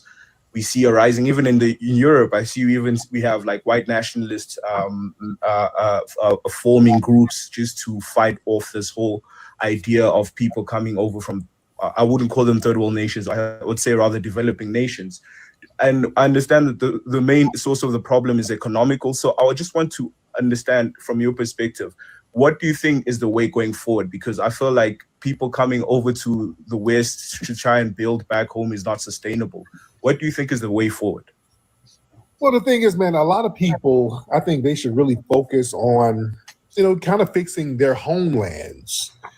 That's very important, because what happens is people are running to these different countries. Like you said, you're in South Africa. I've seen videos of some of these South Africans beating down on Nigerians. Folks over there getting whooped in the street with sticks. It's all types of stuff I'm seeing online. That need to happen like that. So I think it's important for people to just kind of build at home and try to stabilize their own homelands. Because a lot of people, they go to these other nations and there's conflict with the native populations there because these people come in. Sometimes they come in with weird hostilities, and it's just a lot of stuff happening. So I just think everybody should stay where they are, build their homelands, and get that together. Right? Why'd you have to leave the Congo? Were you a war refugee over there? Yes, I am a war refugee. Currently, my situation is that of an asylum seeker in South Africa. Yeah, and and I'm sympathetic to that and all that. The problem is we get people who come over here from war-torn countries, and we're very sympathetic to them, and then y'all send us Myron Gaines. Y'all send us people who come over here and join up with the damn alt-right, talking about how come we don't stop crime in Chicago. That right there, that type of shit is up. When y'all come over with that, it's all the way up. So that's the issue we have. We get people over here who are down bad and then have the nerve to come over here and talk crazy. So yeah, that's why there's such a major delineation movement right now, right? Yeah. Yes, indeed. Yeah, but I mean, I definitely get that. And I believe definitely there are, you do get people who have that sentiment where they're not very accepting towards the new cultures that they're supposed to be embracing because they have come and settled in that place and that land and are supposed to be respectful towards those people. But also I feel like there's a lot of it's complexities that go into it if you dissect the matter, because first things first, I'd say, for instance, like the migration from like where I am, in South Africa and, for instance, in America. I think it's a bit different. I don't know. Maybe I don't have all the facts, but I think personally, from what I've seen and what I've the patterns I've studied, a lot of like the African migrations that you get coming to America is usually the upper political class that can even afford a plane ticket to make it into these nations. And a lot of them already, their mentality is very like destructive, because majority of them already oppress like the political class, as you know already how the neo-colonialism kind of like influence classism in Africa. So a lot of them are coming from a class of people that already have the mentality to be very self-seeking and just worried about, you know, like themselves. That's why we have even a high level of nepotism and all these things happening, you know, back home, which have led to all the civil wars and unrest that we witness till today. So I feel like the mentality is not commonly shared among everybody. I think there's a lot of like people who still respect and still want to integrate with the people and the cultures that they go to. Like, for instance, with me in South Africa, I stay in Johannesburg and I've been here for almost all my life, and I have found a way to speak the languages and to relate more to the culture, because at the end of the day, where I'm coming from is not necessarily stable. Yes, indeed. Here's the thing. We don't give a damn why they got a janky attitude. Don't bring your ass over here with no disrespect. I don't care if you think you're an aristocrat in your homeland. I don't care if you're the Prince of Zamunda. I don't care if you're a refugee. Don't bring your ass over here disrespecting us under no circumstance. That's what we're on right now. We have a zero disrespect policy right now. We ain't taking no disrespect from nobody who had to flee over here for whatever reason. Don't bring your ass over here talking about we ain't got no culture. It's up if you do that. Don't come over here talking about what about black on black crime. It's up if you do that. We're going to gently point out what you came here from. You're not going to come over here talking about baby mama culture. I've seen that stuff. I've seen folks come over here from places like Nigeria talking about, this is a baby mama culture. You're not going to come over here from a paternity fraud rest haven saying anything about some damn baby mama, paternity, nothing. You're just not at liberty to say nothing. Just be thankful there's a lane for you to come over here and enjoy. That's what we on right now. Well, I'm on that. Yeah, that makes sense. Yeah, I guess, I mean, definitely, it's something I could reason with when it comes down to the whole idea of like, you know, personal integrity, dignity, and also just like self-identity. But I feel like that's the thing.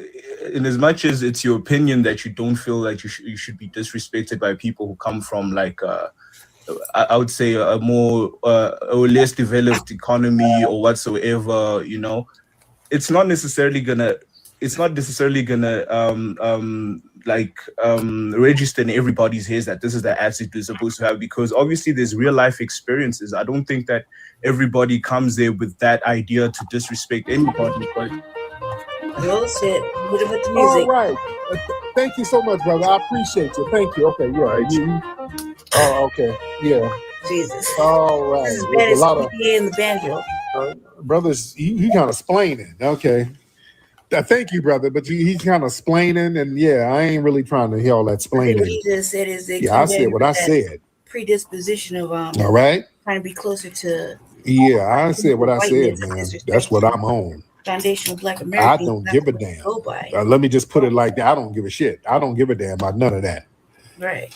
You come over here, you ain't gonna be disrespectful at all, under no circumstance. I just don't care. Right. You ain't gonna be disrespectful. No, you're not gonna be disrespectful to me. You're not gonna be disrespectful to our ancestors. Right. You're not gonna be disrespectful to our fellow FBAs over here. That's just not gonna happen. Mm-hmm. And that's been the problem. For a long time, people come over here and show their ass. You down bad, and you want to come over here and try to front on us and do little weird shit to undermine us. Nope, that ain't happening. That is not happening. It's because people have gotten tired. We don't need you. All right? We embrace people just out of the kindness of our hearts, For some reason, they flip that into believing that we somehow need them and we don't. This is why this delineation is whooping that ass, because we're showing we don't really need you. Mm-hmm. They don't like us to be on that, which is the truth. We don't need you at all. Literally for nothing. Because we don't benefit. This is our homeland. You're not doing anything we haven't done. You're not really culturally and collectively, you're not really bringing anything to us that we need. We've embraced you just out of the kindness of our hearts, because that's who we are as foundational Black Americans. We've always been protective. But that's not part of the conversation, Richard. People who are melanated. This is a B1 platform. You understand? So I don't know. They've flipped that into believing that we somehow need them, or we think we need them when we don't. And this delineation has shown we don't really need you. So you don't really have any leverage for you to be talking any kind of crazy. It's like you're dating somebody. Like a woman, you date a dude, and he's average looking. He ain't got no car. He ain't got no job. But he wants to come to your house and start telling you what to damn do. You need to cook more. Yeah, you need to make me some grits. Yeah. Who are you talking to? You know, you like, what? What? Are you talking to me, or are you on the phone with somebody else? I mean, who are you talking to? Hey, you didn't say nothing to me about that. I know you're not talking to me. It's that type of shit. Not my type of comedian. I know you ain't talking. You better be grateful I even let you in here. I don't necessarily know if he needs to be canceled. Wasn't he already canceled? He's still doing it. So that's what we're getting from these different groups of people. You come over. He's not necessarily with funny. Nothing. He doesn't make me laugh. You don't really have anything going. All that. You got all types of businesses back home. Yeah. We don't believe none of that shit, because if you did, you wouldn't be over here. Right. So when you come over here talking, well, you niggas have no culture. Right. You need to work hard. You're lazy niggas. Who doesn't love you because you're I know Dirt Road Tunde ain't saying nothing. Look. About lazy.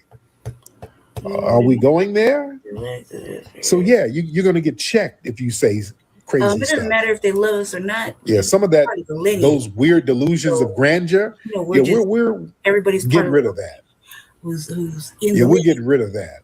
It don't matter who loves who. Yeah. Doesn't matter. I don't think it's ever been a respect. That's just not happening no more. Or appreciated. So it's a new day. So it's all about respect. You're gonna show the same respect we've shown you. He's right. This is what I have to say about that. He's right about that vitriol. I mean, we had a whole couple of summers already. So they want to say the diaspora, or whatever you want to say, it's us, but it wasn't us. It was them. And us checking it, regulating it. Simple fact. What I say. Jesse. Hold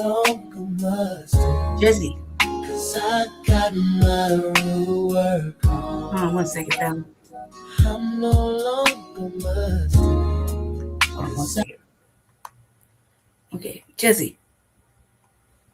Did you pause it? Jesse. Yes. Okay, just checking. See if you're there. Okay, cool. Carry on. It doesn't matter. A lineage is a lineage. It doesn't matter who loves who. And the diaspora, who gives a fuck? They still have to respect foundational Black Americans, period. That's just it. It doesn't matter what anybody's talking about. The disrespect has to end. They can't be calling us fatherless and lazy and this and that. And why can't we come up and they're doing all this extra shit or whatever? I don't know why you're laughing. This isn't funny. So it's a serious thing. Why? Because the disrespect is gone on for fucking long enough, knowing that because of blood, sweat, and toil, these people are able to come. You dig? So that's all this thing said. The fact that we don't want to be disrespected no more, the lineage doesn't want to be disrespected, the culture doesn't want to be disrespected. It's a okay. So we're standing on that. Delineation is the way, it's the move. Why? Because when you can delineate, everybody else has, we're just the last ones. Everybody else says everybody's either African, Haitian, Jamaican, Puerto Rican, Alaskan, Canadian. So we're just the last ones to actually do it, and everybody's in their feelings saying it's divisive, diverse. Excuse me, diverse. Jesse, what I said that. It's like divestive. That I can't say the word right now. Yeah, Alaskan. You know what I mean? I don't know why you think this is funny, but it's not. There's been a globalist shill about as funny as a two thing. Who's been a globalist shill? Either way, I'm just saying. Yeah, Alaskans. There are Alaskans. People in Alaska. It's a thing. I don't know why it's amusing, but it is a thing, and people have delineated. They say if they live there, they say they're from there, right? So the delineation is clear, and the fact that other people coming from other countries, such as certain parts of Africa, certain parts of the diaspora, have been very disrespectful. They literally call us slaves. They say all kinds of shit. There's a whole thing that we've been talking about for like years now. So yeah, it's a wrap. It's a new day.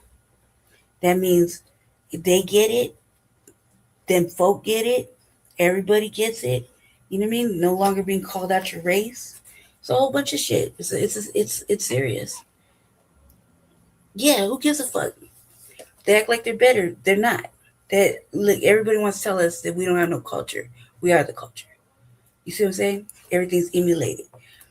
Yet they don't give back. They don't tell us nothing. They don't say thank you. Instead they talk. Some talk shit and disrespect. And think that what this is a game and is a joke. Or they can ride the wave and try to get on, pick up the back end of the reparations movement and shit that's being worked on. That's what that's about. You know what I mean? So these little comments like this and this shit that happens over there on other podcasts or broadcasts, they're just meant for distractions. When clearly, if you're coming into a B1 Black First platform, you clearly know what they're on. Either they're on code or they're not on code. Either you're with the conversation or you're not with the conversation. You know what I mean? If you're not with the conversation, kick rocks. It's cool. Thanks for visiting. You dig? Not gonna be like no tears lost. And they come here and thrive.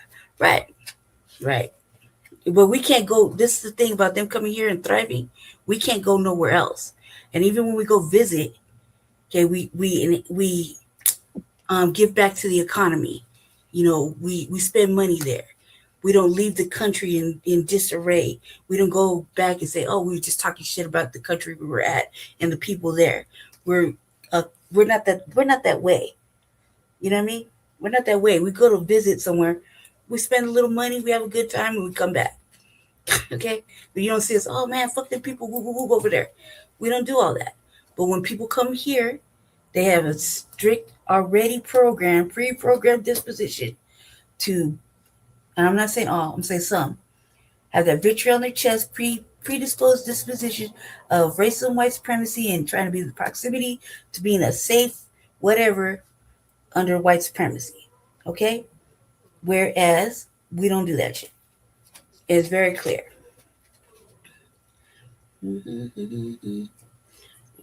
Spirit call them whatever you want, but it's like Tariq said, the disrespect is an end. It's a new day. If anything you laughed at, talked about, it's funny as fuck. But it's over with. You see what I'm saying? Nobody's gonna go for that anymore because it's not witty, it's not creative, it's just stupid. Nothing that anybody is saying has been creative or even remotely funny. So it's just them wasting time and their own energy, and we live rent free in everybody's fucking brain.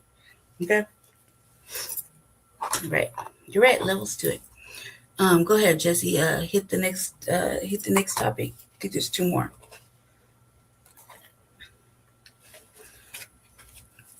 I think you stepped away from the computer real quick.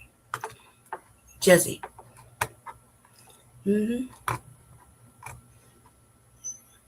I wish they'd be more creative when they're disrespecting. You know what I mean? At least give us something to laugh about. Because at some point, calling everybody fucking tethers and calling them out their shit is only amusing for so long. You know, it's just starting to become more prevalent. Jesse. Yeah.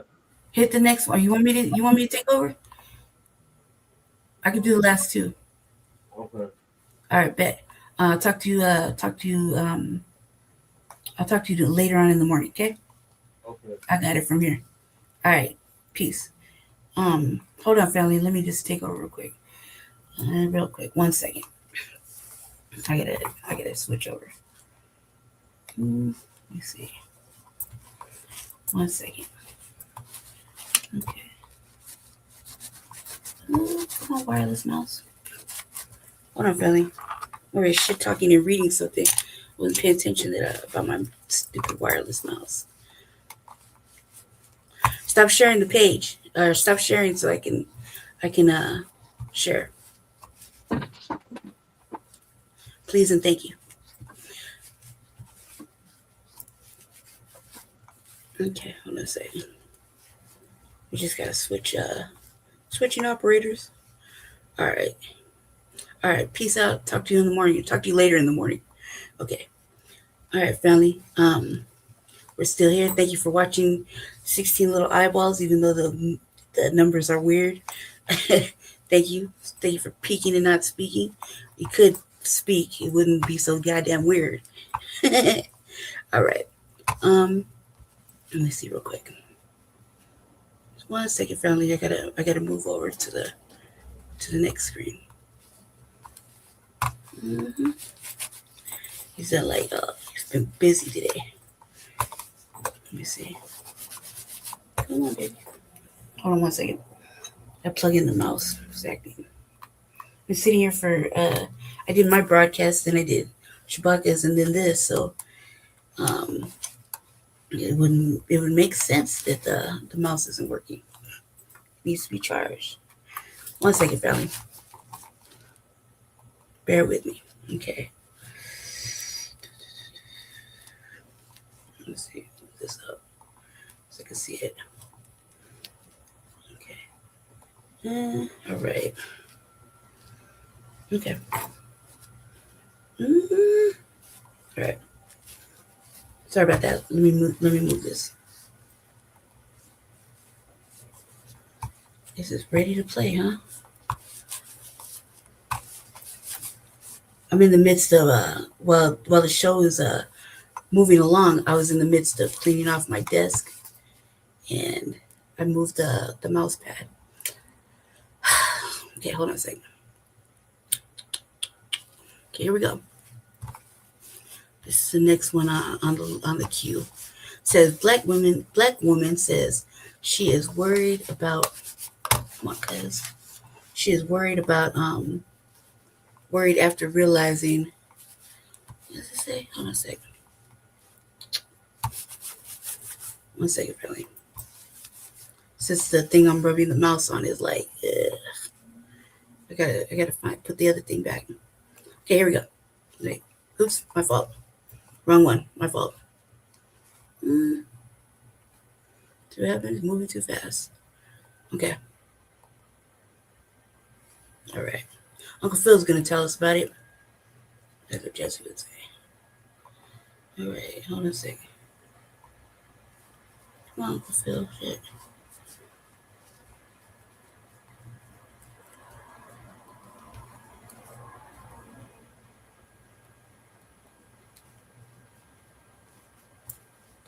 Buffering for some odd reason. Hold on a second.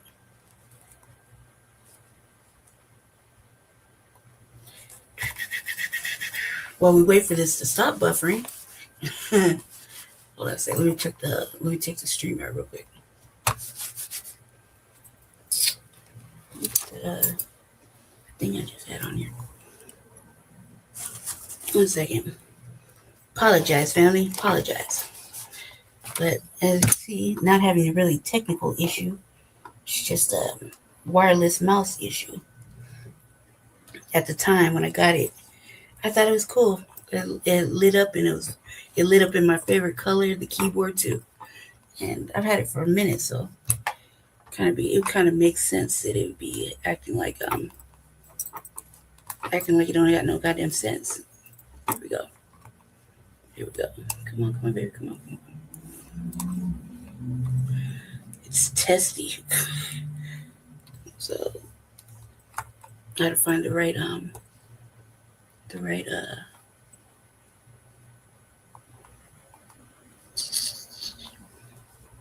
come on, gotta stop buffering shit.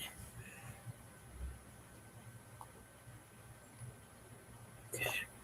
Huh. Hold on a second. As soon as it stops buffering, it's gonna speak to us. Hold on a second. We get over to StreamYard. Like, okay.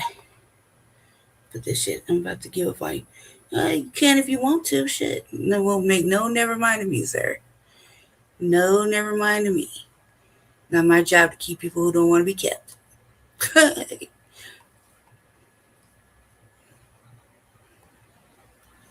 Okay. Yeah, Marcus Garvey was making. And he also had brought a failed thing to us, and we kept it going for forever and a goddamn day. You know what I mean? But let's not talk about it. I too had my Garvey days and shit. I too had my Pan African flag up until just recently, and not because I didn't want it to take it down. It just was not with it. Lincoln saw what Haitians did and freed you. But are we really free? I don't think so. Channel is struggling. It is very clear. You are absolutely correct. But I'm not gonna give up. So give me a second. All right, peace, guys. Don't let me stop you. You're either gonna wait or you're not. Hold on a second. I'm sorry, family. Either way. It's kind of like for some reason it is buffering. I don't understand why it's buffering. It wasn't buffering a second ago.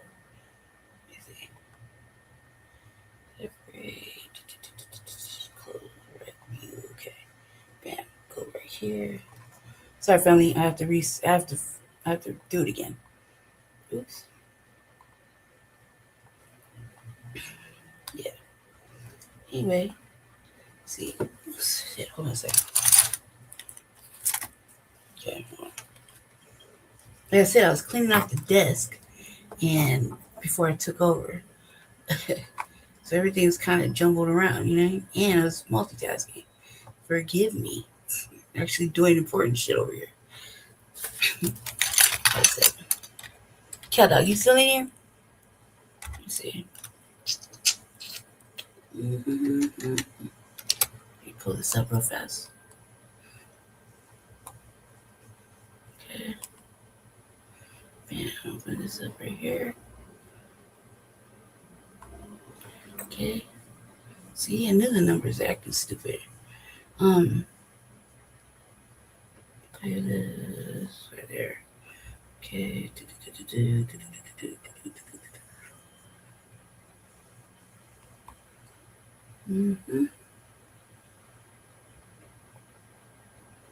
Make sure I got it right. Sorry about that.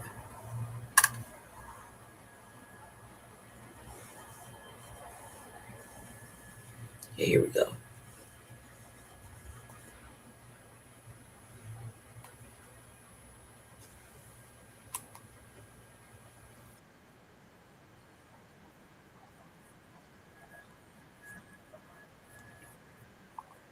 Okay, let me start sharing the program.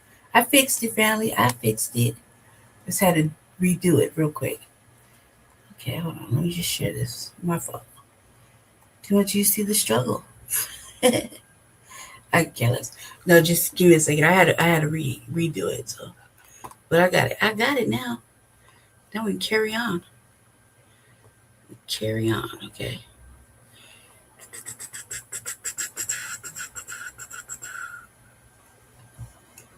I don't think you can see it.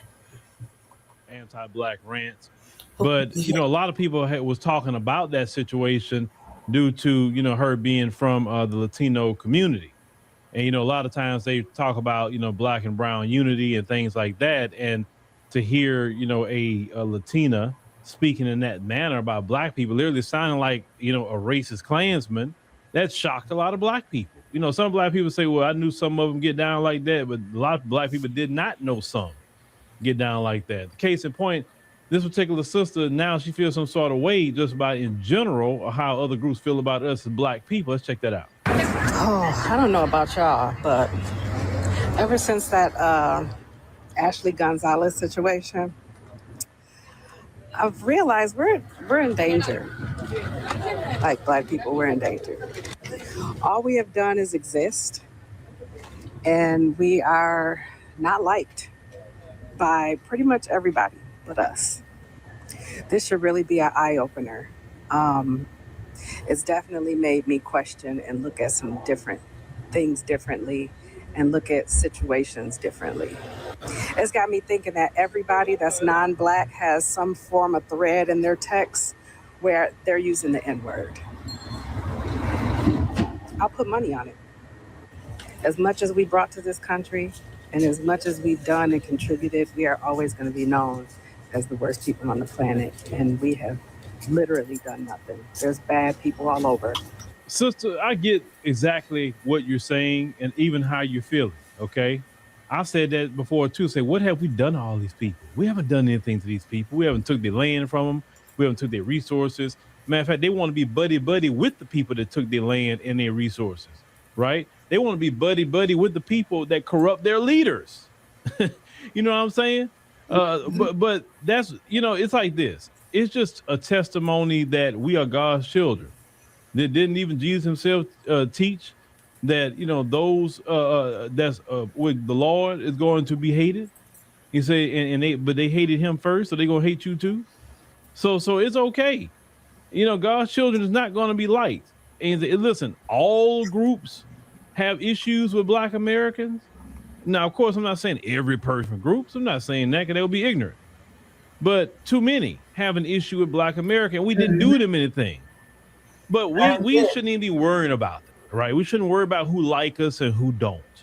We should be worrying about loving ourselves. Right. We should be worrying about fixing our own communities. We should worry about getting our businesses together and hiring people within our own community so our people don't even have to go look to other groups for jobs. You understand what I'm saying? That's the ultimate way to not deal with people. Think about it. If Black people, if we had enough businesses in our communities all over America, that we had so many businesses that we can hire every Black American and pay them a good salary. Think about the freedom that a lot of you would have. You don't have to even deal with them like that. It's like, I don't know. I don't deal with it. I go to my job. There's no issue over there. Hey, we all Black over there. It's all good. You know, now, of course, you know, outside of once you get past the Black thing, then now you go deal with different people. At least when you know deal with Black people, it won't be because you're Black. It'd be because, you know, maybe they don't like you and your personality, or whatever case may be. But if Black people could really hire all, you know, 40-some million Black people, and we don't have to work in no other corporations at all, you know how freeing that would be for us as Black people? And we ain't got to deal with their microaggressions. We ain't got to deal with these different groups coming over here to America and trying to, you know, buddy up to the white supremacists. So trying to get us fired from our jobs, they can bring their cousins in, their uncles, their brothers in. You understand what I'm saying? That, trust me, it's a remedy to a lot of our problems. We just as Black Americans got to get on that remedy for real. We cannot deal with a whole lot of the groups of people if we don't want to. Now, you can't fully avoid everybody. It's just not going to happen. But you can greatly reduce it. You can greatly reduce it. Because, you know, a lot of times, you know, people got these feelings about us and like, man, but, you know, at this stage of the game, I'm not worried about that. And I don't want you even worried about it. Or you feeling a certain way, like, oh, I feel nervous. And there's nothing to feel nervous about. You know, because reality speaking, a lot of people don't like us, but they're not putting hands on us like that. So as long as they're not putting hands on us, they don't have to like us. They don't have to like us at their house. They can say whatever they want to say on their phone about us. I don't care. You know, we're not in their phone. We're not in their business. Let them say whatever they want to say about us as black people. And we find out they say something, well, we just know how to handle it. The first thing we do is don't patronize their businesses. Keep our money in our back pocket. It's nothing other groups are selling that we can't make on our own or do whatever. So just don't worry about. I don't want black people caught up on other groups not liking us. Who cares? They don't like us. Trust me, you went to bed last night, there were people that didn't like us. Did you sleep good? Hopefully you did. I did. There are people yesterday when I was sitting down eating, right? Didn't like me. Did it ruin my meal? No. When I woke up this morning, got up together and go to the gym, people didn't like me as a black man. Did that ruin my time at the gym? No. So what that says is we're not even worrying about what other people got going on. We got a life to live and a community to deal with.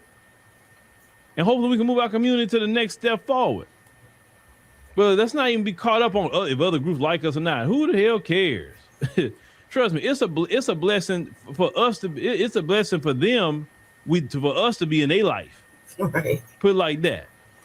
I mean, I don't understand what she was really like. This is some nuanced thing that happened. What she was really saying that I'm like, they nobody ever like this. I mean, it's been known. It's factual. I mean, they never liked foundational Black Americans. They'll find a way to be hateful, find a way to be racist, find a way to be disrespectful, find a way to do the most to us. You know what I mean? And keep us in the Black Holocaust. You know what I mean? This is the mafia. This is nothing new.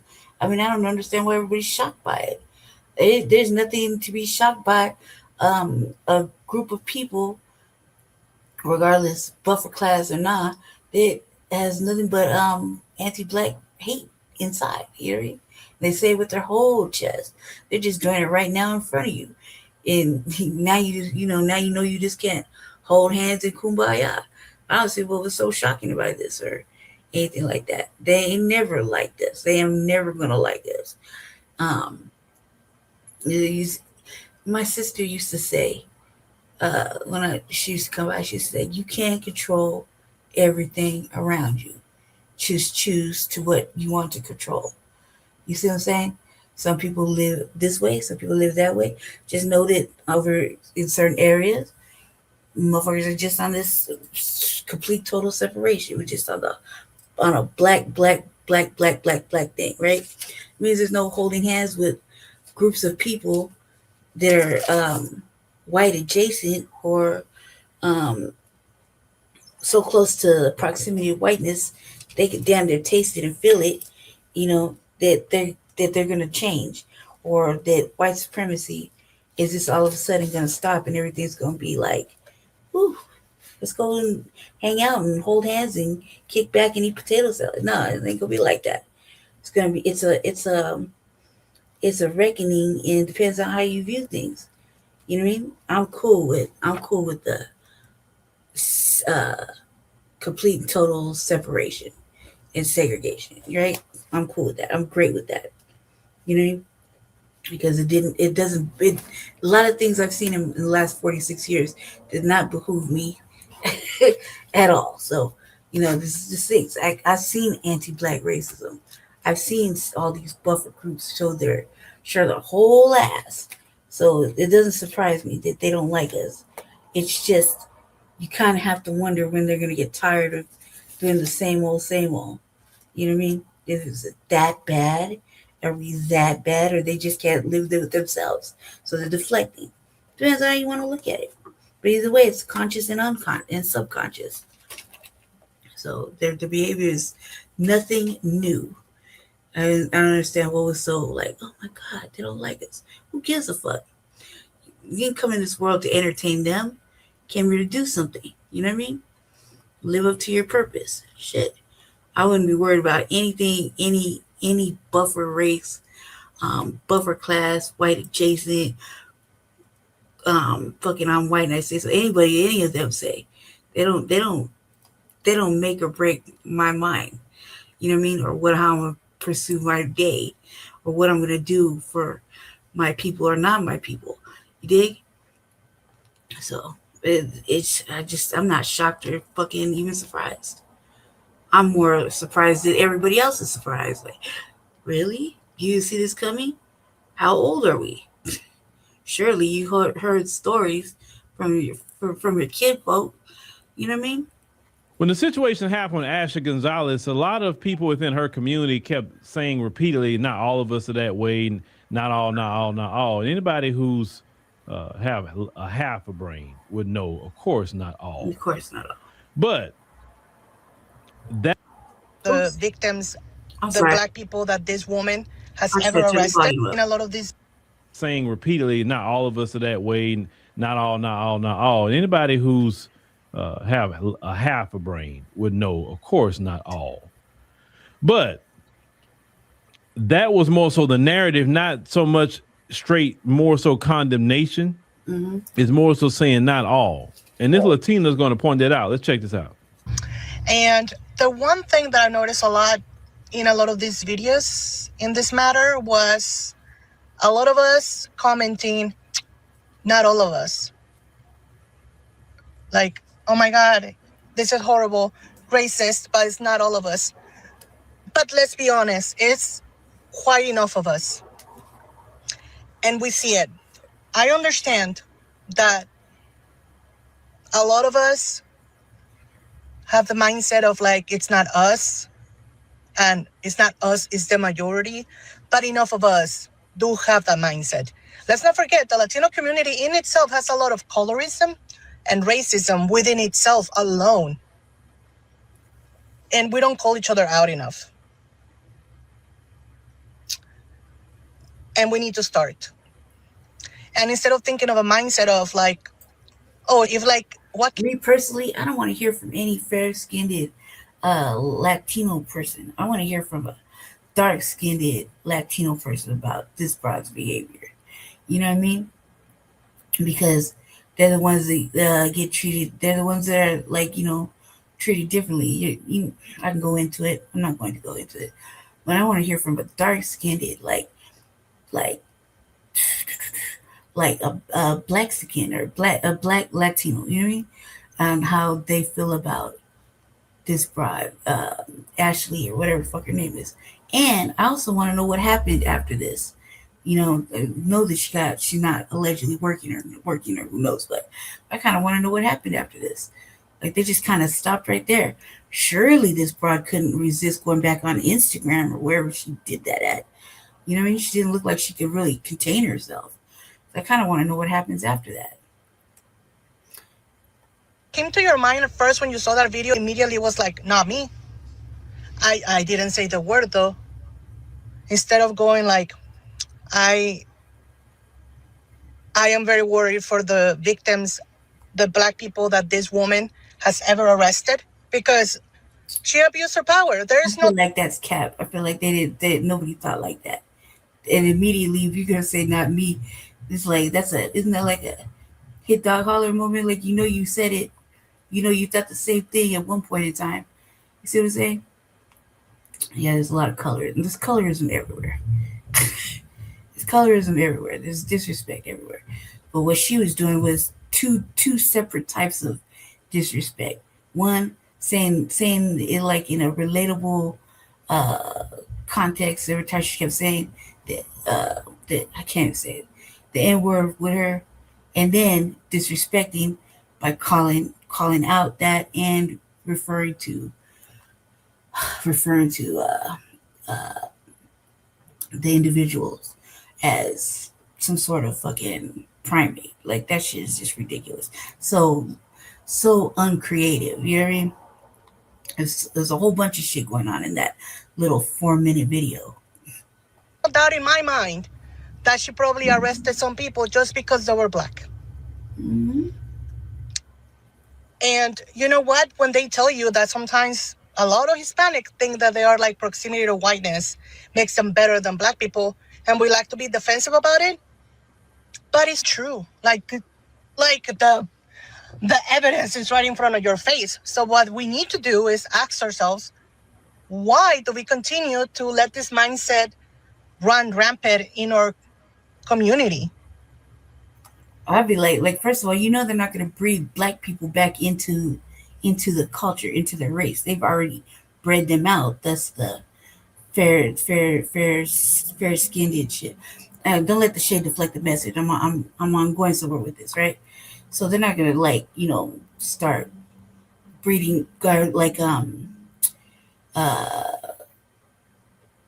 mating dark skinned Latinos again, and breeding back going backwards and creating black people again. They bred it out. You know what I mean? They bred it out. Look, this is a classic scene. I don't want to hear from no fair skinned motherfucking Latino person.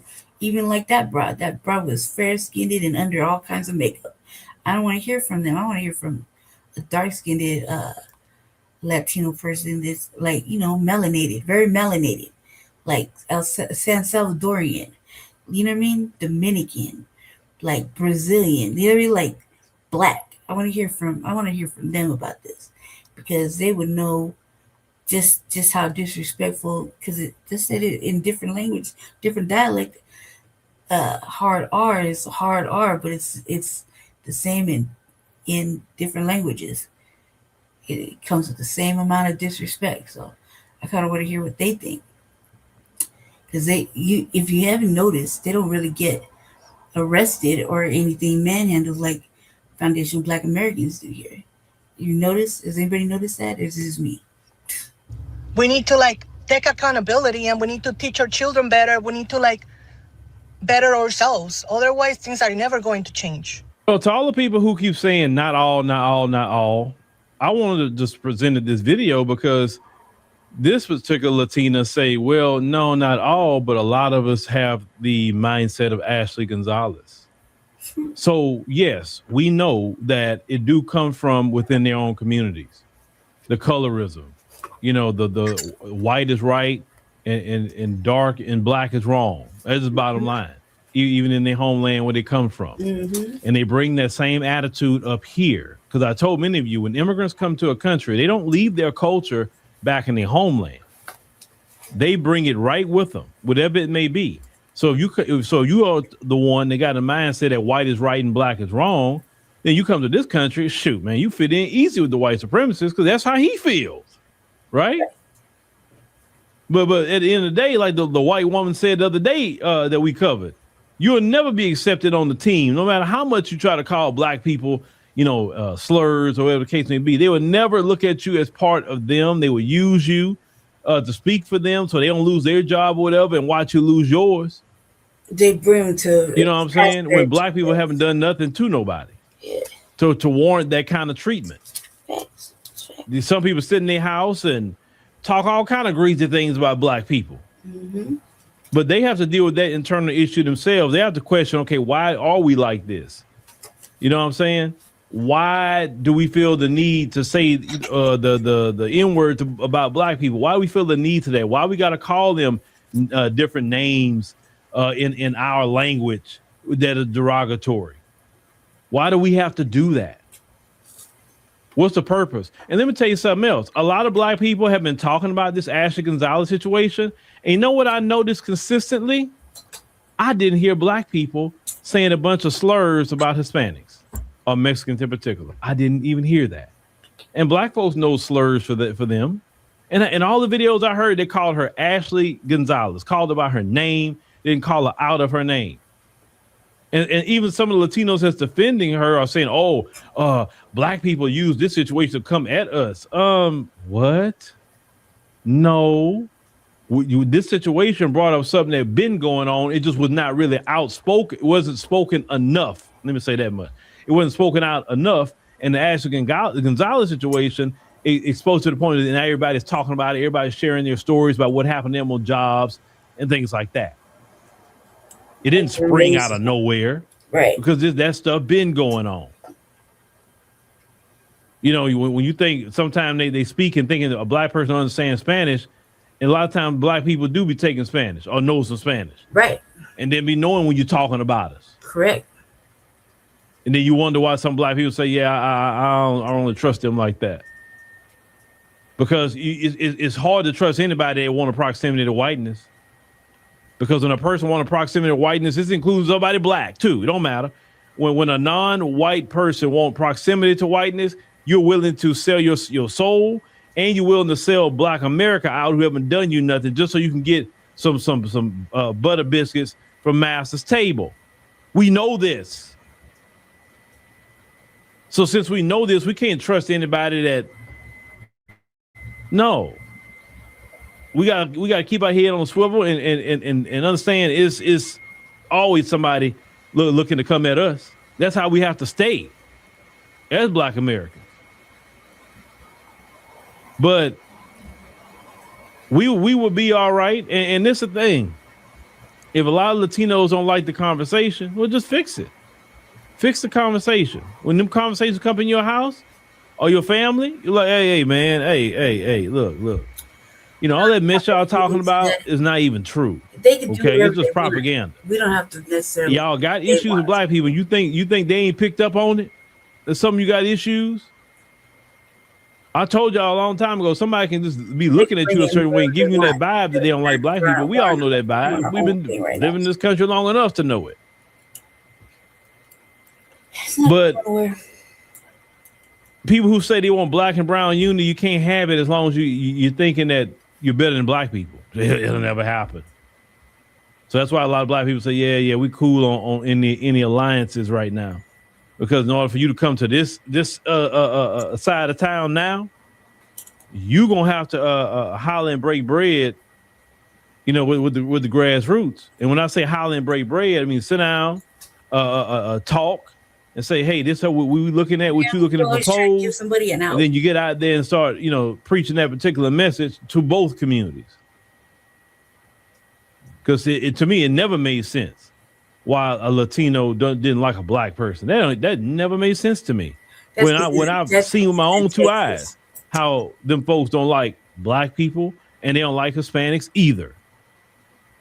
Sometimes they'll talk, you know, crazy about Hispanic people all day long on the job in front of black folk. So they don't like you like that. They really don't. That's why I understand, like, why would you come at black people for? Like, we ain't do you nothing to come at no. I won't be worried about it too much. But anyway, since the beginning, anyway, they got some work to do in their particular community, and they should do it. I support them doing the work. But anytime you disrespect us, we coming at you. That's just bottom line. So don't do it. Mm-hmm. Okay, one more, family. At least got one more. And on the same topic. Shalom, family. Good to see you all here. Hope you're doing well. Fast forward. Well, it's raining over here, y'all.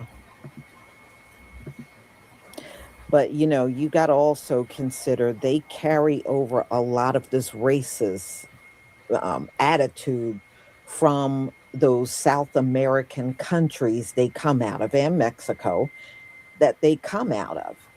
And you know, they can't turn it off just because they're here. They gonna just still walk around with the same racism. I'm not surprised. But one thing I am glad that our people did not go to the streets and help these folks out. I'm glad we made the decision to stay out of all these ICE protests, because now that we are seeing the racism on display, hell no, I don't want to help people like this. Are you kidding me? I don't want to help them. It was a reciprocal in the first place. So let me share my screen so we can get started.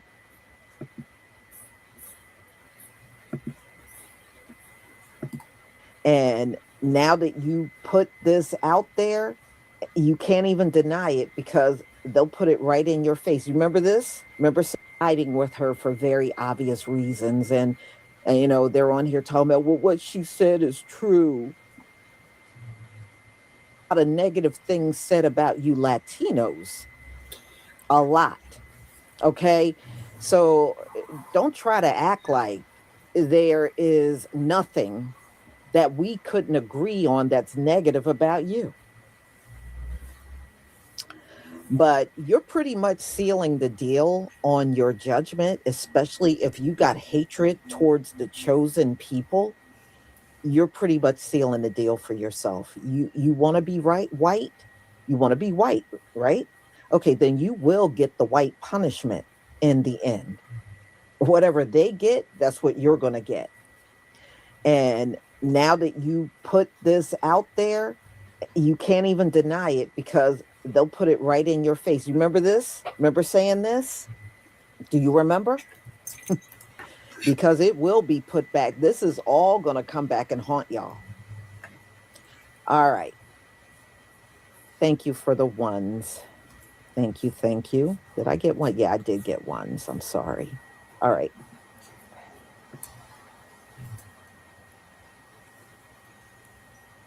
I don't think Ashley Gonzalez deserved to lose her job. What? Of course you don't. I think it's fair that we live in a society where a certain culture of people can weaponize one word to destroy your life. What? You mean like white people did with that exact same word to keep black people oppressed? Is that what you mean? And they will push you into saying that word. Oh, so you mean it's okay to be racist just as long as you're angry, huh? I mean, me and Jesse got a 30-minute or less before we break it. Said, oh my God.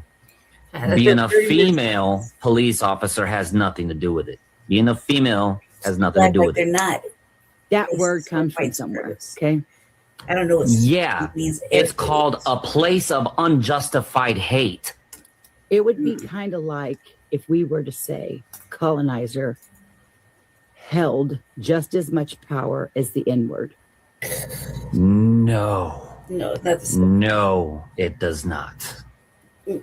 Being called a colonizer is nothing like being called the N-word. Right. People don't call them a colonizer to keep them disenfranchised. They don't call them a colonizer to keep them oppressed. Because y'all are not oppressed. Because when they say it with hatred. No. They're saying it with anger and frustration because of how they're being treated. Can you imagine if every black person that said that word would lose their job?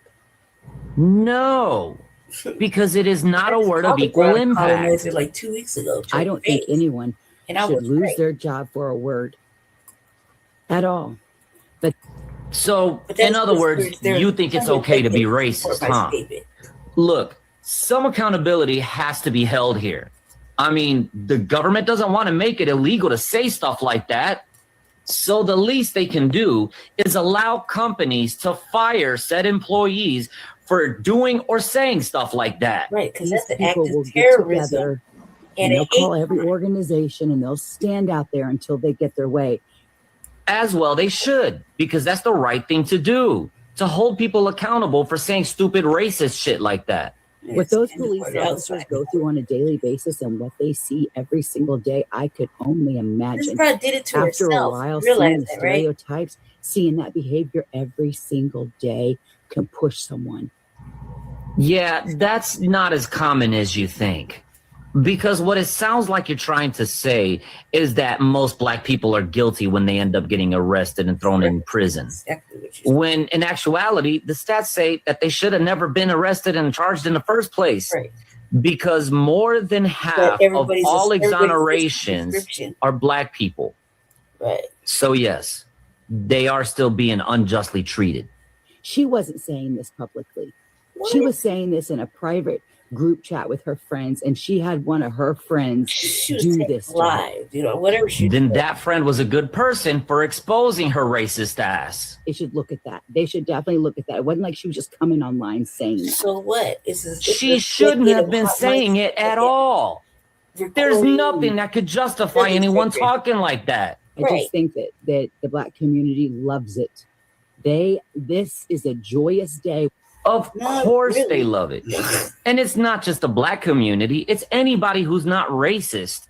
Of course it's a joyous day when someone racist gets what they deserve. Right. She brought it on herself, really. So. A professional person. If she was such a professional, then she shouldn't have been talking like that. Saying something that they find racist.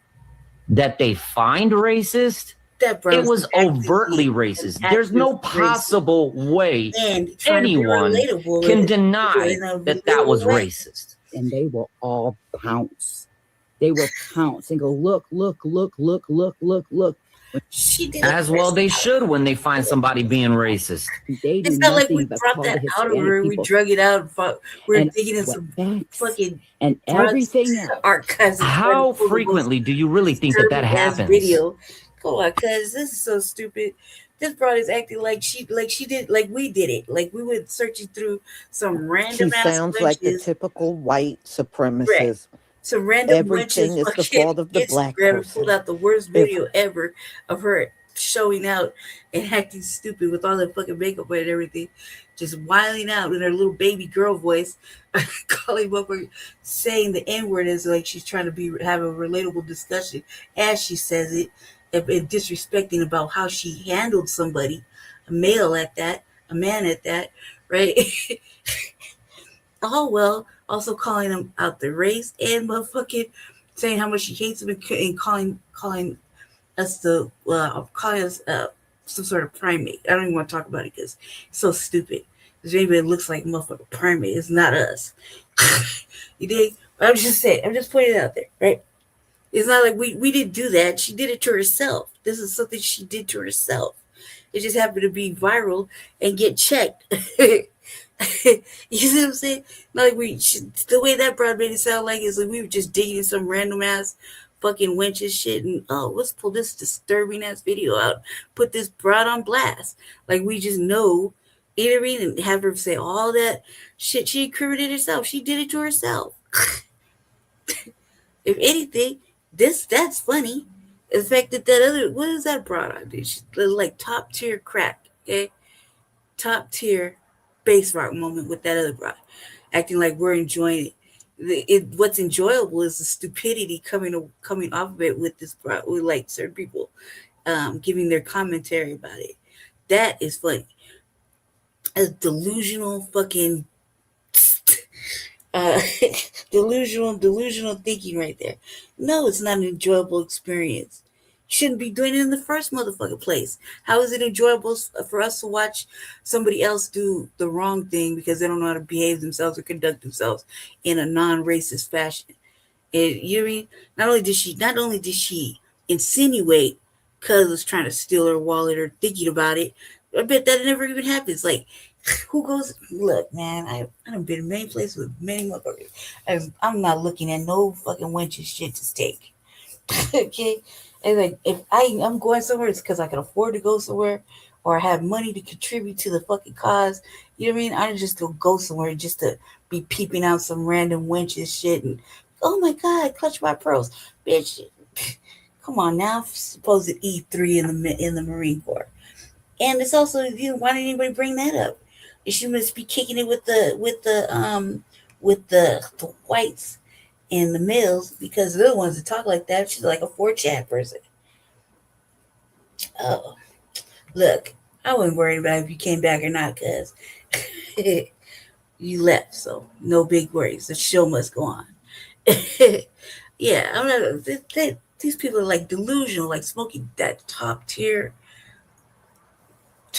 drugs. Okay, stupid. That's so stupid. We're not rejoicing. There's no rejoicing of somebody doing the wrong thing as a grown ass adult and misbehaving on camera and during the hot mic fucking the epic era of video surveillance and video cameras and everybody has one and online fucking reels and shorts and Instagram and whatever. You know, come on now. This is dumb. That's a dumb statement. Saying this in a private group chat with her friends, and she had one of her friends do this to her. Then that friend was a good person for exposing her racist ass. They should look at that. They should definitely look at that. It wasn't like she was just coming online saying that. She shouldn't have been saying it at all. Right. There's nothing that could justify anyone talking like that. I just think that the Black community loves it. This is a joyous day. Of course they love it.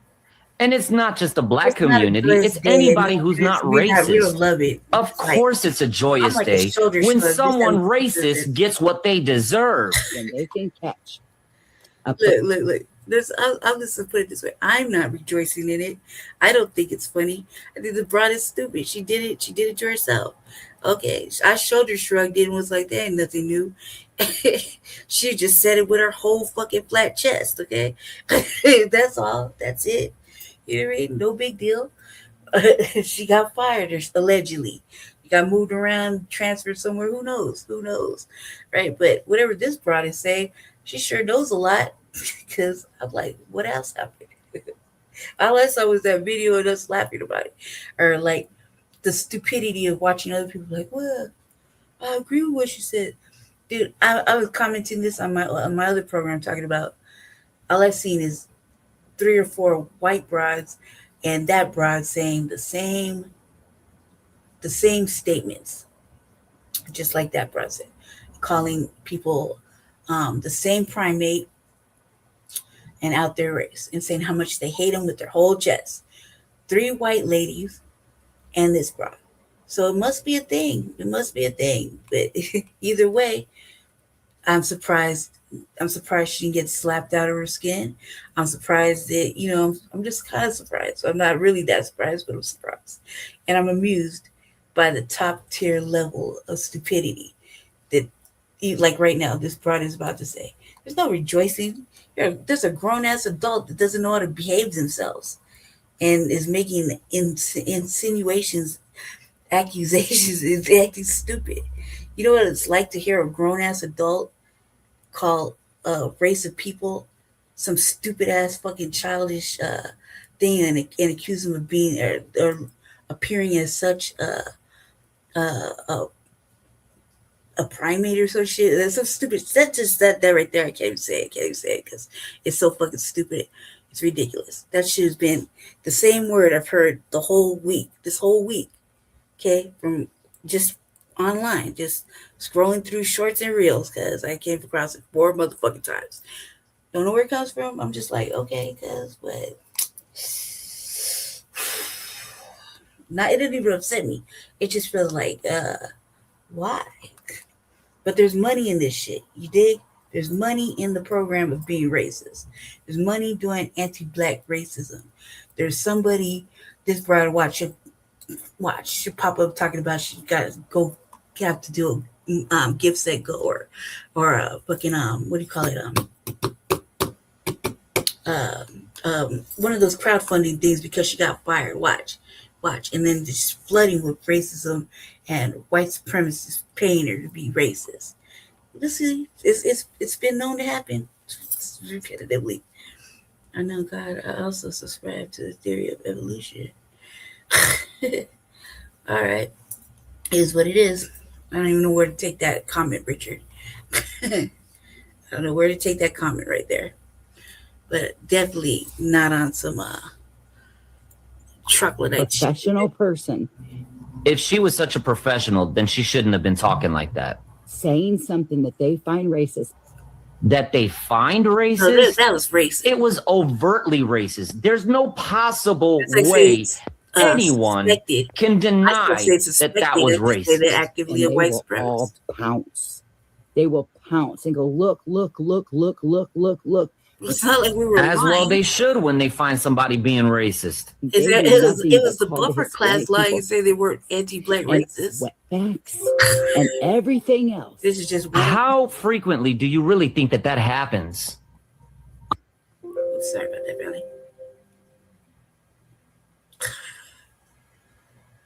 She sounds like the typical white supremacist. Everything is the fault of the Black person. Last year. If Latina got in trouble, it's the Black person's fault. There was nobody from the Black community there when she went on her rant. And her friend was a good person for outing her. Yeah, she did the right thing. But as far as this loser is concerned, she's so dumb. She don't even make sense when she's just so busy trying to be racist that she doesn't care how she sounds. She sounds like an idiot. But at the end of the day, I hope somebody passes this. If she got a job, I hope somebody passes this video on to her employer. She would get exactly what she deserves. Get a job for at least a couple months. But aren't you glad our people did not join them in protest in the street? Now that you're seeing the ones that agree with the racism from Ashley. We said right after the election, we weren't holding nobody's motherfucking hand, and we weren't going outside and holding the cape for nobody. We said that right after the election. We maintained that. You can't be blamed for shit you don't do, right? You can't. It's like for the last 60 motherfucking years, everybody and their goddamn mama has been blaming black people for everything. Well, if we don't go outside and we're not involved, we're not there fucking holding the cape for everybody as they protest their motherfucking agendas, we can't be blamed for it. But technically, they're not present. So, I find it to be welcome to Black Vacation. You're just now joining me. I've been here for 3 years. You know what I mean? Should have came over when I told you to come over. So can't be blamed for shit you ain't participating in. And it's better not to participate in paid agendas and protests that are strung along by fucking insane, agitated, angry white women. Don't believe me? Look at the last protest. Okay, just look at the last protest. Really don't believe me? Just, I don't know, look it up. Look it up. Look at PSL or DSL. You'll see. You'll see. You'll see if I'm lying. I cover this all the time on my broadcast, my other broadcasts. Even if that's the case, not wrong, but who are we to say, right? The only way to get that out is to get all of it out, and people like being lied to. So I said earlier, they have that comfortability of being lied to, and they love it. Some people don't. You gotta vote out. You're gonna have to weed out the I like to call it the legacy politicians. The career politicians. That's what, and then you gotta do some serious vetting, man. We're not gonna be right for at least a couple of cycles. Gonzalez, and it's a lot of them. It's a lot of them. It's not just her. It's a lot of them that put this. I agree with Ashley. Because that would mean that they don't have authority over said black person. That's why that statement was true. I'm on a black train of thought. What pisses me off is that white people won't come together and say, hey, take this black cop lady's job. The same as they're going to try to take Ashley Gonzalez's job. Yeah, it's like to be probably because the white people that would speak up about it are too busy not being racist. Thank you. They're actually on the right side of history. That woman doesn't deserve to lose her job. Thanks for stopping by. She absolutely deserved to lose her job, and then some. Because if she deserves to lose her job, everyone with colonizer in their mouth, everyone with and wet deserves to lose their damn job too.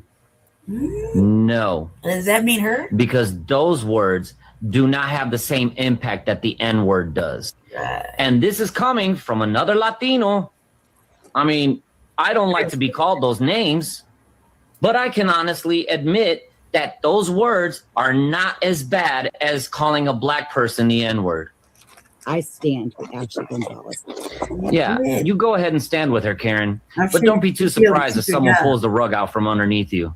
For the simple fact, words are words. That's easy for you to say when you're not the one being treated like they are. I stand behind everything Ashley Gonzalez says 100%. It's another fucking fair-skinned. Like I said, man, it's another fair-skinned, white adjacent looking Latino. Don't let the shade deflect the message. I said what I said. It's a shame what they're doing to that woman. They know they're wrong. That woman has a reason for feeling how she felt, and that's not being addressed. And it's sickening. Seeing a bunch of Latino creators talking about how she's not a representation. I'm going to speak for myself. And I know I'm going to speak for a lot of my followers. And if you don't agree with me, you can go ahead and unfollow me, because what I'm about to tell you, you may like or you may not like. And frankly, I honestly don't care. Yes, you do. I saw the video of the cop and oh my God, she doesn't represent me at all. But she does represent. But means everything that she just said. It does not matter. A lot of the colorism that exists within our community and that is not talked about. So like this creator said in his video, check. They act like they don't talk about it. It's been talked about. It's always being talked about. It's always talked about. Man, I've seen a lot of shit in the last 46 years, including and not limited to dark-skinned individuals from the Latin diaspora. I mean, talking about beautiful Black people, right? And they still, even them, they still will not acknowledge they're being Black, that they're Black. You know, they'll say they're whatever country they come from. It's a sad state of affairs, but it's being talked about. It's always been talked about. You know what I mean? This is nothing new. They act like, oh my God, you might not agree with it, but I might lose some of my followers. You have a platform, you're about to say something stupid. I can your people, so we don't have to. So that's what I'ma fucking do. It is so easy to Google search the history that Mexicans have with the Black community. Not only going back to slavery, but it doesn't hurt a little bit to learn about it. Now going back to the cop. Like, girl, have you not read a textbook or have you not Google searched what happened during slavery? Because let me tell you that it was not only slavery and it was not only racism. It was horrific shit way beyond that. Let me remind you that this didn't happen long ago. Just to put you an example, I'm gonna leave you Ruby Bridges' TikTok because this was the first little girl that went to an all-white school. And she's still alive. How can you ask them to not be mad? How can you not be mad? And if you guys are not mad at all, you should. I don't even want to give you a history lesson. This is stupid. I don't want to give you a history lesson about Mexico and the slave ports and free slaves heading into Mexico and the only Black president ever in Mexico, and them breeding out the Blackness and choosing to intermix with the white so that they weren't Black anymore. I don't even want to get into it. I don't want to get into all the beautiful murals out in Mexico, all over Mexico, and the show Black slaves getting off the boat and coming into Mexico where they were free. I don't even want to get into it because it would be lost. It would be lost on stupidity right here. Okay. They bred it out. They bred it out like everywhere else has been bred out. You know what I mean? This hasn't always been their fight, and it should have never been only their fight. They still have to deal with the cop brutality. They still have to deal with medical negligence just because of their skin color. And it is beyond crazy that you are not mad that their children have to grow up with fearing cops.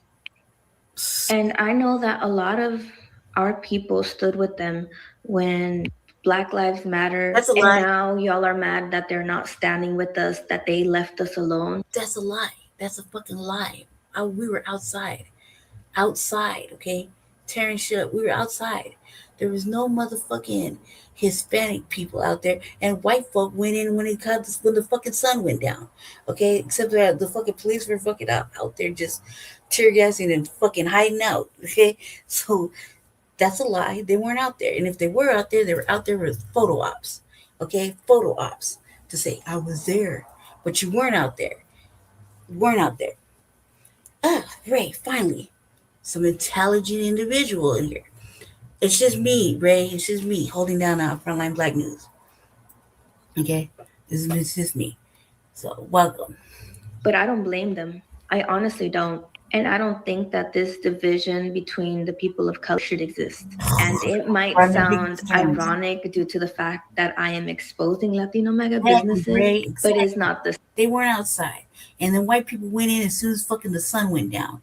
They weren't out there either. They're only outside during the day trying to hold signs and take pictures. I was out there. I figured you would just be out there. It smelled like I was stupid. Bet you do. It's raining over here. It's raining over here. Yeah, no. Go into this little discussions about that all these countries bred out the blackness. Okay, I don't even get into it. Now they're all like fair skinned and just same. There's certain parts of Mexico where you can find them as blonde and blue eyed. You know what I mean? And in the same country, there's fucking in the same state in Mexico, there'd be a mural of Nubian black slaves coming off the little boats in shackles. Murals. Okay, full blown murals.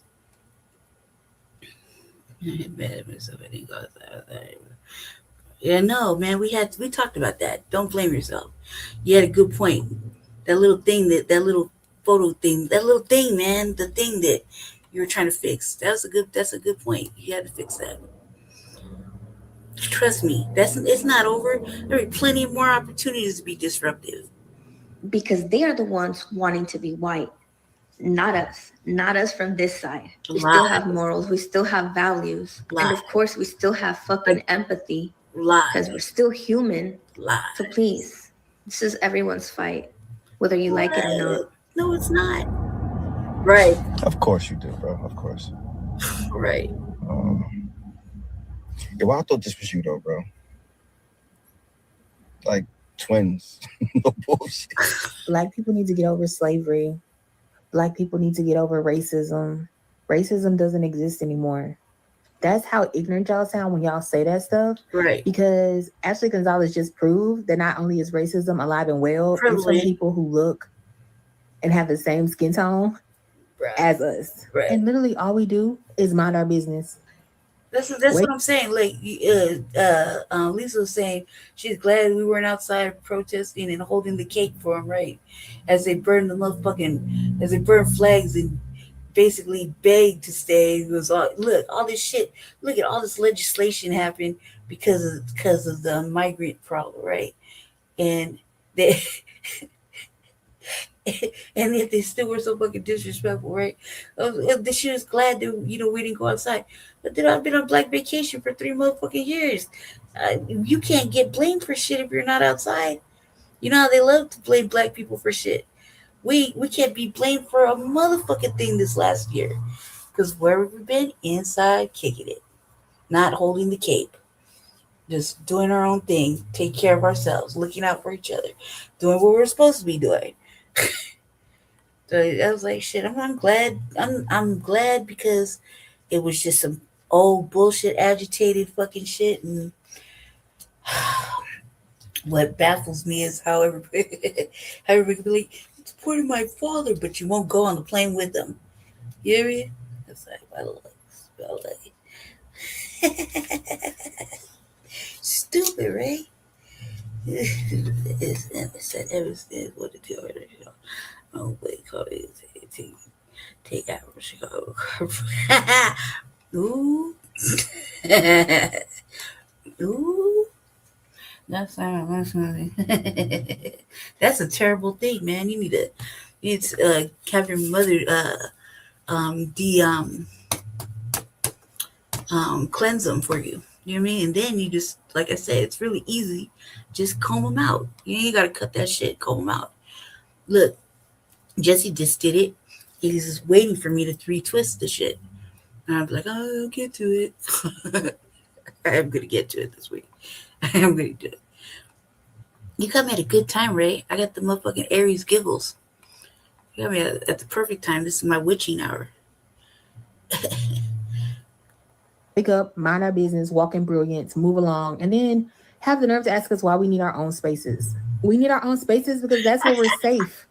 Just like when that woman harassed me about that one post that I made about all Black women and made a video to Black women. We need videos for us. We need communities for us. Why? Because we think that we can bond with other races.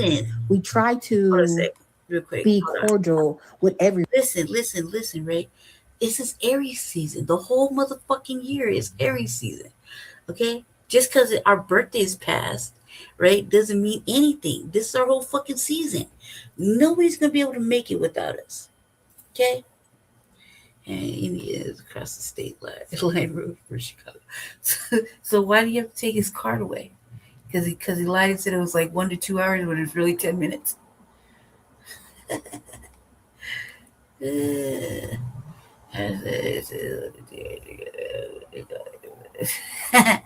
Maybe he's just exaggerating because nobody goes there or hasn't been there in a long time. I haven't been to Chicago in a really long time, but I haven't been home in a longer time. Literal state line road. It's Aries year. The whole fucking year. I don't care what season it is. I don't care if it's Taurus season. I don't care. Let them have their month or whatever. The whole fucking year is our year for everything. They need us. Nobody's gonna be able to make it without us. Real shit. You keep in mind that Aries is the ultimate defense. We're the protectors, the defenders, the fighters. We're the first line of defense. Look, if it got past us, it's because an Aries wasn't doing their job. Okay? There's always got to be an Aries in the front line, holding it down. Exactly. And what are we in, Ray? We're at war, right? FBA against everybody, right?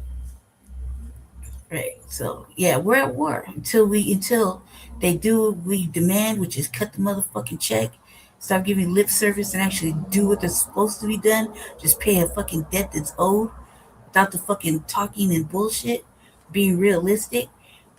Crime bill, etc., etc., etc. Everything that TVA and Professor Black Truth and Tariq talk about, right? As soon as they do that, maybe we'll let up. We'll see.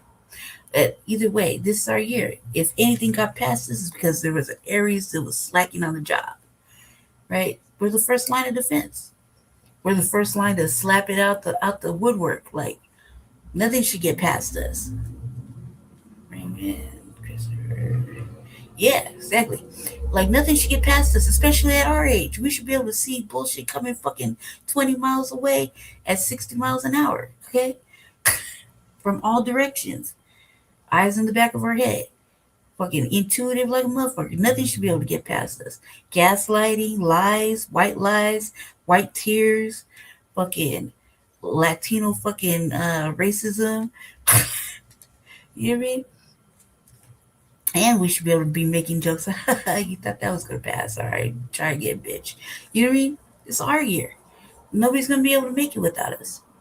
I don't care what anybody says. There's always an Aries in the line of defense to protect, to defend, and to fight the battle. Once the war's won, then we can take a break.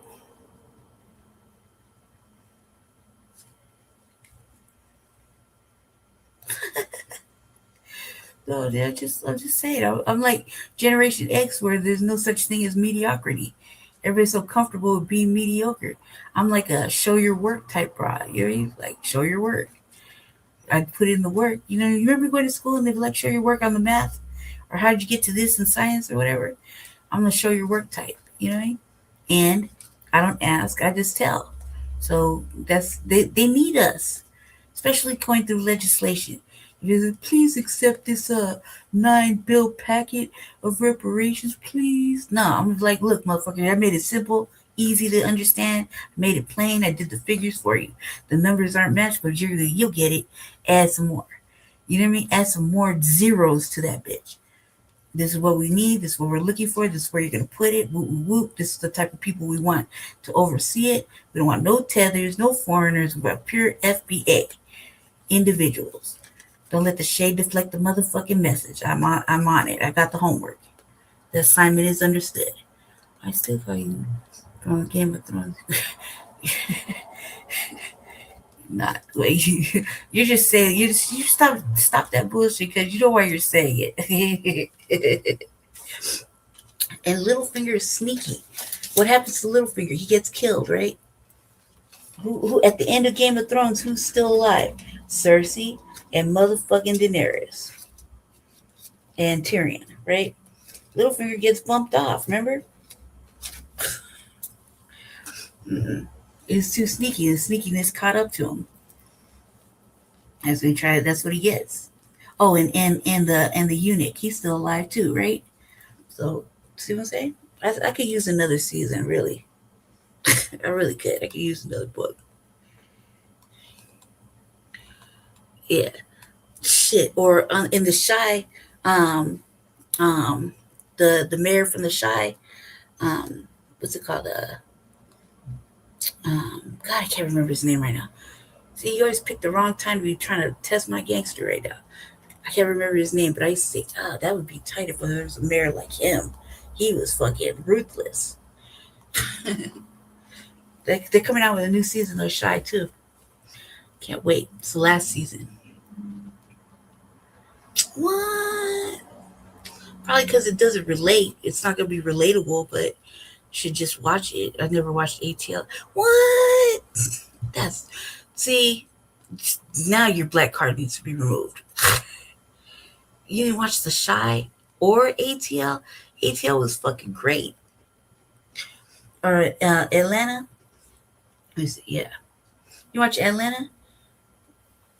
With Donald Glover in them? I don't watch it. Freak show. Okay, yeah, I can dig it. That's what I figured.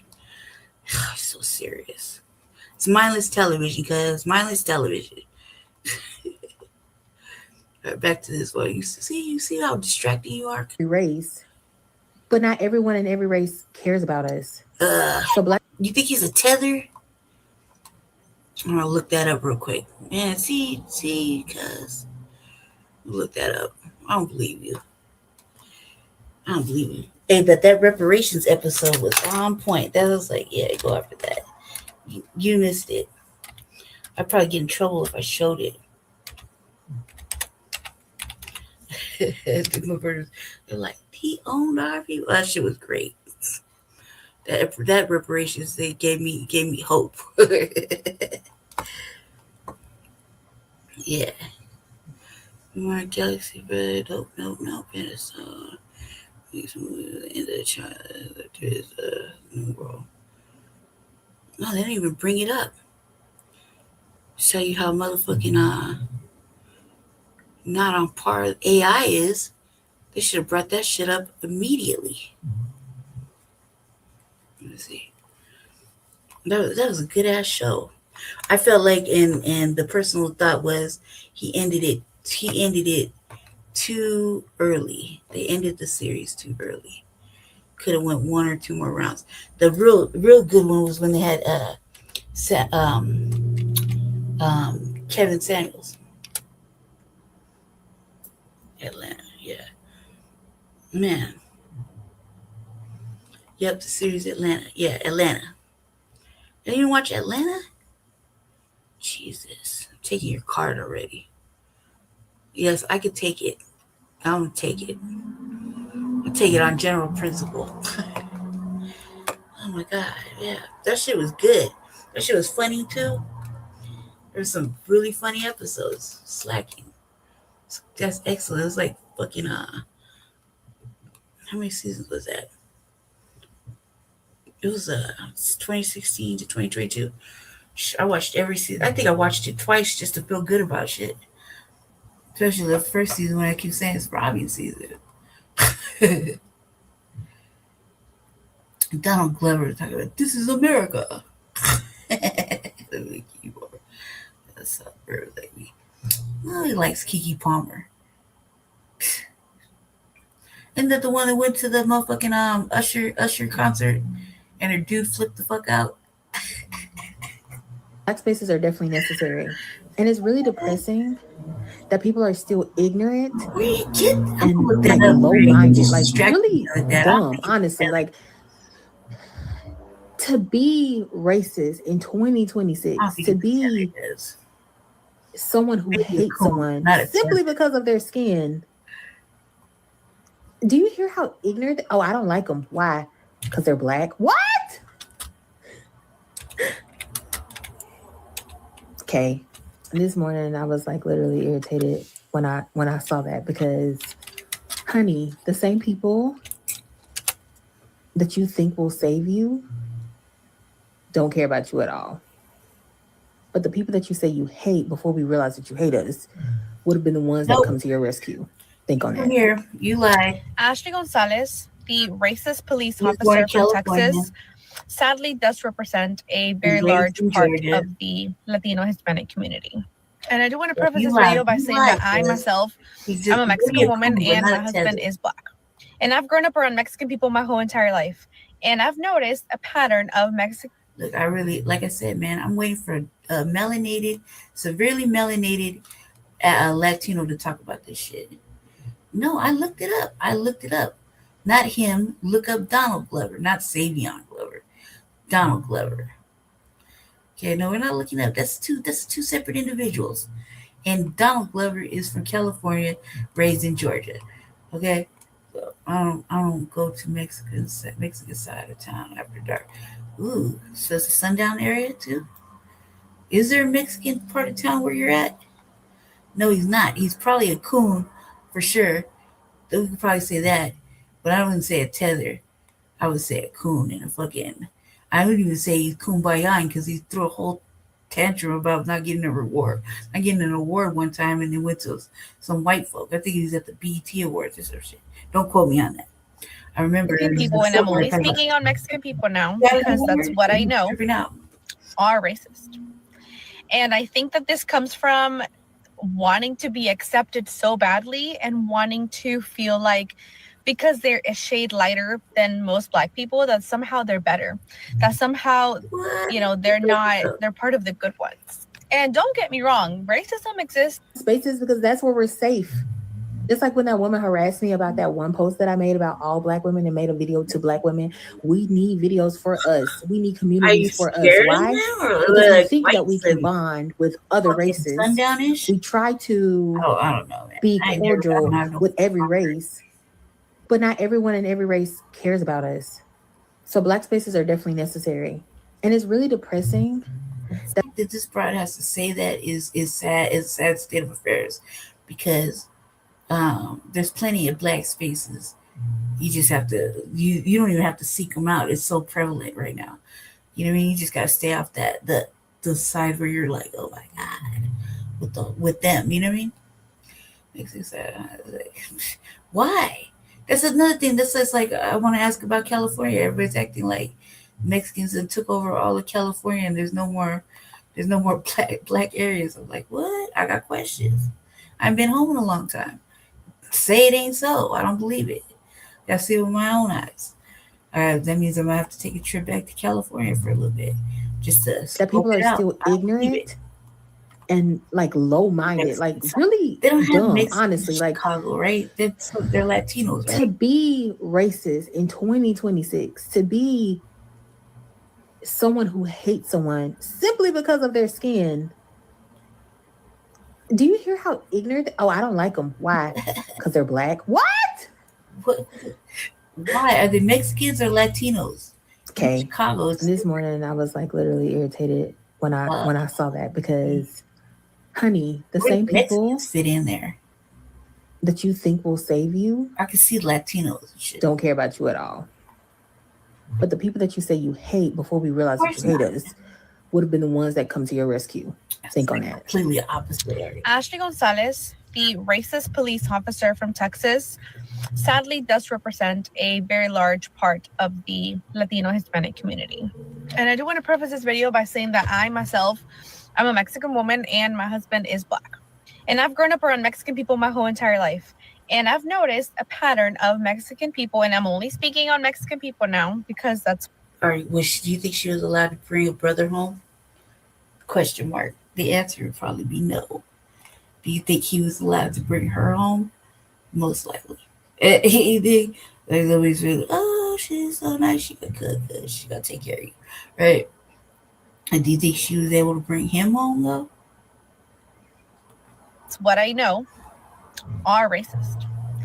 And I think that this comes from wanting to be accepted so badly and wanting to feel like because they're a shade lighter than most Black people, that somehow they're better, that somehow they're part of the good ones. And don't get me wrong, racism exists everywhere, and in Mexico too. But in Mexico, I think it's more of a classism issue as opposed to a race issue. But that's a whole nother video.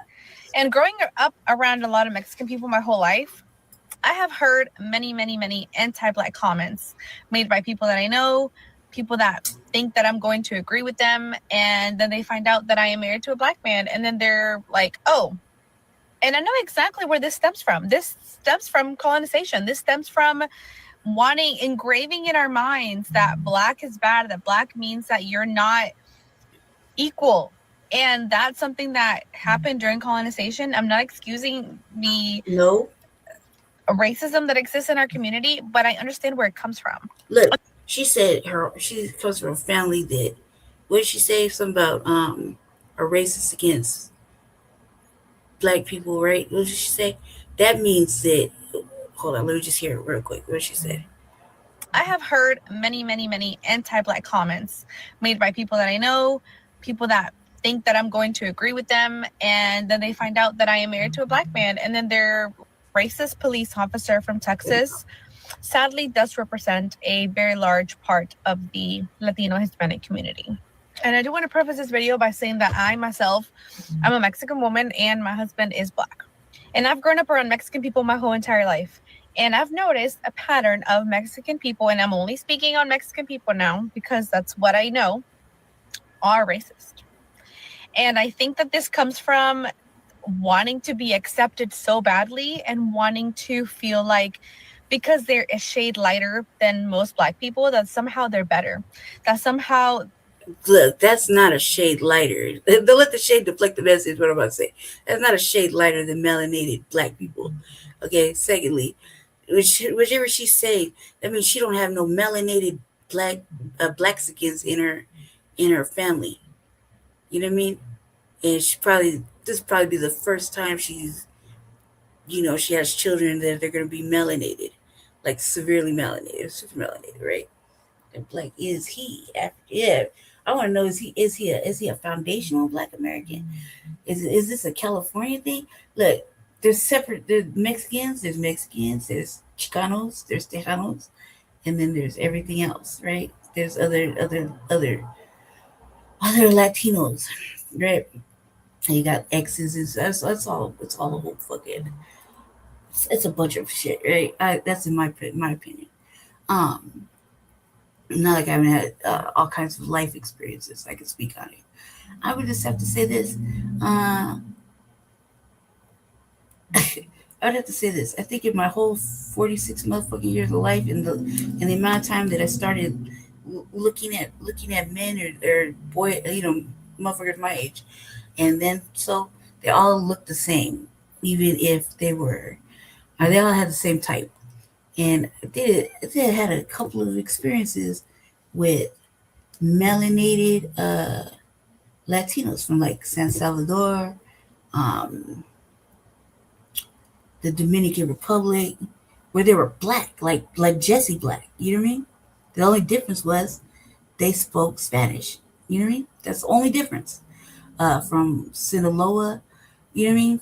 From Mexico, they were Black like Jesse, looked just like Jesse, right? So the only difference is they spoke fucking Spanish, and one of them had hair like Miguel. Okay, but that's about it.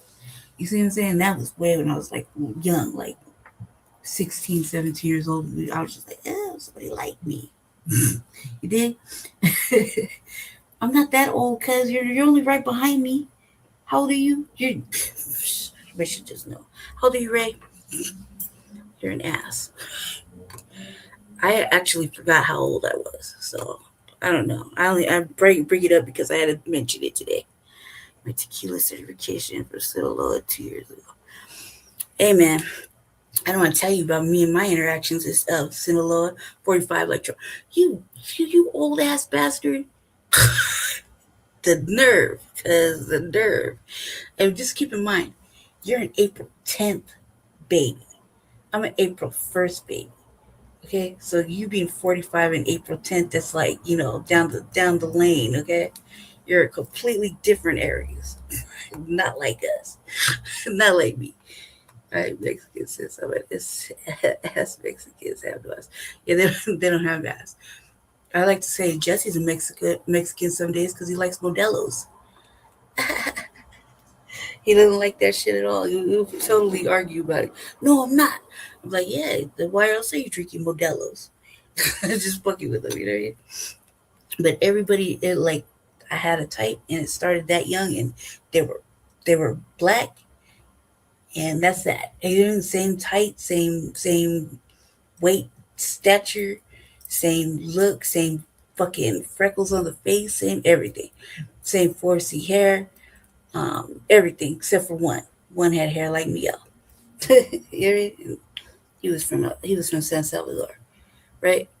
Spoke English and Spanish, straight up. I've only had a couple like that. I don't want to hear from these fair-skinned motherfucking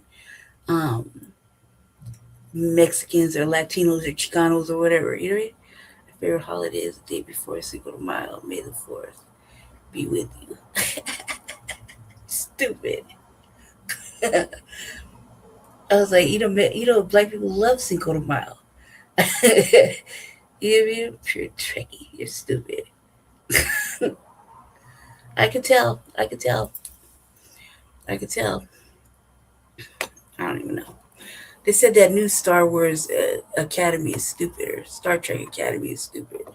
That weird ass agendas going on. I don't know. I didn't watch it because I was like, what they do to my Klingons? I have to go back and really watch Star Trek, right? Because I was having a debate with my brother about Klingons. And I said, I don't remember there being a light-skinned Klingon, because I was talking to my brother. He had a whole fucking dialogue about it. I was like, they're black. Apparently not. Apparently I'm wrong.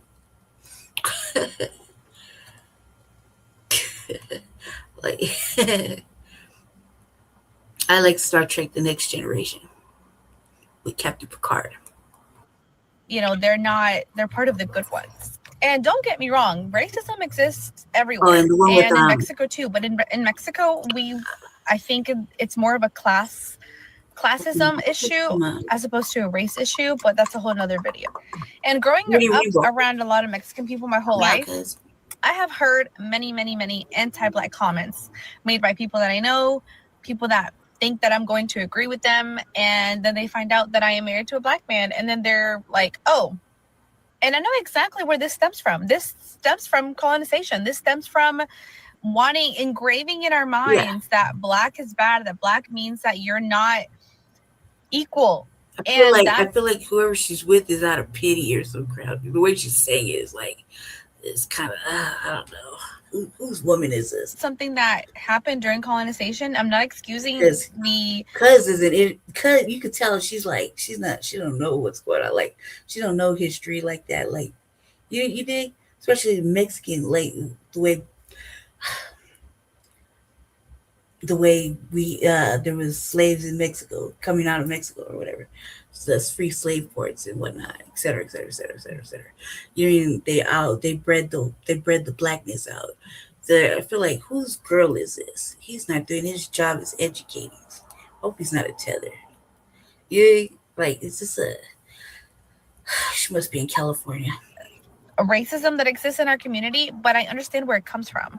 And the moment that Hispanic people admit that they do deal with a lot of anti-Blackness is a moment that they're going to start to learn how to decolonize their minds and question as to why they have certain biases or as to why they believe in certain stereotypes, because to most of them, it's just like clockwork. They don't even question it. Dude, everybody's trying to. And I'm not gonna lie, I had to catch myself. I was getting a little defensive in my mind when I was watching all these videos of Black people that obviously were a very.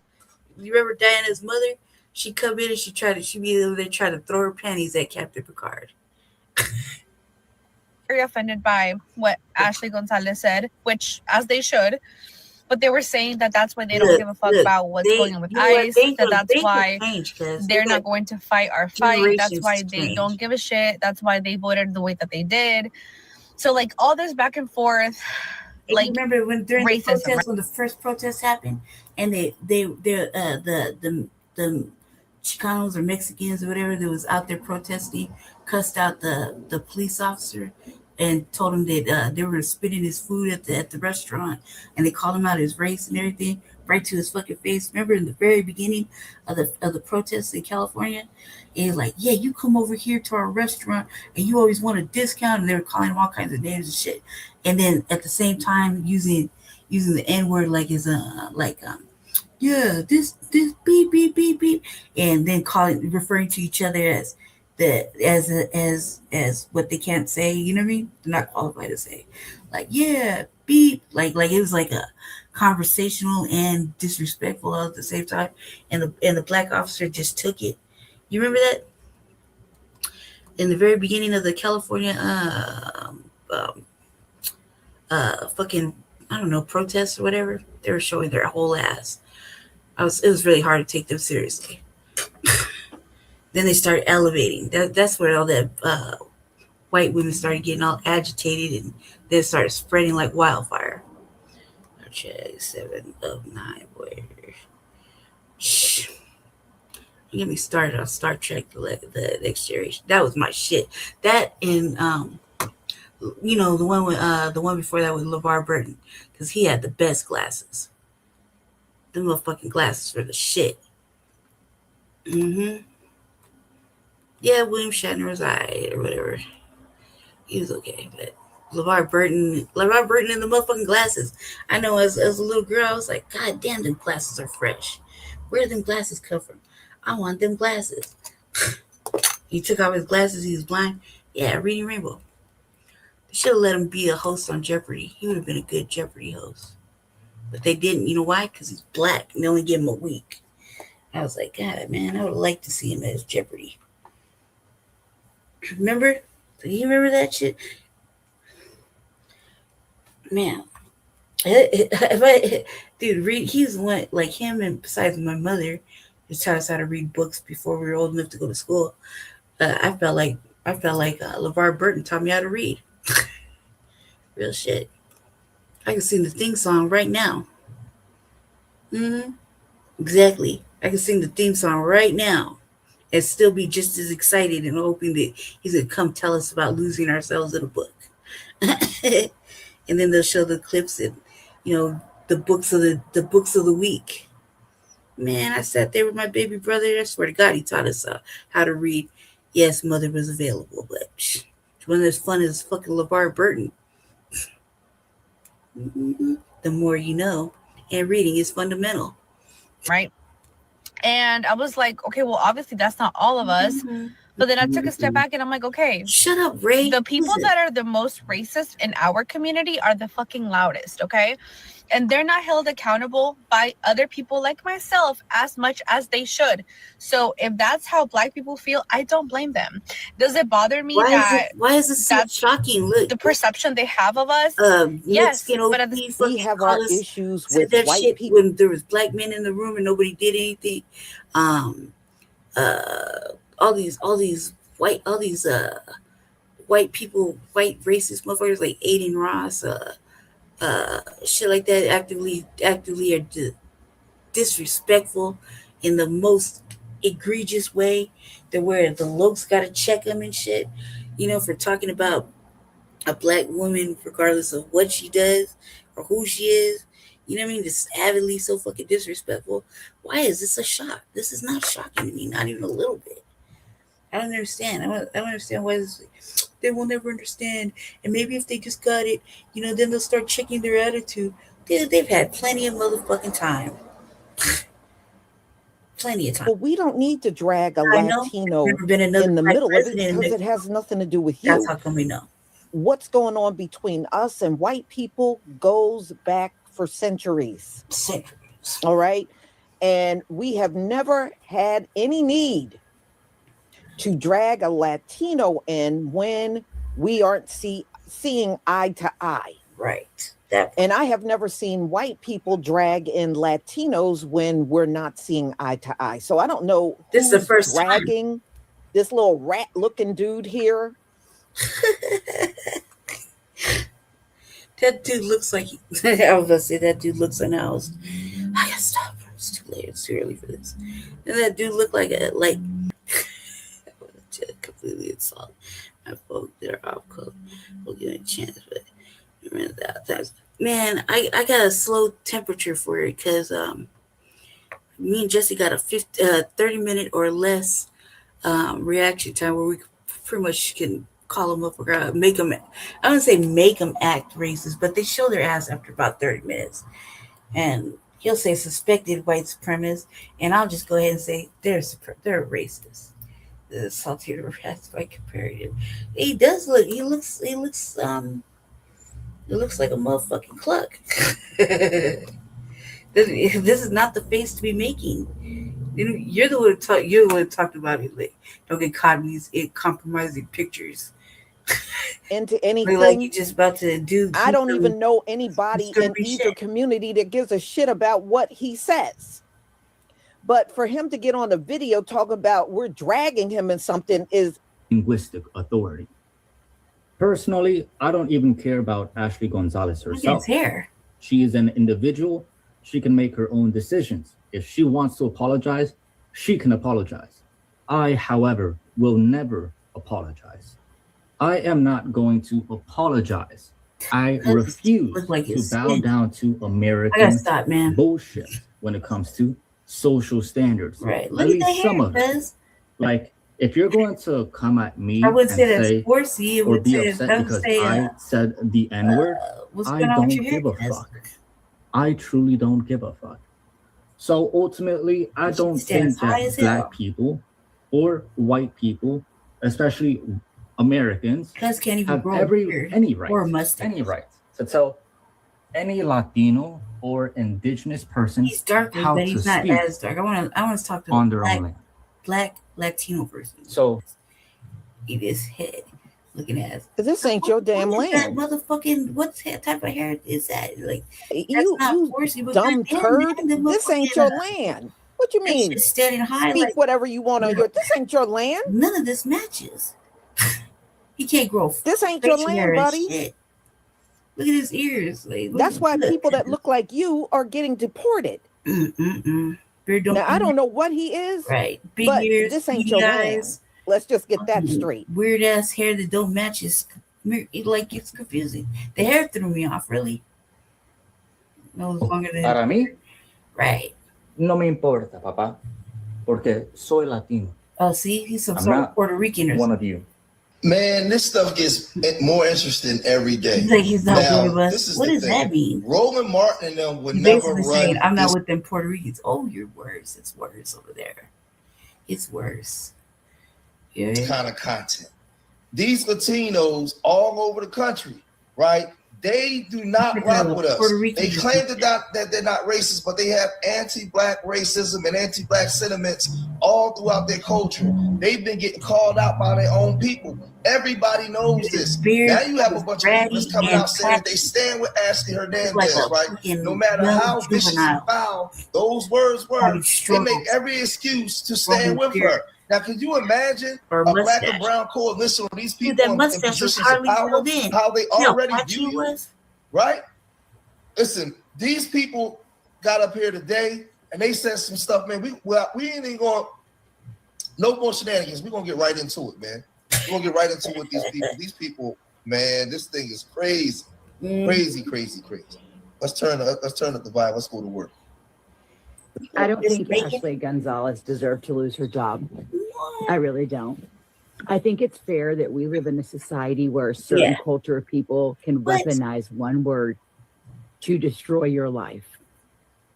And they will push you. How do you know George is Latino? Could you imagine? She said hot boy statements at this. A certain group of people can use one word to ruin your life where you shouldn't be using it at all. Then she said we can push you into being racist. No, we can't push you into doing nothing. Either you're racist or you're not. How is he Latino? This is these people. This is who Roland Martin and your Democrats want you to align with. Private side, it's like a watch. This is the mentality. Either way, I don't give a right. fuck. Let's proceed. Either way, he's on code. You're right. You're right. And He's on a code. female police officer. It's part of the lineage. He's not on the lineage. He's the advocate. And dealing with what she does with every. Or what is it? I didn't mean to say what is matter. That word comes from somewhere. Okay. It comes from where? It would be kind of like if we were to say colonizer Damn daylight. held just as much power as the N-word. No, he's not. Because when they say it with hatred. It's hatred when they say the word. It's not prejudice. It is straight up racist when they call white people. Can you imagine? Now listen, you see how she going out of her way to defend the W? Or just one you side? See this, right? She going way out of her way to defend the W, but she. And see, y'all, this proves right there, because I know a lot of people will say, oh, well, Hispanics got black in them. They got black in them. But you hear, she is only concerned about the white side. That's the only thing that's important to her. Right. That's the only thing that's important. No, oh, they got black and this and that in them. Well, she obviously don't care about that. She's only defending her white side. That's all she's concerned about. All right. It's just like they are, they're so proud that they speak Spanish, and they don't realize that was beat into them. That was beat into them. I mean, y'all never look around and say, why are we speaking this language? They beat that shit into y'all. But you're so proud to speak it. That is weird. That is weird. Y'all emphasize with your colonizer. See, with us, I don't think we that's we don't. Not only do we hold the colonizer accountable, we hold their offspring who's still benefiting which side? accountable Both too. sides? Is it That's why they can't down stand the line, or is it immediate? Like us, and they're getting our one side history is out of the mother school. or They're father trying to is take our stuff out of museums Cuban? because they don't like being held accountable. Fucking Tiffany Haddish. But we don't care. She looks weird. We don't care. She's not funny anymore. But see, people like her, she cares about how the white side of her feels. That's more important than anything. That's why she's online defending it. That's true. So some people are so badly colonized. They defend their colonizer, just like the Africans. The Africans will do the same thing. Oh, you got victim mentality. You always blame the white man. Africans do that mess. So y'all have learned to have sympathy for your colonizer. Us, on the other hand, but at least Nipsey Hussle, we don't. So they look weird, not like you. With y'all, it's very different. It's very different. I'm not saying none of us will have sympathy if something happens, but for the most part, we don't put their feelings on a pedestal, but y'all do. And I'm starting to see this a lot in you Latinos. And the thing is, she's doing all this defending, and white people still are not going to accept you. They're still not going to accept her. It's a fact. And that's what she don't get. They just don't pay attention. Like they don't. But they want it so bad. Oh, they want that white label so bad. They want it so bad. And this woman is a good prime example of that. Okay, let me see. Sorry, Felly, I have to get back up here. She got a lot of vitriol towards you. Now let me do this real quick. Let's be honest. What laws have we ever got passed to harm Mexicans? No, I know. I heard when have we ever about marched in the streets to get rights passed to force them out the country or hurt them? Really. When we ever invade their country or hurt them? She has all this smoke for us, and honestly, Black Americans have never done nothing to nobody. Nobody. Even anything if they listen, man, I'm trying to tell you, these Democrats is, man, they flagrant, man. They crazy for this, man. If every Black person that said that word would lose their job. What? Could you imagine that? I don't think anyone should lose their job for a word at all. But these people will get together. This woman, for real. First of all, colonizer is not a slur. Nobody's going to lose their job over it because it's not a slur. Just like this woman is an idiot. And I feel good about if she thinks colonizer and the N-word are the same or carry the same weight, she's nothing but a big idiot. She sounds like a fool. Do I regret it? No, not even a little bit. It was the truth because I was asking specific questions. And then I had to point out the fact that pandering and such and such. Yeah, my comments talk about some. I stand with Ashley. I stand with Ashley. Duh. That was the point of the video. That's what I said. I said that you all stand with her. I said that it's a part of your culture. It's a part of your culture to hate the culture that you mimic. Duh. What are you saying? Right. Sticky bangs, bamboo earrings. What are you saying? Sticky bangs. What are you saying? We know. The point of my video was that you guys stand with Ashley. That's like the mindset. Not everybody, duh. But that's the mindset. We knew, we know, we got it, we get it. We get it, we get it, we get it. I stand with Ashley, I stand with Ashley. Now I could take it there. But you know what? I'm gonna keep it cute.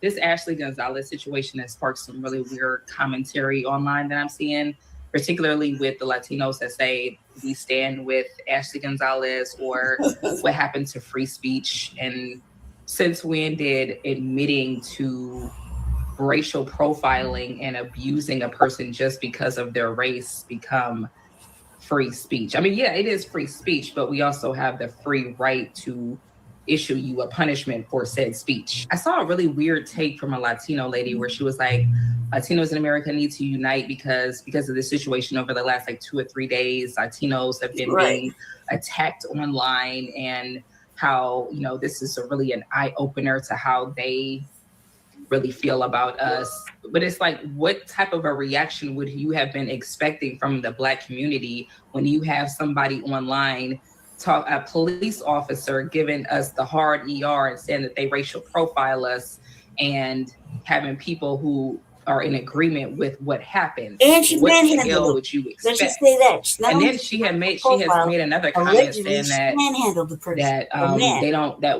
that Latinos don't need to be kissing Black people's ass or something like that. I guess for the people who are apologizing about the situation, we don't need to be kissing their ass. You know, we need to be focusing on ourselves. We don't need to be doing nothing for, you know, anybody else. And I think that she was basically trying to do a pushback on the people, on the Latinos who stepped up and said, you know, this doesn't represent us, and we don't agree with Ashley Gonzalez or what she does, and addressing racism in the Latino community. I think her video was basically as a pushback against that.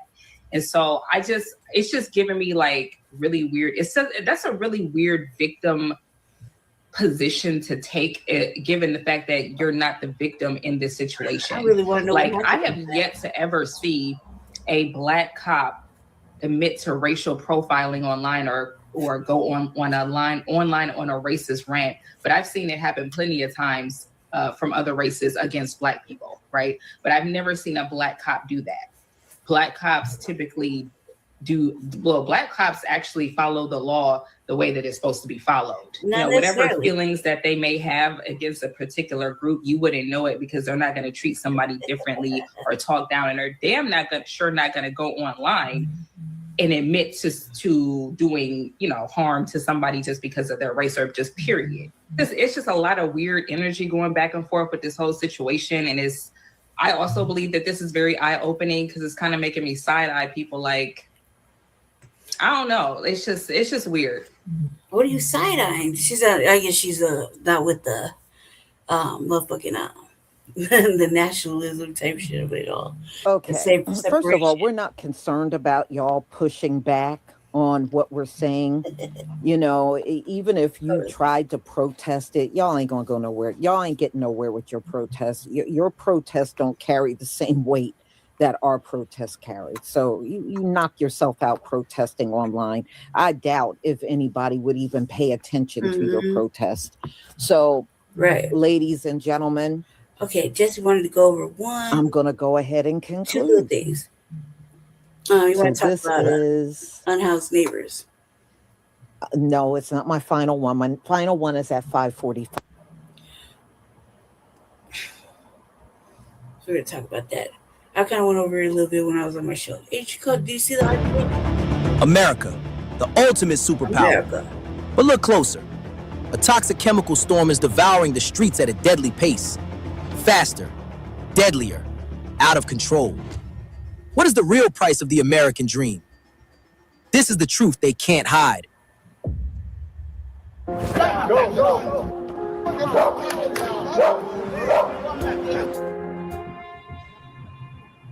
All shelters to be rehabilitation services. So they kicked us out of the shelter so they can update it, turn it into a rehab shelter. And so they moved us into another shelter, which was a nightmare. I'm missing a lot of stuff. You know what I mean? Like, people have been running through my stuff, running through my tent. A lot of my clothes are missing. A lot of my stuff's missing. Everything's missing, like all of it. So it's like they know he's not here, so it's like, you know, and from the one that just walked by.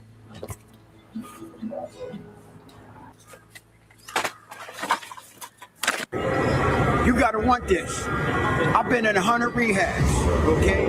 I've been in 100 rehabs, in and out, and I kept on doing the same shit, okay? Over and over and over again, because I didn't want it. Yeah, well, ain't no help with this. There's no solution. There's none.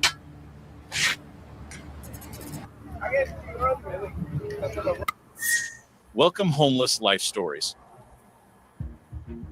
That's part of the faster, unhoused. more toxic, and more difficult to control. Sure. In the heart of a prosperous America, where growth figures are still the pride of a superpower, there exists a reality that cannot be hidden. This is no longer a smoldering issue lying in medical files or academic reports. It has stepped onto the streets, overflowed into hospital corridors, weighed heavily on the welfare system, and become a social pressure present right before each person's eyes. From the brilliant avenues of New York to the communities left behind in the Rust Belt, the traces of the crisis are becoming clearer every day.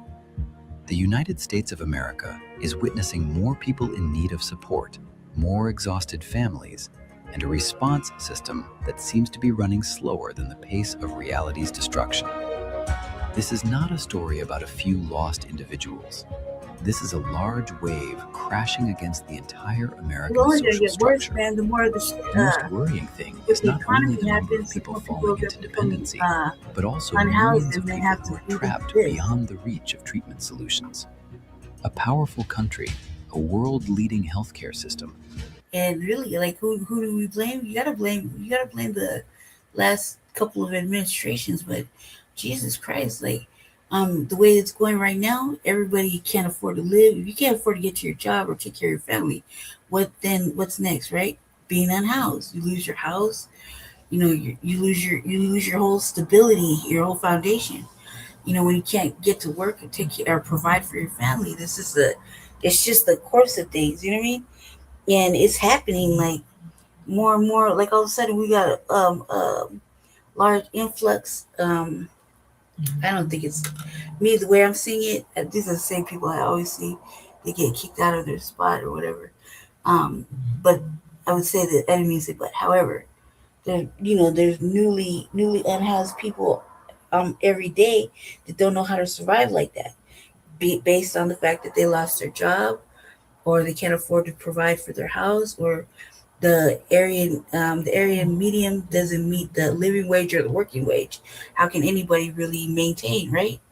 So what's next after you pushed it so far? It leads into going into being unhoused and trying to pick yourself back up and navigate a system that's really just there, like they say we provide services, but what is a service to them? A motherfucking flyer to the next spot.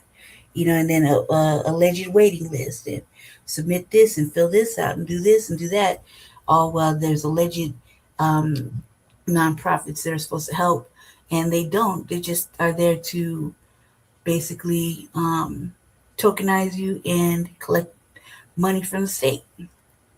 Like I said in city council, I was like to the people, I was like, the migrants, I was like, you think these people are doing it because they want to? Stupid. They get paid to do it. It's incentivized.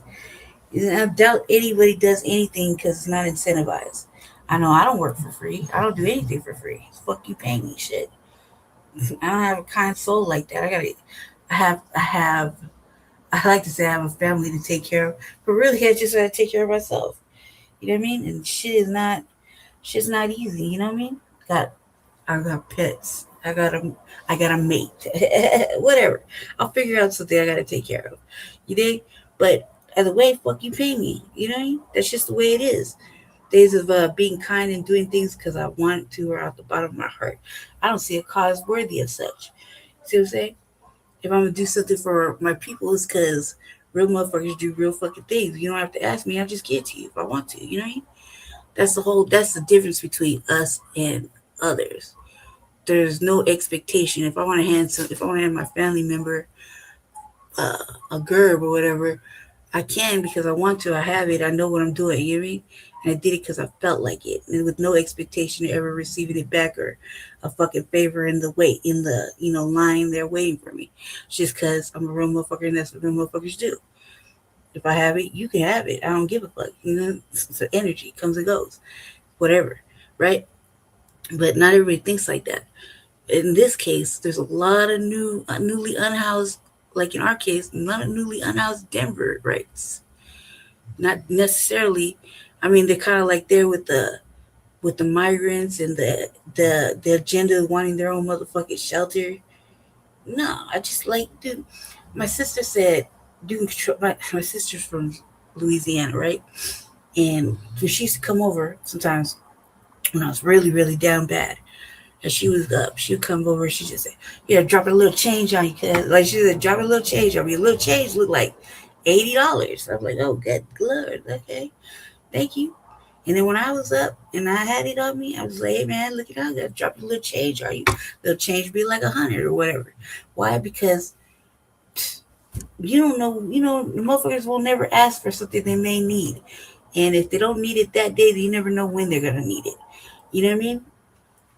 I like to save little bundles of fives and tens and shit. You know what I mean? In different places. I like to stash money all the time. Why? Because I never know when I'm going to need $5 or $10. You know what I mean? I've lost. I feel like this room is eating at least $200 worth of money. Easily.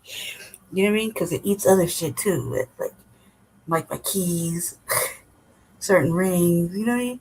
But I've easily stashed money all over this motherfucker. Why? Because I never know. I never know if I'm gonna have the fucking sudden hankering for a fucking soda, or maybe I want a Black and Mild, or maybe I just want to cruise up the street to the little sports bar and have a shot or two because I don't get to do it often. You know what I mean? You might want something. Go ahead. You never know. You never know. And I miss my sister, man. I miss her not because she used to come by and just drop a little change or whatever, but I miss the fact that she was the one who told me real motherfuckers do real motherfucker shit. But she said it in her own way. You dig? And I've never been a selfish individual. I grew up with a brother. So I grew up being able to share and like, you know what I mean? Here, you have this brother, whatever, you know what I mean? I had a sibling. So those kind of things are not lost on me. I've never been an only child, and I've never been selfish. I'm not built that way. I don't really give a damn about a lot of things. A lot of things are easy to come by for me. If I want it, I can have it. You know what I mean? Just like that. And sometimes I felt like money was a motherfucking problem because it causes a lot of fucking problems. Then I got used to not having no money, and I felt free like a motherfucker.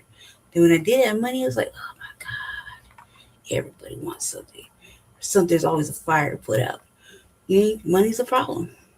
But in this case, people needed to survive to people have lives. They work real jobs.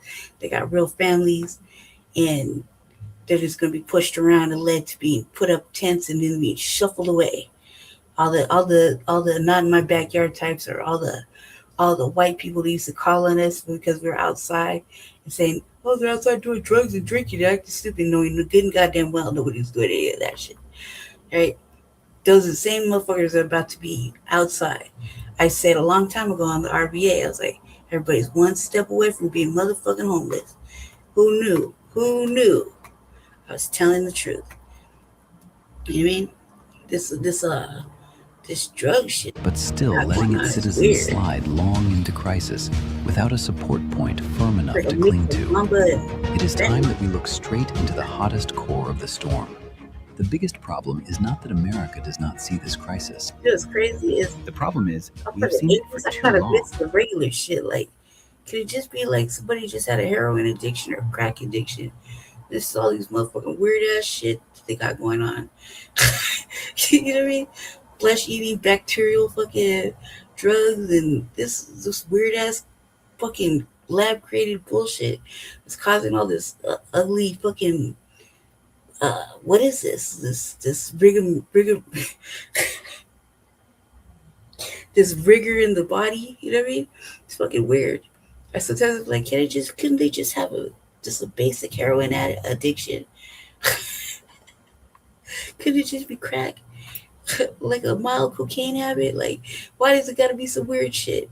But still have not been able to stop it. What exit for a cracking system? And what is the real price that society must pay? Look, they created the problem, and then Part they're 1. trying to fix it. America is facing an unconcealable crisis. This reality is no longer a hidden ghost in dry medical reports. It has overflowed onto the road surface, crept into every hospital, weighed heavily on the social welfare system, and become a present pressure right before every citizen's eyes. From brilliant megacities to communities forgotten deep in the interior, the traces of the substance use crisis are present more clearly than ever. More people in need of support, more communities becoming more weary, and the response system seemingly still running slower than the spreading speed of the crisis. This is not the story of a few lost individuals. This is a large wave crashing against the entire social structure. The most worrying thing currently is not only the number of people falling into the state of substance dependency, but also millions of people who are trapped beyond the reach of the professional treatment system. A powerful country, a symbol of prosperity, but still letting its citizens slide long into despair without a support point firm enough to cling to. All on purpose. America is having to face a harsh reality. When the safety nets become too thin, the price to pay is the stability of the community. Man, we used to have the biggest problem is not that America does not see this crisis. The problem is that America has seen it for a long time, but still has not been able to stop it. Smoking weed, who knows? Part 2, the eye of the storm, toxicity and chaos. Just doing their old shit. If Part 1 sets up a broad picture, then right at this moment, we must go straight into the hottest core of the problem. The current crisis in the United States is not only dangerous because it is widespread, but also because it is becoming more unpredictable, more toxic, and devastating many times faster. On many streets of America, people no longer face a single type, but a toxic street supply, where the boundary between substance use, dependency, and overdose crisis becomes more fragile than ever. The rise of synthetic addictive substances has pushed the risk level to a new tier. Leading this blacklist is exactly fentanyl, a name that has become a horrific obsession. Just an extremely small amount mixed uncontrollably is enough to turn a mistake into an irreversible tragedy. But the nightmare has not stopped there. Strong stimulant substances are continuing to make the crisis more complex and prolonged.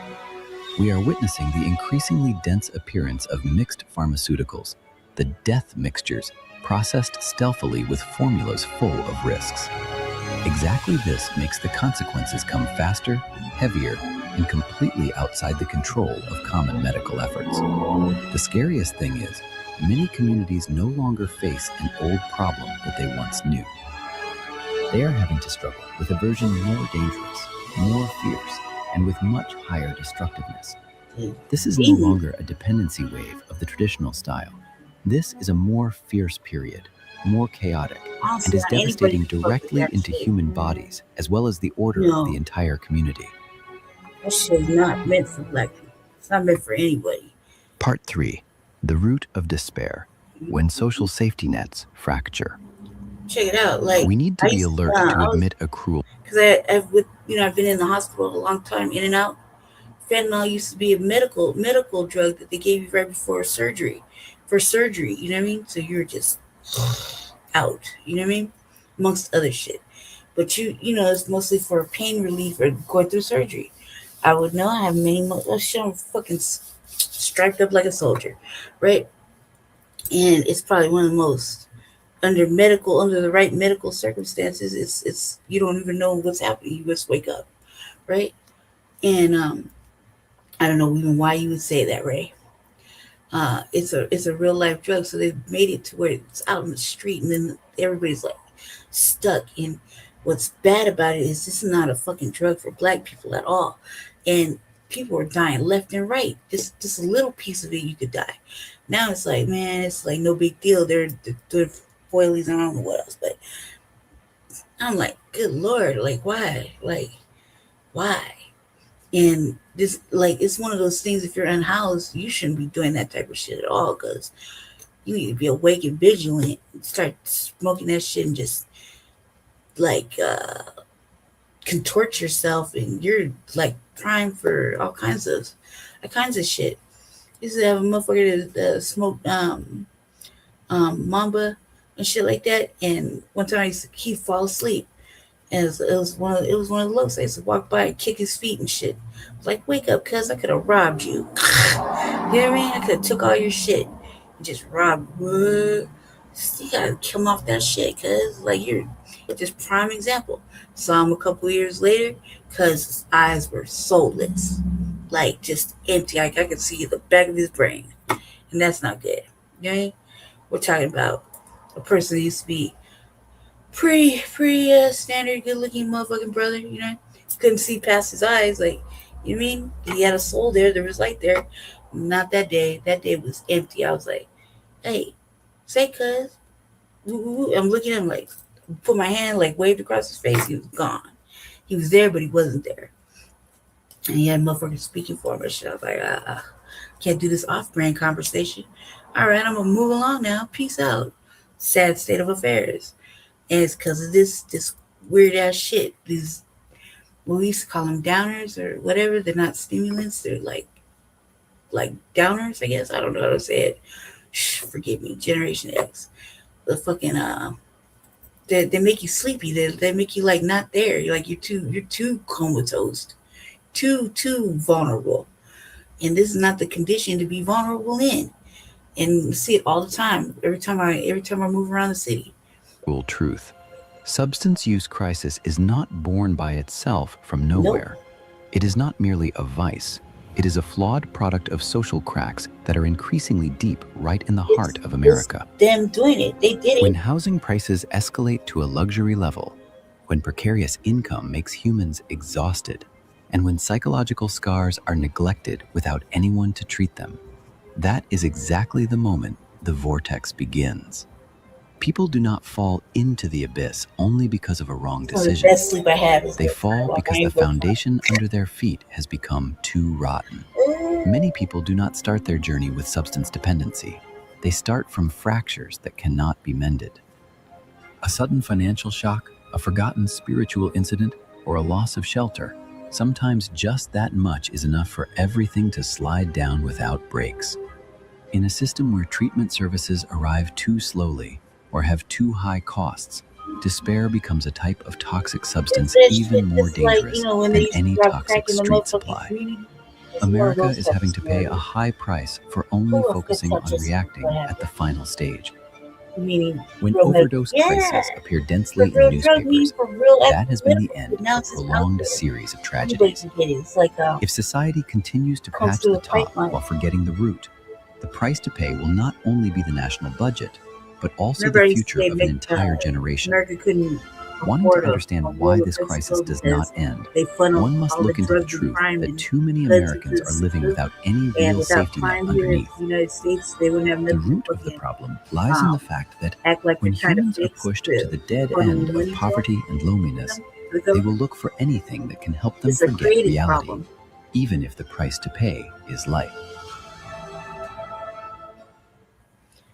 Part 4, the substantial exit, when humans are the center of recovery. We need to clearly affirm, no country can extinguish the substance use crisis just by pushing it out of sight. Cleaning up the urban surface part is only a temporary solution, if not to say, a way of evading reality.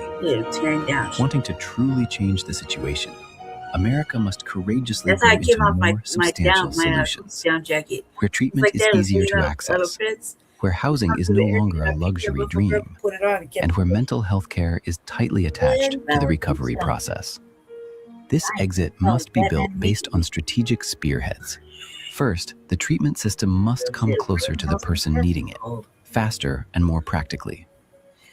It is not possible to let administrative barriers or costs separate humans from the chance of survival. Second, recovery can never be separated from a stable shelter. One roof is exactly the first fulcrum for a substance-dependent person to start over from the beginning.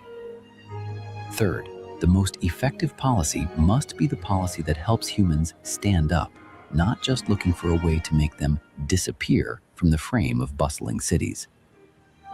And finally, wanting to save an exhausted community, first of all, it is necessary to return to those who are trapped the feeling that they still have value and still have a future. America is standing before a test of systemic metal. The answer does not lie in promises, but in action, because every moment of hesitation is another future being lost. The story about the dark side of America is not easy to listen to, and is even more not easy to witness. If you find this information valuable, please help me spread it. Please continue accompanying homeless life stories in the next journeys. Each state is responsible for, and they're lying if they think they can fix it. It's as easy as just housing a motherfucker and letting them start working and shit without letting them have stability. That's a major crucial thing. You know what I mean? And this and not housing them in the area where it's so readily convenient to slip in and slip out. You know what I mean? That's a major problem, but they do it intentionally. They do it on purpose. So it's all by design. Okay, I think this is the last one, because you wanted to talk about the migrant news too. So unhoused neighbors and migrant news, and then that's the last one. So are you still with me, Ray? Okay. You gotta hang out with me till the end. And remember where I parked this. America, the ultimate superpower. But look closer. A toxic chemical storm is devouring the streets at a deadly pace. Faster, deadlier, It's my fault. out of control. My fault. I apologize. Okay, let's see what the disclaimer.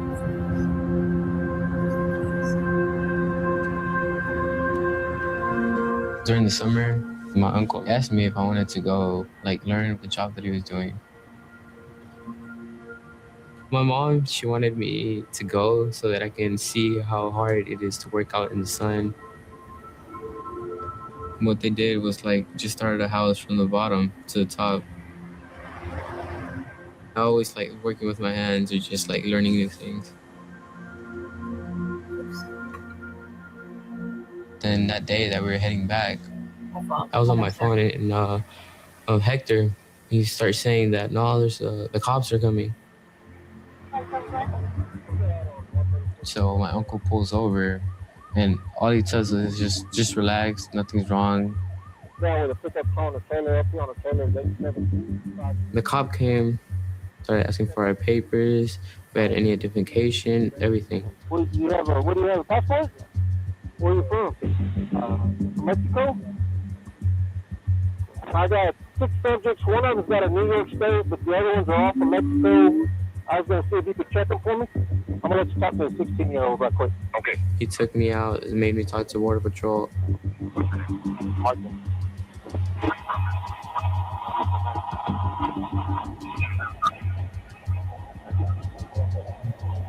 We were all handcuffed. And I started asking the cops, like, what's happening? What are they going to do to us? He just told us that, yeah, we weren't supposed to be here. And because we were illegal, Border Patrol was going to come get us.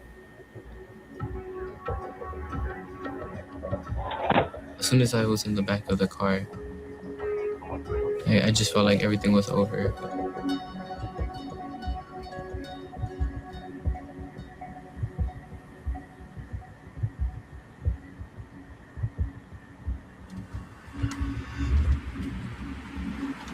That night in June 2019 was the beginning of a long journey for Martin.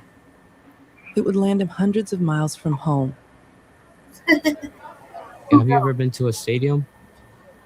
It was like a stadium, but with cages inside, and that's where they kept all the people. He's being deported. And when we walked in there, we just saw people, it's like crying. We saw little kids crying.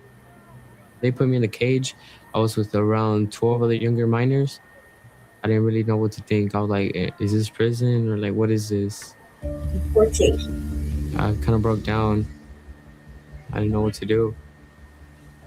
He had ended up in a massive U.S. Border Patrol holding pen in McAllen, Texas. A bleak picture of conditions for migrant children. We are seeing sick children, we are seeing dirty children, we are seeing hungry children. 60 children say there's not enough food, water, or sanitation. Martin had spent most of his life in the U.S., but it didn't matter. Like tens of thousands of kids who had recently crossed the border on their own or had been separated from their parents, he was handed over to a federal agency, the Department of Health and Human Services. When a child arrives at the U.S. border, they are taken into custody by U.S. Customs and Border Protection, whose mission is to protect the security of the United States. They're not set up to take care of anybody. They then turn that child over to the U.S. Department of Health and Human Services, which is an agency whose mission is to take care of people. I've been reporting on the lives of undocumented people in America for the past decade. These kids are getting sent all around the country. With the Associated Press, we've been investigating HHS's detention system for migrant children. We're going to end up with sort of like a generation of migrant kids who are going to have this kind of lasting trauma. My partners at the AP, investigative reporters Garance Burke and Martha Mendoza, have been on this story for years.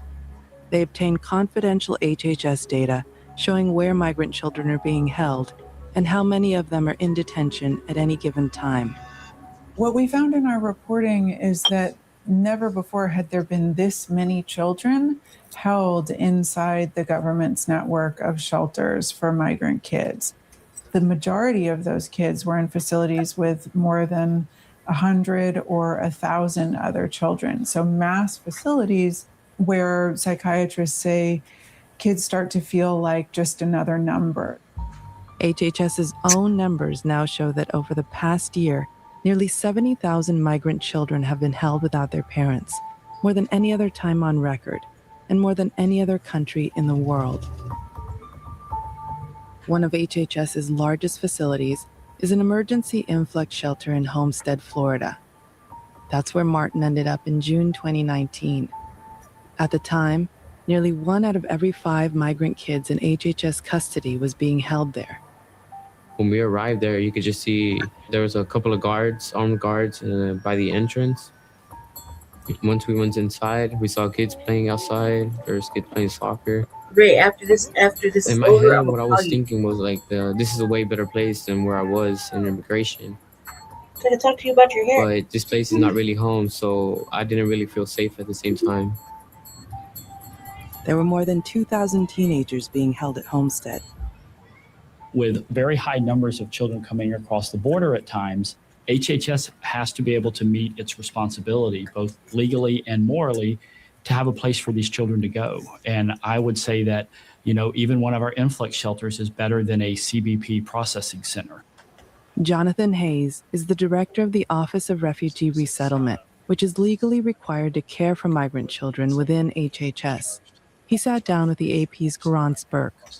So why would your agency hold so many children together, both in influx shelters and just very large shelters? There were some periods where we were receiving 400 to 500 kids every day. You know, damn. You may look at a shelter with 500 kids and realize I could fill up one of those in one day potentially. HHS would not allow us to bring cameras inside Homestead, despite repeated requests. But over the past year, we've spoken to numerous kids who've been detained, including this girl, who says she spent a month and a half inside Homestead waiting to be reunited with her father. She asked us to disguise her voice out of concerns for her immigration status. Pues a mí me pareció a la vez hermoso porque, bueno, está bonito ahí, pero a la vez no porque miraba muchos niños this is serious que seguían reglas, kid knows y to hide. todos los días hacían la misma rutina. She says most of the day was spent in classrooms, with only 1 hour of outdoor time. Me sentía como que muy frustrada, como que quería romper las reglas, pero no podía. Tenía que seguir las reglas, porque si no, pues si me portaba mal, pues me hacían un reporte. A la vez se ve como una cárcel, porque me siento muy atado, siente frustrado, que desesperado, pues. Jesus. The mass detention of children at Homestead and other HHS sites stems in part from a little-known decision by the Trump administration. That's his luggage. In 2018, HHS started doing extensive background checks on the children's sponsors, mostly relatives trying to claim them from detention. They began vetting sponsors and families to the extreme. Anybody in a house where these kids were going to go to would have to be fingerprinted, background checked, and fully screened, which took a long time. While the extreme vetting was in effect, the time kids were spending in HHS shelters went from a few weeks to months. Some of the additional changes that did come to be, I think did have an impact on kind of slowing down the process in that. But, it's always a balance between, the safety of the children, but also being able to discharge them as quickly, but as safely as possible. They do for regular people.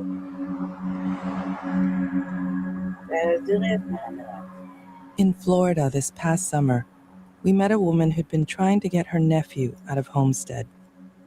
Haré un niño humilde, bien callado, bien tranquilo. Xiomara says her 16-year-old nephew Harin left Honduras because gangs were trying to recruit him. Yo lo único que he escuchado en las noticias que los niños no pueden estar más de un mes en un albergue, pero este niño todavía no lo han entregado. Y eso es lo preocupante. Though she herself is undocumented, Xiomara says she gave HHS everything they asked for. But Harin had been in detention for almost 4 months. Me pidieron esta. Yo mandé mi permiso de trabajo, yo mandé mi social, yo mandé todos los papeles. Y para que ellos miraran que yo no estaba haciendo cosas ilegales. Pero cuando yo me pongo a hablar con él, me decía, fíjese que dice que usted no es mi tía. El trabajador social de él le dijo que ella no es tu tía y te quiere robar. Y él se puso a llorar. Y él se siente muy, como dicen la palabra, traumado. ¿Por qué tú crees que es un trauma? Porque no es fácil estar encerrado en una pared. Se siente desesperado. Along with the extreme vetting, we found there was another factor pushing up the number of kids in detention. HHS was sharing information with ICE about sponsors coming to claim their children. What it was meant to do was to cast a larger net after those that could be particularly targeted for apprehensions.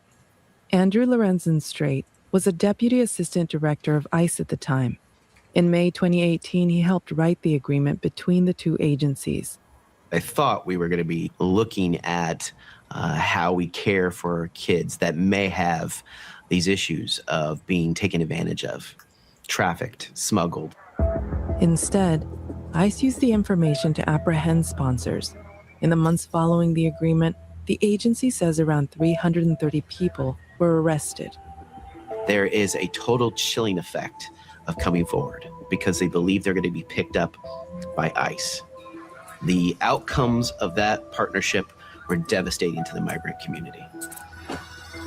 On some of the government paperwork I've seen, there are fewer sponsors coming forward now, and that's led to more children being in custody. I have absolutely heard some anecdotal conversations and comments, that there was some examples of sponsors that were concerned. However, I really reject, the very premise that there's this very widespread pattern. ICE says it's not arresting people in this way anymore, but the fear remains. At her home in Texas, Martin's mother was worried about being arrested as she searched for her son. Lo único que querían era que yo les diera información. Todo el tiempo que me hablaban era la dirección de la casa. Y la dirección de la casa. Y todo el tiempo era lo mismo. Pero no me decían dónde lo tenían. Se ha escuchado mucho en las noticias que pues se están llevando a las personas que no son legales. Entonces, lógico que cuando estamos en esta situación, a uno le da como temor. Entonces a mí se me venía a la mente, cuando me entreguen al niño, donde quieren que vaya a recogerlo, me van a detener a mí también. Y yo decía, pues tengo que hacerlo. Y si no lo hago, no me van a decir nada de mi hijo y yo lo que quiero es saber dónde está. I don't know which looks better, his cell or her. Este es Martin, sus 3 años. Aquí, estaba chiquitita. Martin was born in Mexico and brought to the U.S. when he was 9 months old. Él es buena persona, es una persona muy distinta a todos. Recuerdo que yo nunca me he preocupado por, como mamá, como de que él tenga que hacer tarea. But even undocumented kids like him, who've been here most of their lives, have been detained. Después de que me entero que está en hostel, y yo le digo, pues yo quiero hablar con él. Yo quiero saber que está bien. As more children were being held, and for longer times, we began hearing from human rights advocates and mental health experts who'd been inside Homestead. Never have I ever been to a facility that has 2,000 plus children in one place. It's a deeply unnatural state. We've been monitoring facilities all over the country. Neha Desai is part of a group of attorneys who monitor the conditions for migrant children inside detention facilities. That are deteriorating. What we know from decades and decades of research is the way we should treat these kids is in the most home-like setting, in the least restrictive setting possible. Children at Homestead are monitored 24/7 by security guards. Children tell me that they can't walk 5 feet to go to the bathroom by themselves. These children are not free to leave. Psychologist Yanis Castillo was brought into Homestead to assess the impact of detention. All of the children in Homestead said, we are prisoners, we're detained, we cannot leave. It was a very regimented place. Children were walking and there was this one child and he was crying. So I asked the children, how come I saw a child crying and nobody was addressing the child? And they said that they were not allowed to talk to one another most of the time. And then they're not allowed to touch one another and they're not allowed to offer comfort. So we tend to see teenagers as mini adults. They're not adults. They cannot regulate their own emotions. They don't think of the future as we do. They think this is gonna last forever. The longer they stay in these detention conditions, the more they deteriorate psychologically. Lo primero que ya no quería estar ahí, me desesperaba. Me sentía, no sé, muy sola, pues. ¿Y cómo eran, dónde dormían? ¿Cómo era el área donde dormían? Un cuarto donde no podíamos ver para afuera. O sea, no se veía nada, pues. ¿No había ventana? Sí, había. ¿Y si trataban de levantar para ver para afuera? sonaban las alarmas. Tienen alarmas las ventanas. Yo me sentía como que estuviera en una cárcel, porque nunca he pensado en una cárcel, pero creo que es parecida. So what was The what were they security going around to do? any of our shelters is more to keep people out than to keep people in. Especially some of the older children, these aren't secure facilities. They're impossible to get out of. The overwhelming majority, the near unanimous number of children in our care are grateful. There are now approximately 170 HHS shelter programs for migrant kids across the country, from small foster care sites to places like Homestead. HHS houses the youngest migrants, infants and toddlers, in a handful of facilities they call tender age shelters. We were recently given rare access to this shelter, holding babies and teenage mothers in San Benito, Texas. This is our busy hallway. There's constantly children playing, nursing, eating. Melissa Aguilar is the director of shelter programs for Comprehensive Health Services, a private company that runs the shelter. We focus on 0 to 17. So we have mothers in care. We have the capacity to service pregnant teenagers, and they can also care for their babies here. A staff said it earlier today, and she said it best, that the children are borrowed. They're borrowed for our purpose, right? So a lot of times when something is borrowed, you take care of them better than you would something that is your own. The company runs 5 other shelters, including Homestead, and among its leadership is former White House Chief of Staff John Kelly, who'd backed the policy of separating kids from their families at the border. Over the past year, the government has paid CHS nearly $300 million.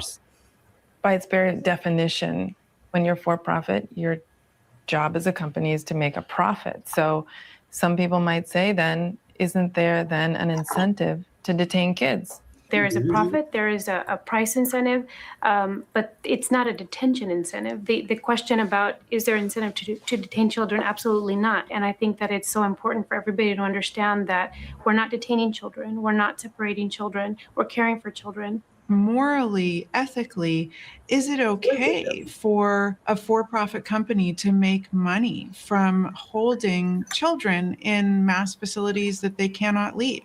They're not the ones determining what kids are coming there. They don't really have as much say over who stays there. We can move kids in and out if we so desire. Am I personally opposed to, for a for-profit company? I've thought about that question, and honestly, I'm not. And at the end of the day, when you get down at the shelter level, you're basically talking about just a bunch of social worker, child welfare experts who just want to help care for the kids. We know from the American Academy of Pediatrics that there's no amount of time that it's safe for children to be detained. We know definitively that detention harms children, that every single day that children are there, those impacts compound. Recently, HHS's internal investigator looked into the issue. They took a look at the shelter system and concluded in their own report that the mental health needs of these kids was not being met. Some kids were getting stressed out to the extreme, inflicting self-harm, becoming extremely withdrawn and depressed. Beyond the mental health impacts, there have also been documented cases of physical and sexual abuse at some HHS shelters, and the AP reported that children and families are now suing the U.S. for hundreds of millions of dollars. As for Martin, after almost 3 weeks in detention, he found out he would finally be going home. On a Saturday night, I was going to sleep, and they woke me up like around 10:30, and they're like, "You're getting to leave." Y estaba desesperada porque se tardó más de lo debido el avión. Y cuando él llega, en realidad ni lo conocía. O sea, yo creo que estaba tan aturdida porque no lo vi. Pero ya por fin cuando lo vi, pues sí, me dio mucha alegría. Ya me sentía como que el alma me volvió al cuerpo. When I saw them, I just ran to her and got to hug her. Just stared at them, didn't know what to do. Before, I didn't really miss my mom because I get to see her every day. I didn't feel like there'll be that empty space where you actually need that hug from your mom. The first 2 weeks, I didn't really get to sleep. I was still like confused about what was happening. I wasn't really stable. I'm still scared that something bad could happen. Like, I don't feel safe anymore. Doesn't make any sense. You still swear to Que vamos a trabajar y lo logramos, ¿verdad, mamón? After nearly 4 months, Xiomara was finally recognized as Harin's aunt by HHS. Cuando me dijeron que ya me iba a reunificar con mi familia, una sorpresa. You think he feels bad for saying that Cuando that's ya not... dijeron, alista tu maleta, todo eso. Entonces yo me alegré bastante y ya me voy. El día que me dieron a Harry, yo me sentí la mujer más alegre del mundo porque ya me lo iban entregado con tanto tiempo, andaron recogiendo un bicho. Sí. Platicábamos y llamamos a toda la familia. Pues en camino, mire. Hola. What did they do with them and why did they go? And what are they like? What kind of nefarious governments on? El primer mes, todos los días, hablaba de hostel. Me costaba dormir. A las 5 de la mañana estaba levantada. Él soñaba que le hablaban. Kind of wonder what they're going to do with the children. Y le decía, ¿usted qué le pasa? ¿Se siente mal para ponerle un consejero? The alleged vetting is so difficult. No, tía, me decía, no se preocupe, que yo lo voy a superar. Whatever. What are they really doing? What did they go for that? How did he get to go? You know? Un poco recuerdo cómo era. Documents? Because she said she was undocumented. Ya yo me he olvidado todo de hostel. Kind of look like lies. That was Your conscious mind might not remember, but your body remembers. Your brain remembers. And maybe that child at that moment says, I'm okay. But later on, he might be in a situation that is scary, and then he might freeze, and he doesn't know why. They have PTSD, huh? We visited Martin 2 months after he came home. He and his family asked to see the footage of the moment when he was first detained. That's what I want to know. Were you surprised when they got the Border Patrol on the phone? Yeah, just didn't know like what to say or how to react. Yeah, stay waiting at the point. It's okay, dude. I just want to know what you see how the government got involved. He separated them at the border. It's just some nefarious. Something I wish it never happened. Children, especially ones that undocumented, ghosts, real shit. You know what I mean? I was like, that shit makes sense. PBS do better.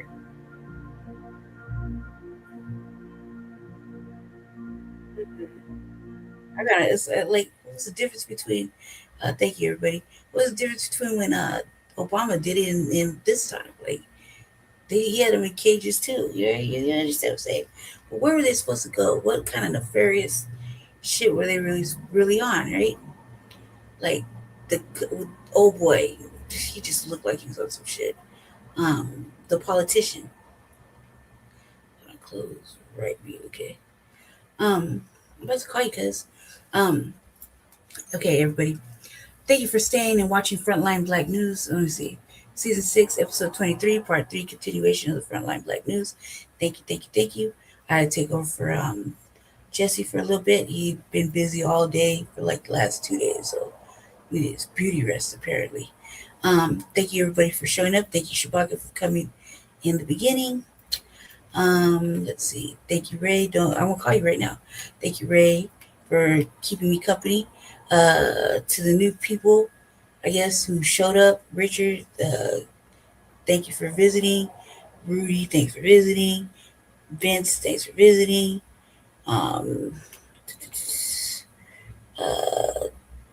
The Metal Whisperer, Okay. Thanks for visiting. Dookie McDuke. Thanks for visiting. Let me see. Call Dog. Thanks for visiting. Money. Glad you kicked rocks. Thanks for visiting. The Lord. Thanks for visiting. No one really knows. Thanks for visiting. I kicked out about 3 Karens. I'm not thankful that they stopped by. Son of Sam. Thanks for visiting. Michael Thomas. Thanks for visiting. David Burke. Thanks for visiting. Wayne. Thanks for visiting. Stuart. Thanks for visiting. Clyde. Thanks for visiting. Let's see. Lori Parks, you know you're on the list of getting kicked out. Probably missed it. Super Magnetic Man, thanks for visiting. Oh man, these comments are showing. Michelle, we blocked you, so you know you're not thankful for your visit. Brenda, not thankful for your visit. Keep it pushing. Who else? The Ishbaka, and anybody who's speaking and not speaking. Let me see. Oh, AI Hell, thanks for visiting. What else? I think I covered everybody. And thank you, Jesse, for letting me carry on at the end of it. Yeah. Anywho, thank you for visiting. Thank you for watching Frontline Season 6, Episode 23, Part 3, continuation of the Frontline Blacc News. I'm sure Jesse will be more than pleased that everybody was in the chat contributing. Thanks for visiting all the new people and some of the people that I kicked off for trolling. It's whatever. Hope you learned much. He had a couple of topics that had to be covered. And so, yeah, glad we got through all that. Join me for the RVA, I don't know, probably in the next couple hours. I just got to get it out of my system because I'm not going to have time to do it the rest of the week. Anyway, stay black, stay dangerous, stay black first for most part. Dangerous, have a great grand rising. And yeah, thank you for hanging out with Lady Che. And yeah, stay black, stay dangerous. Have a great day. We're gonna end this. End.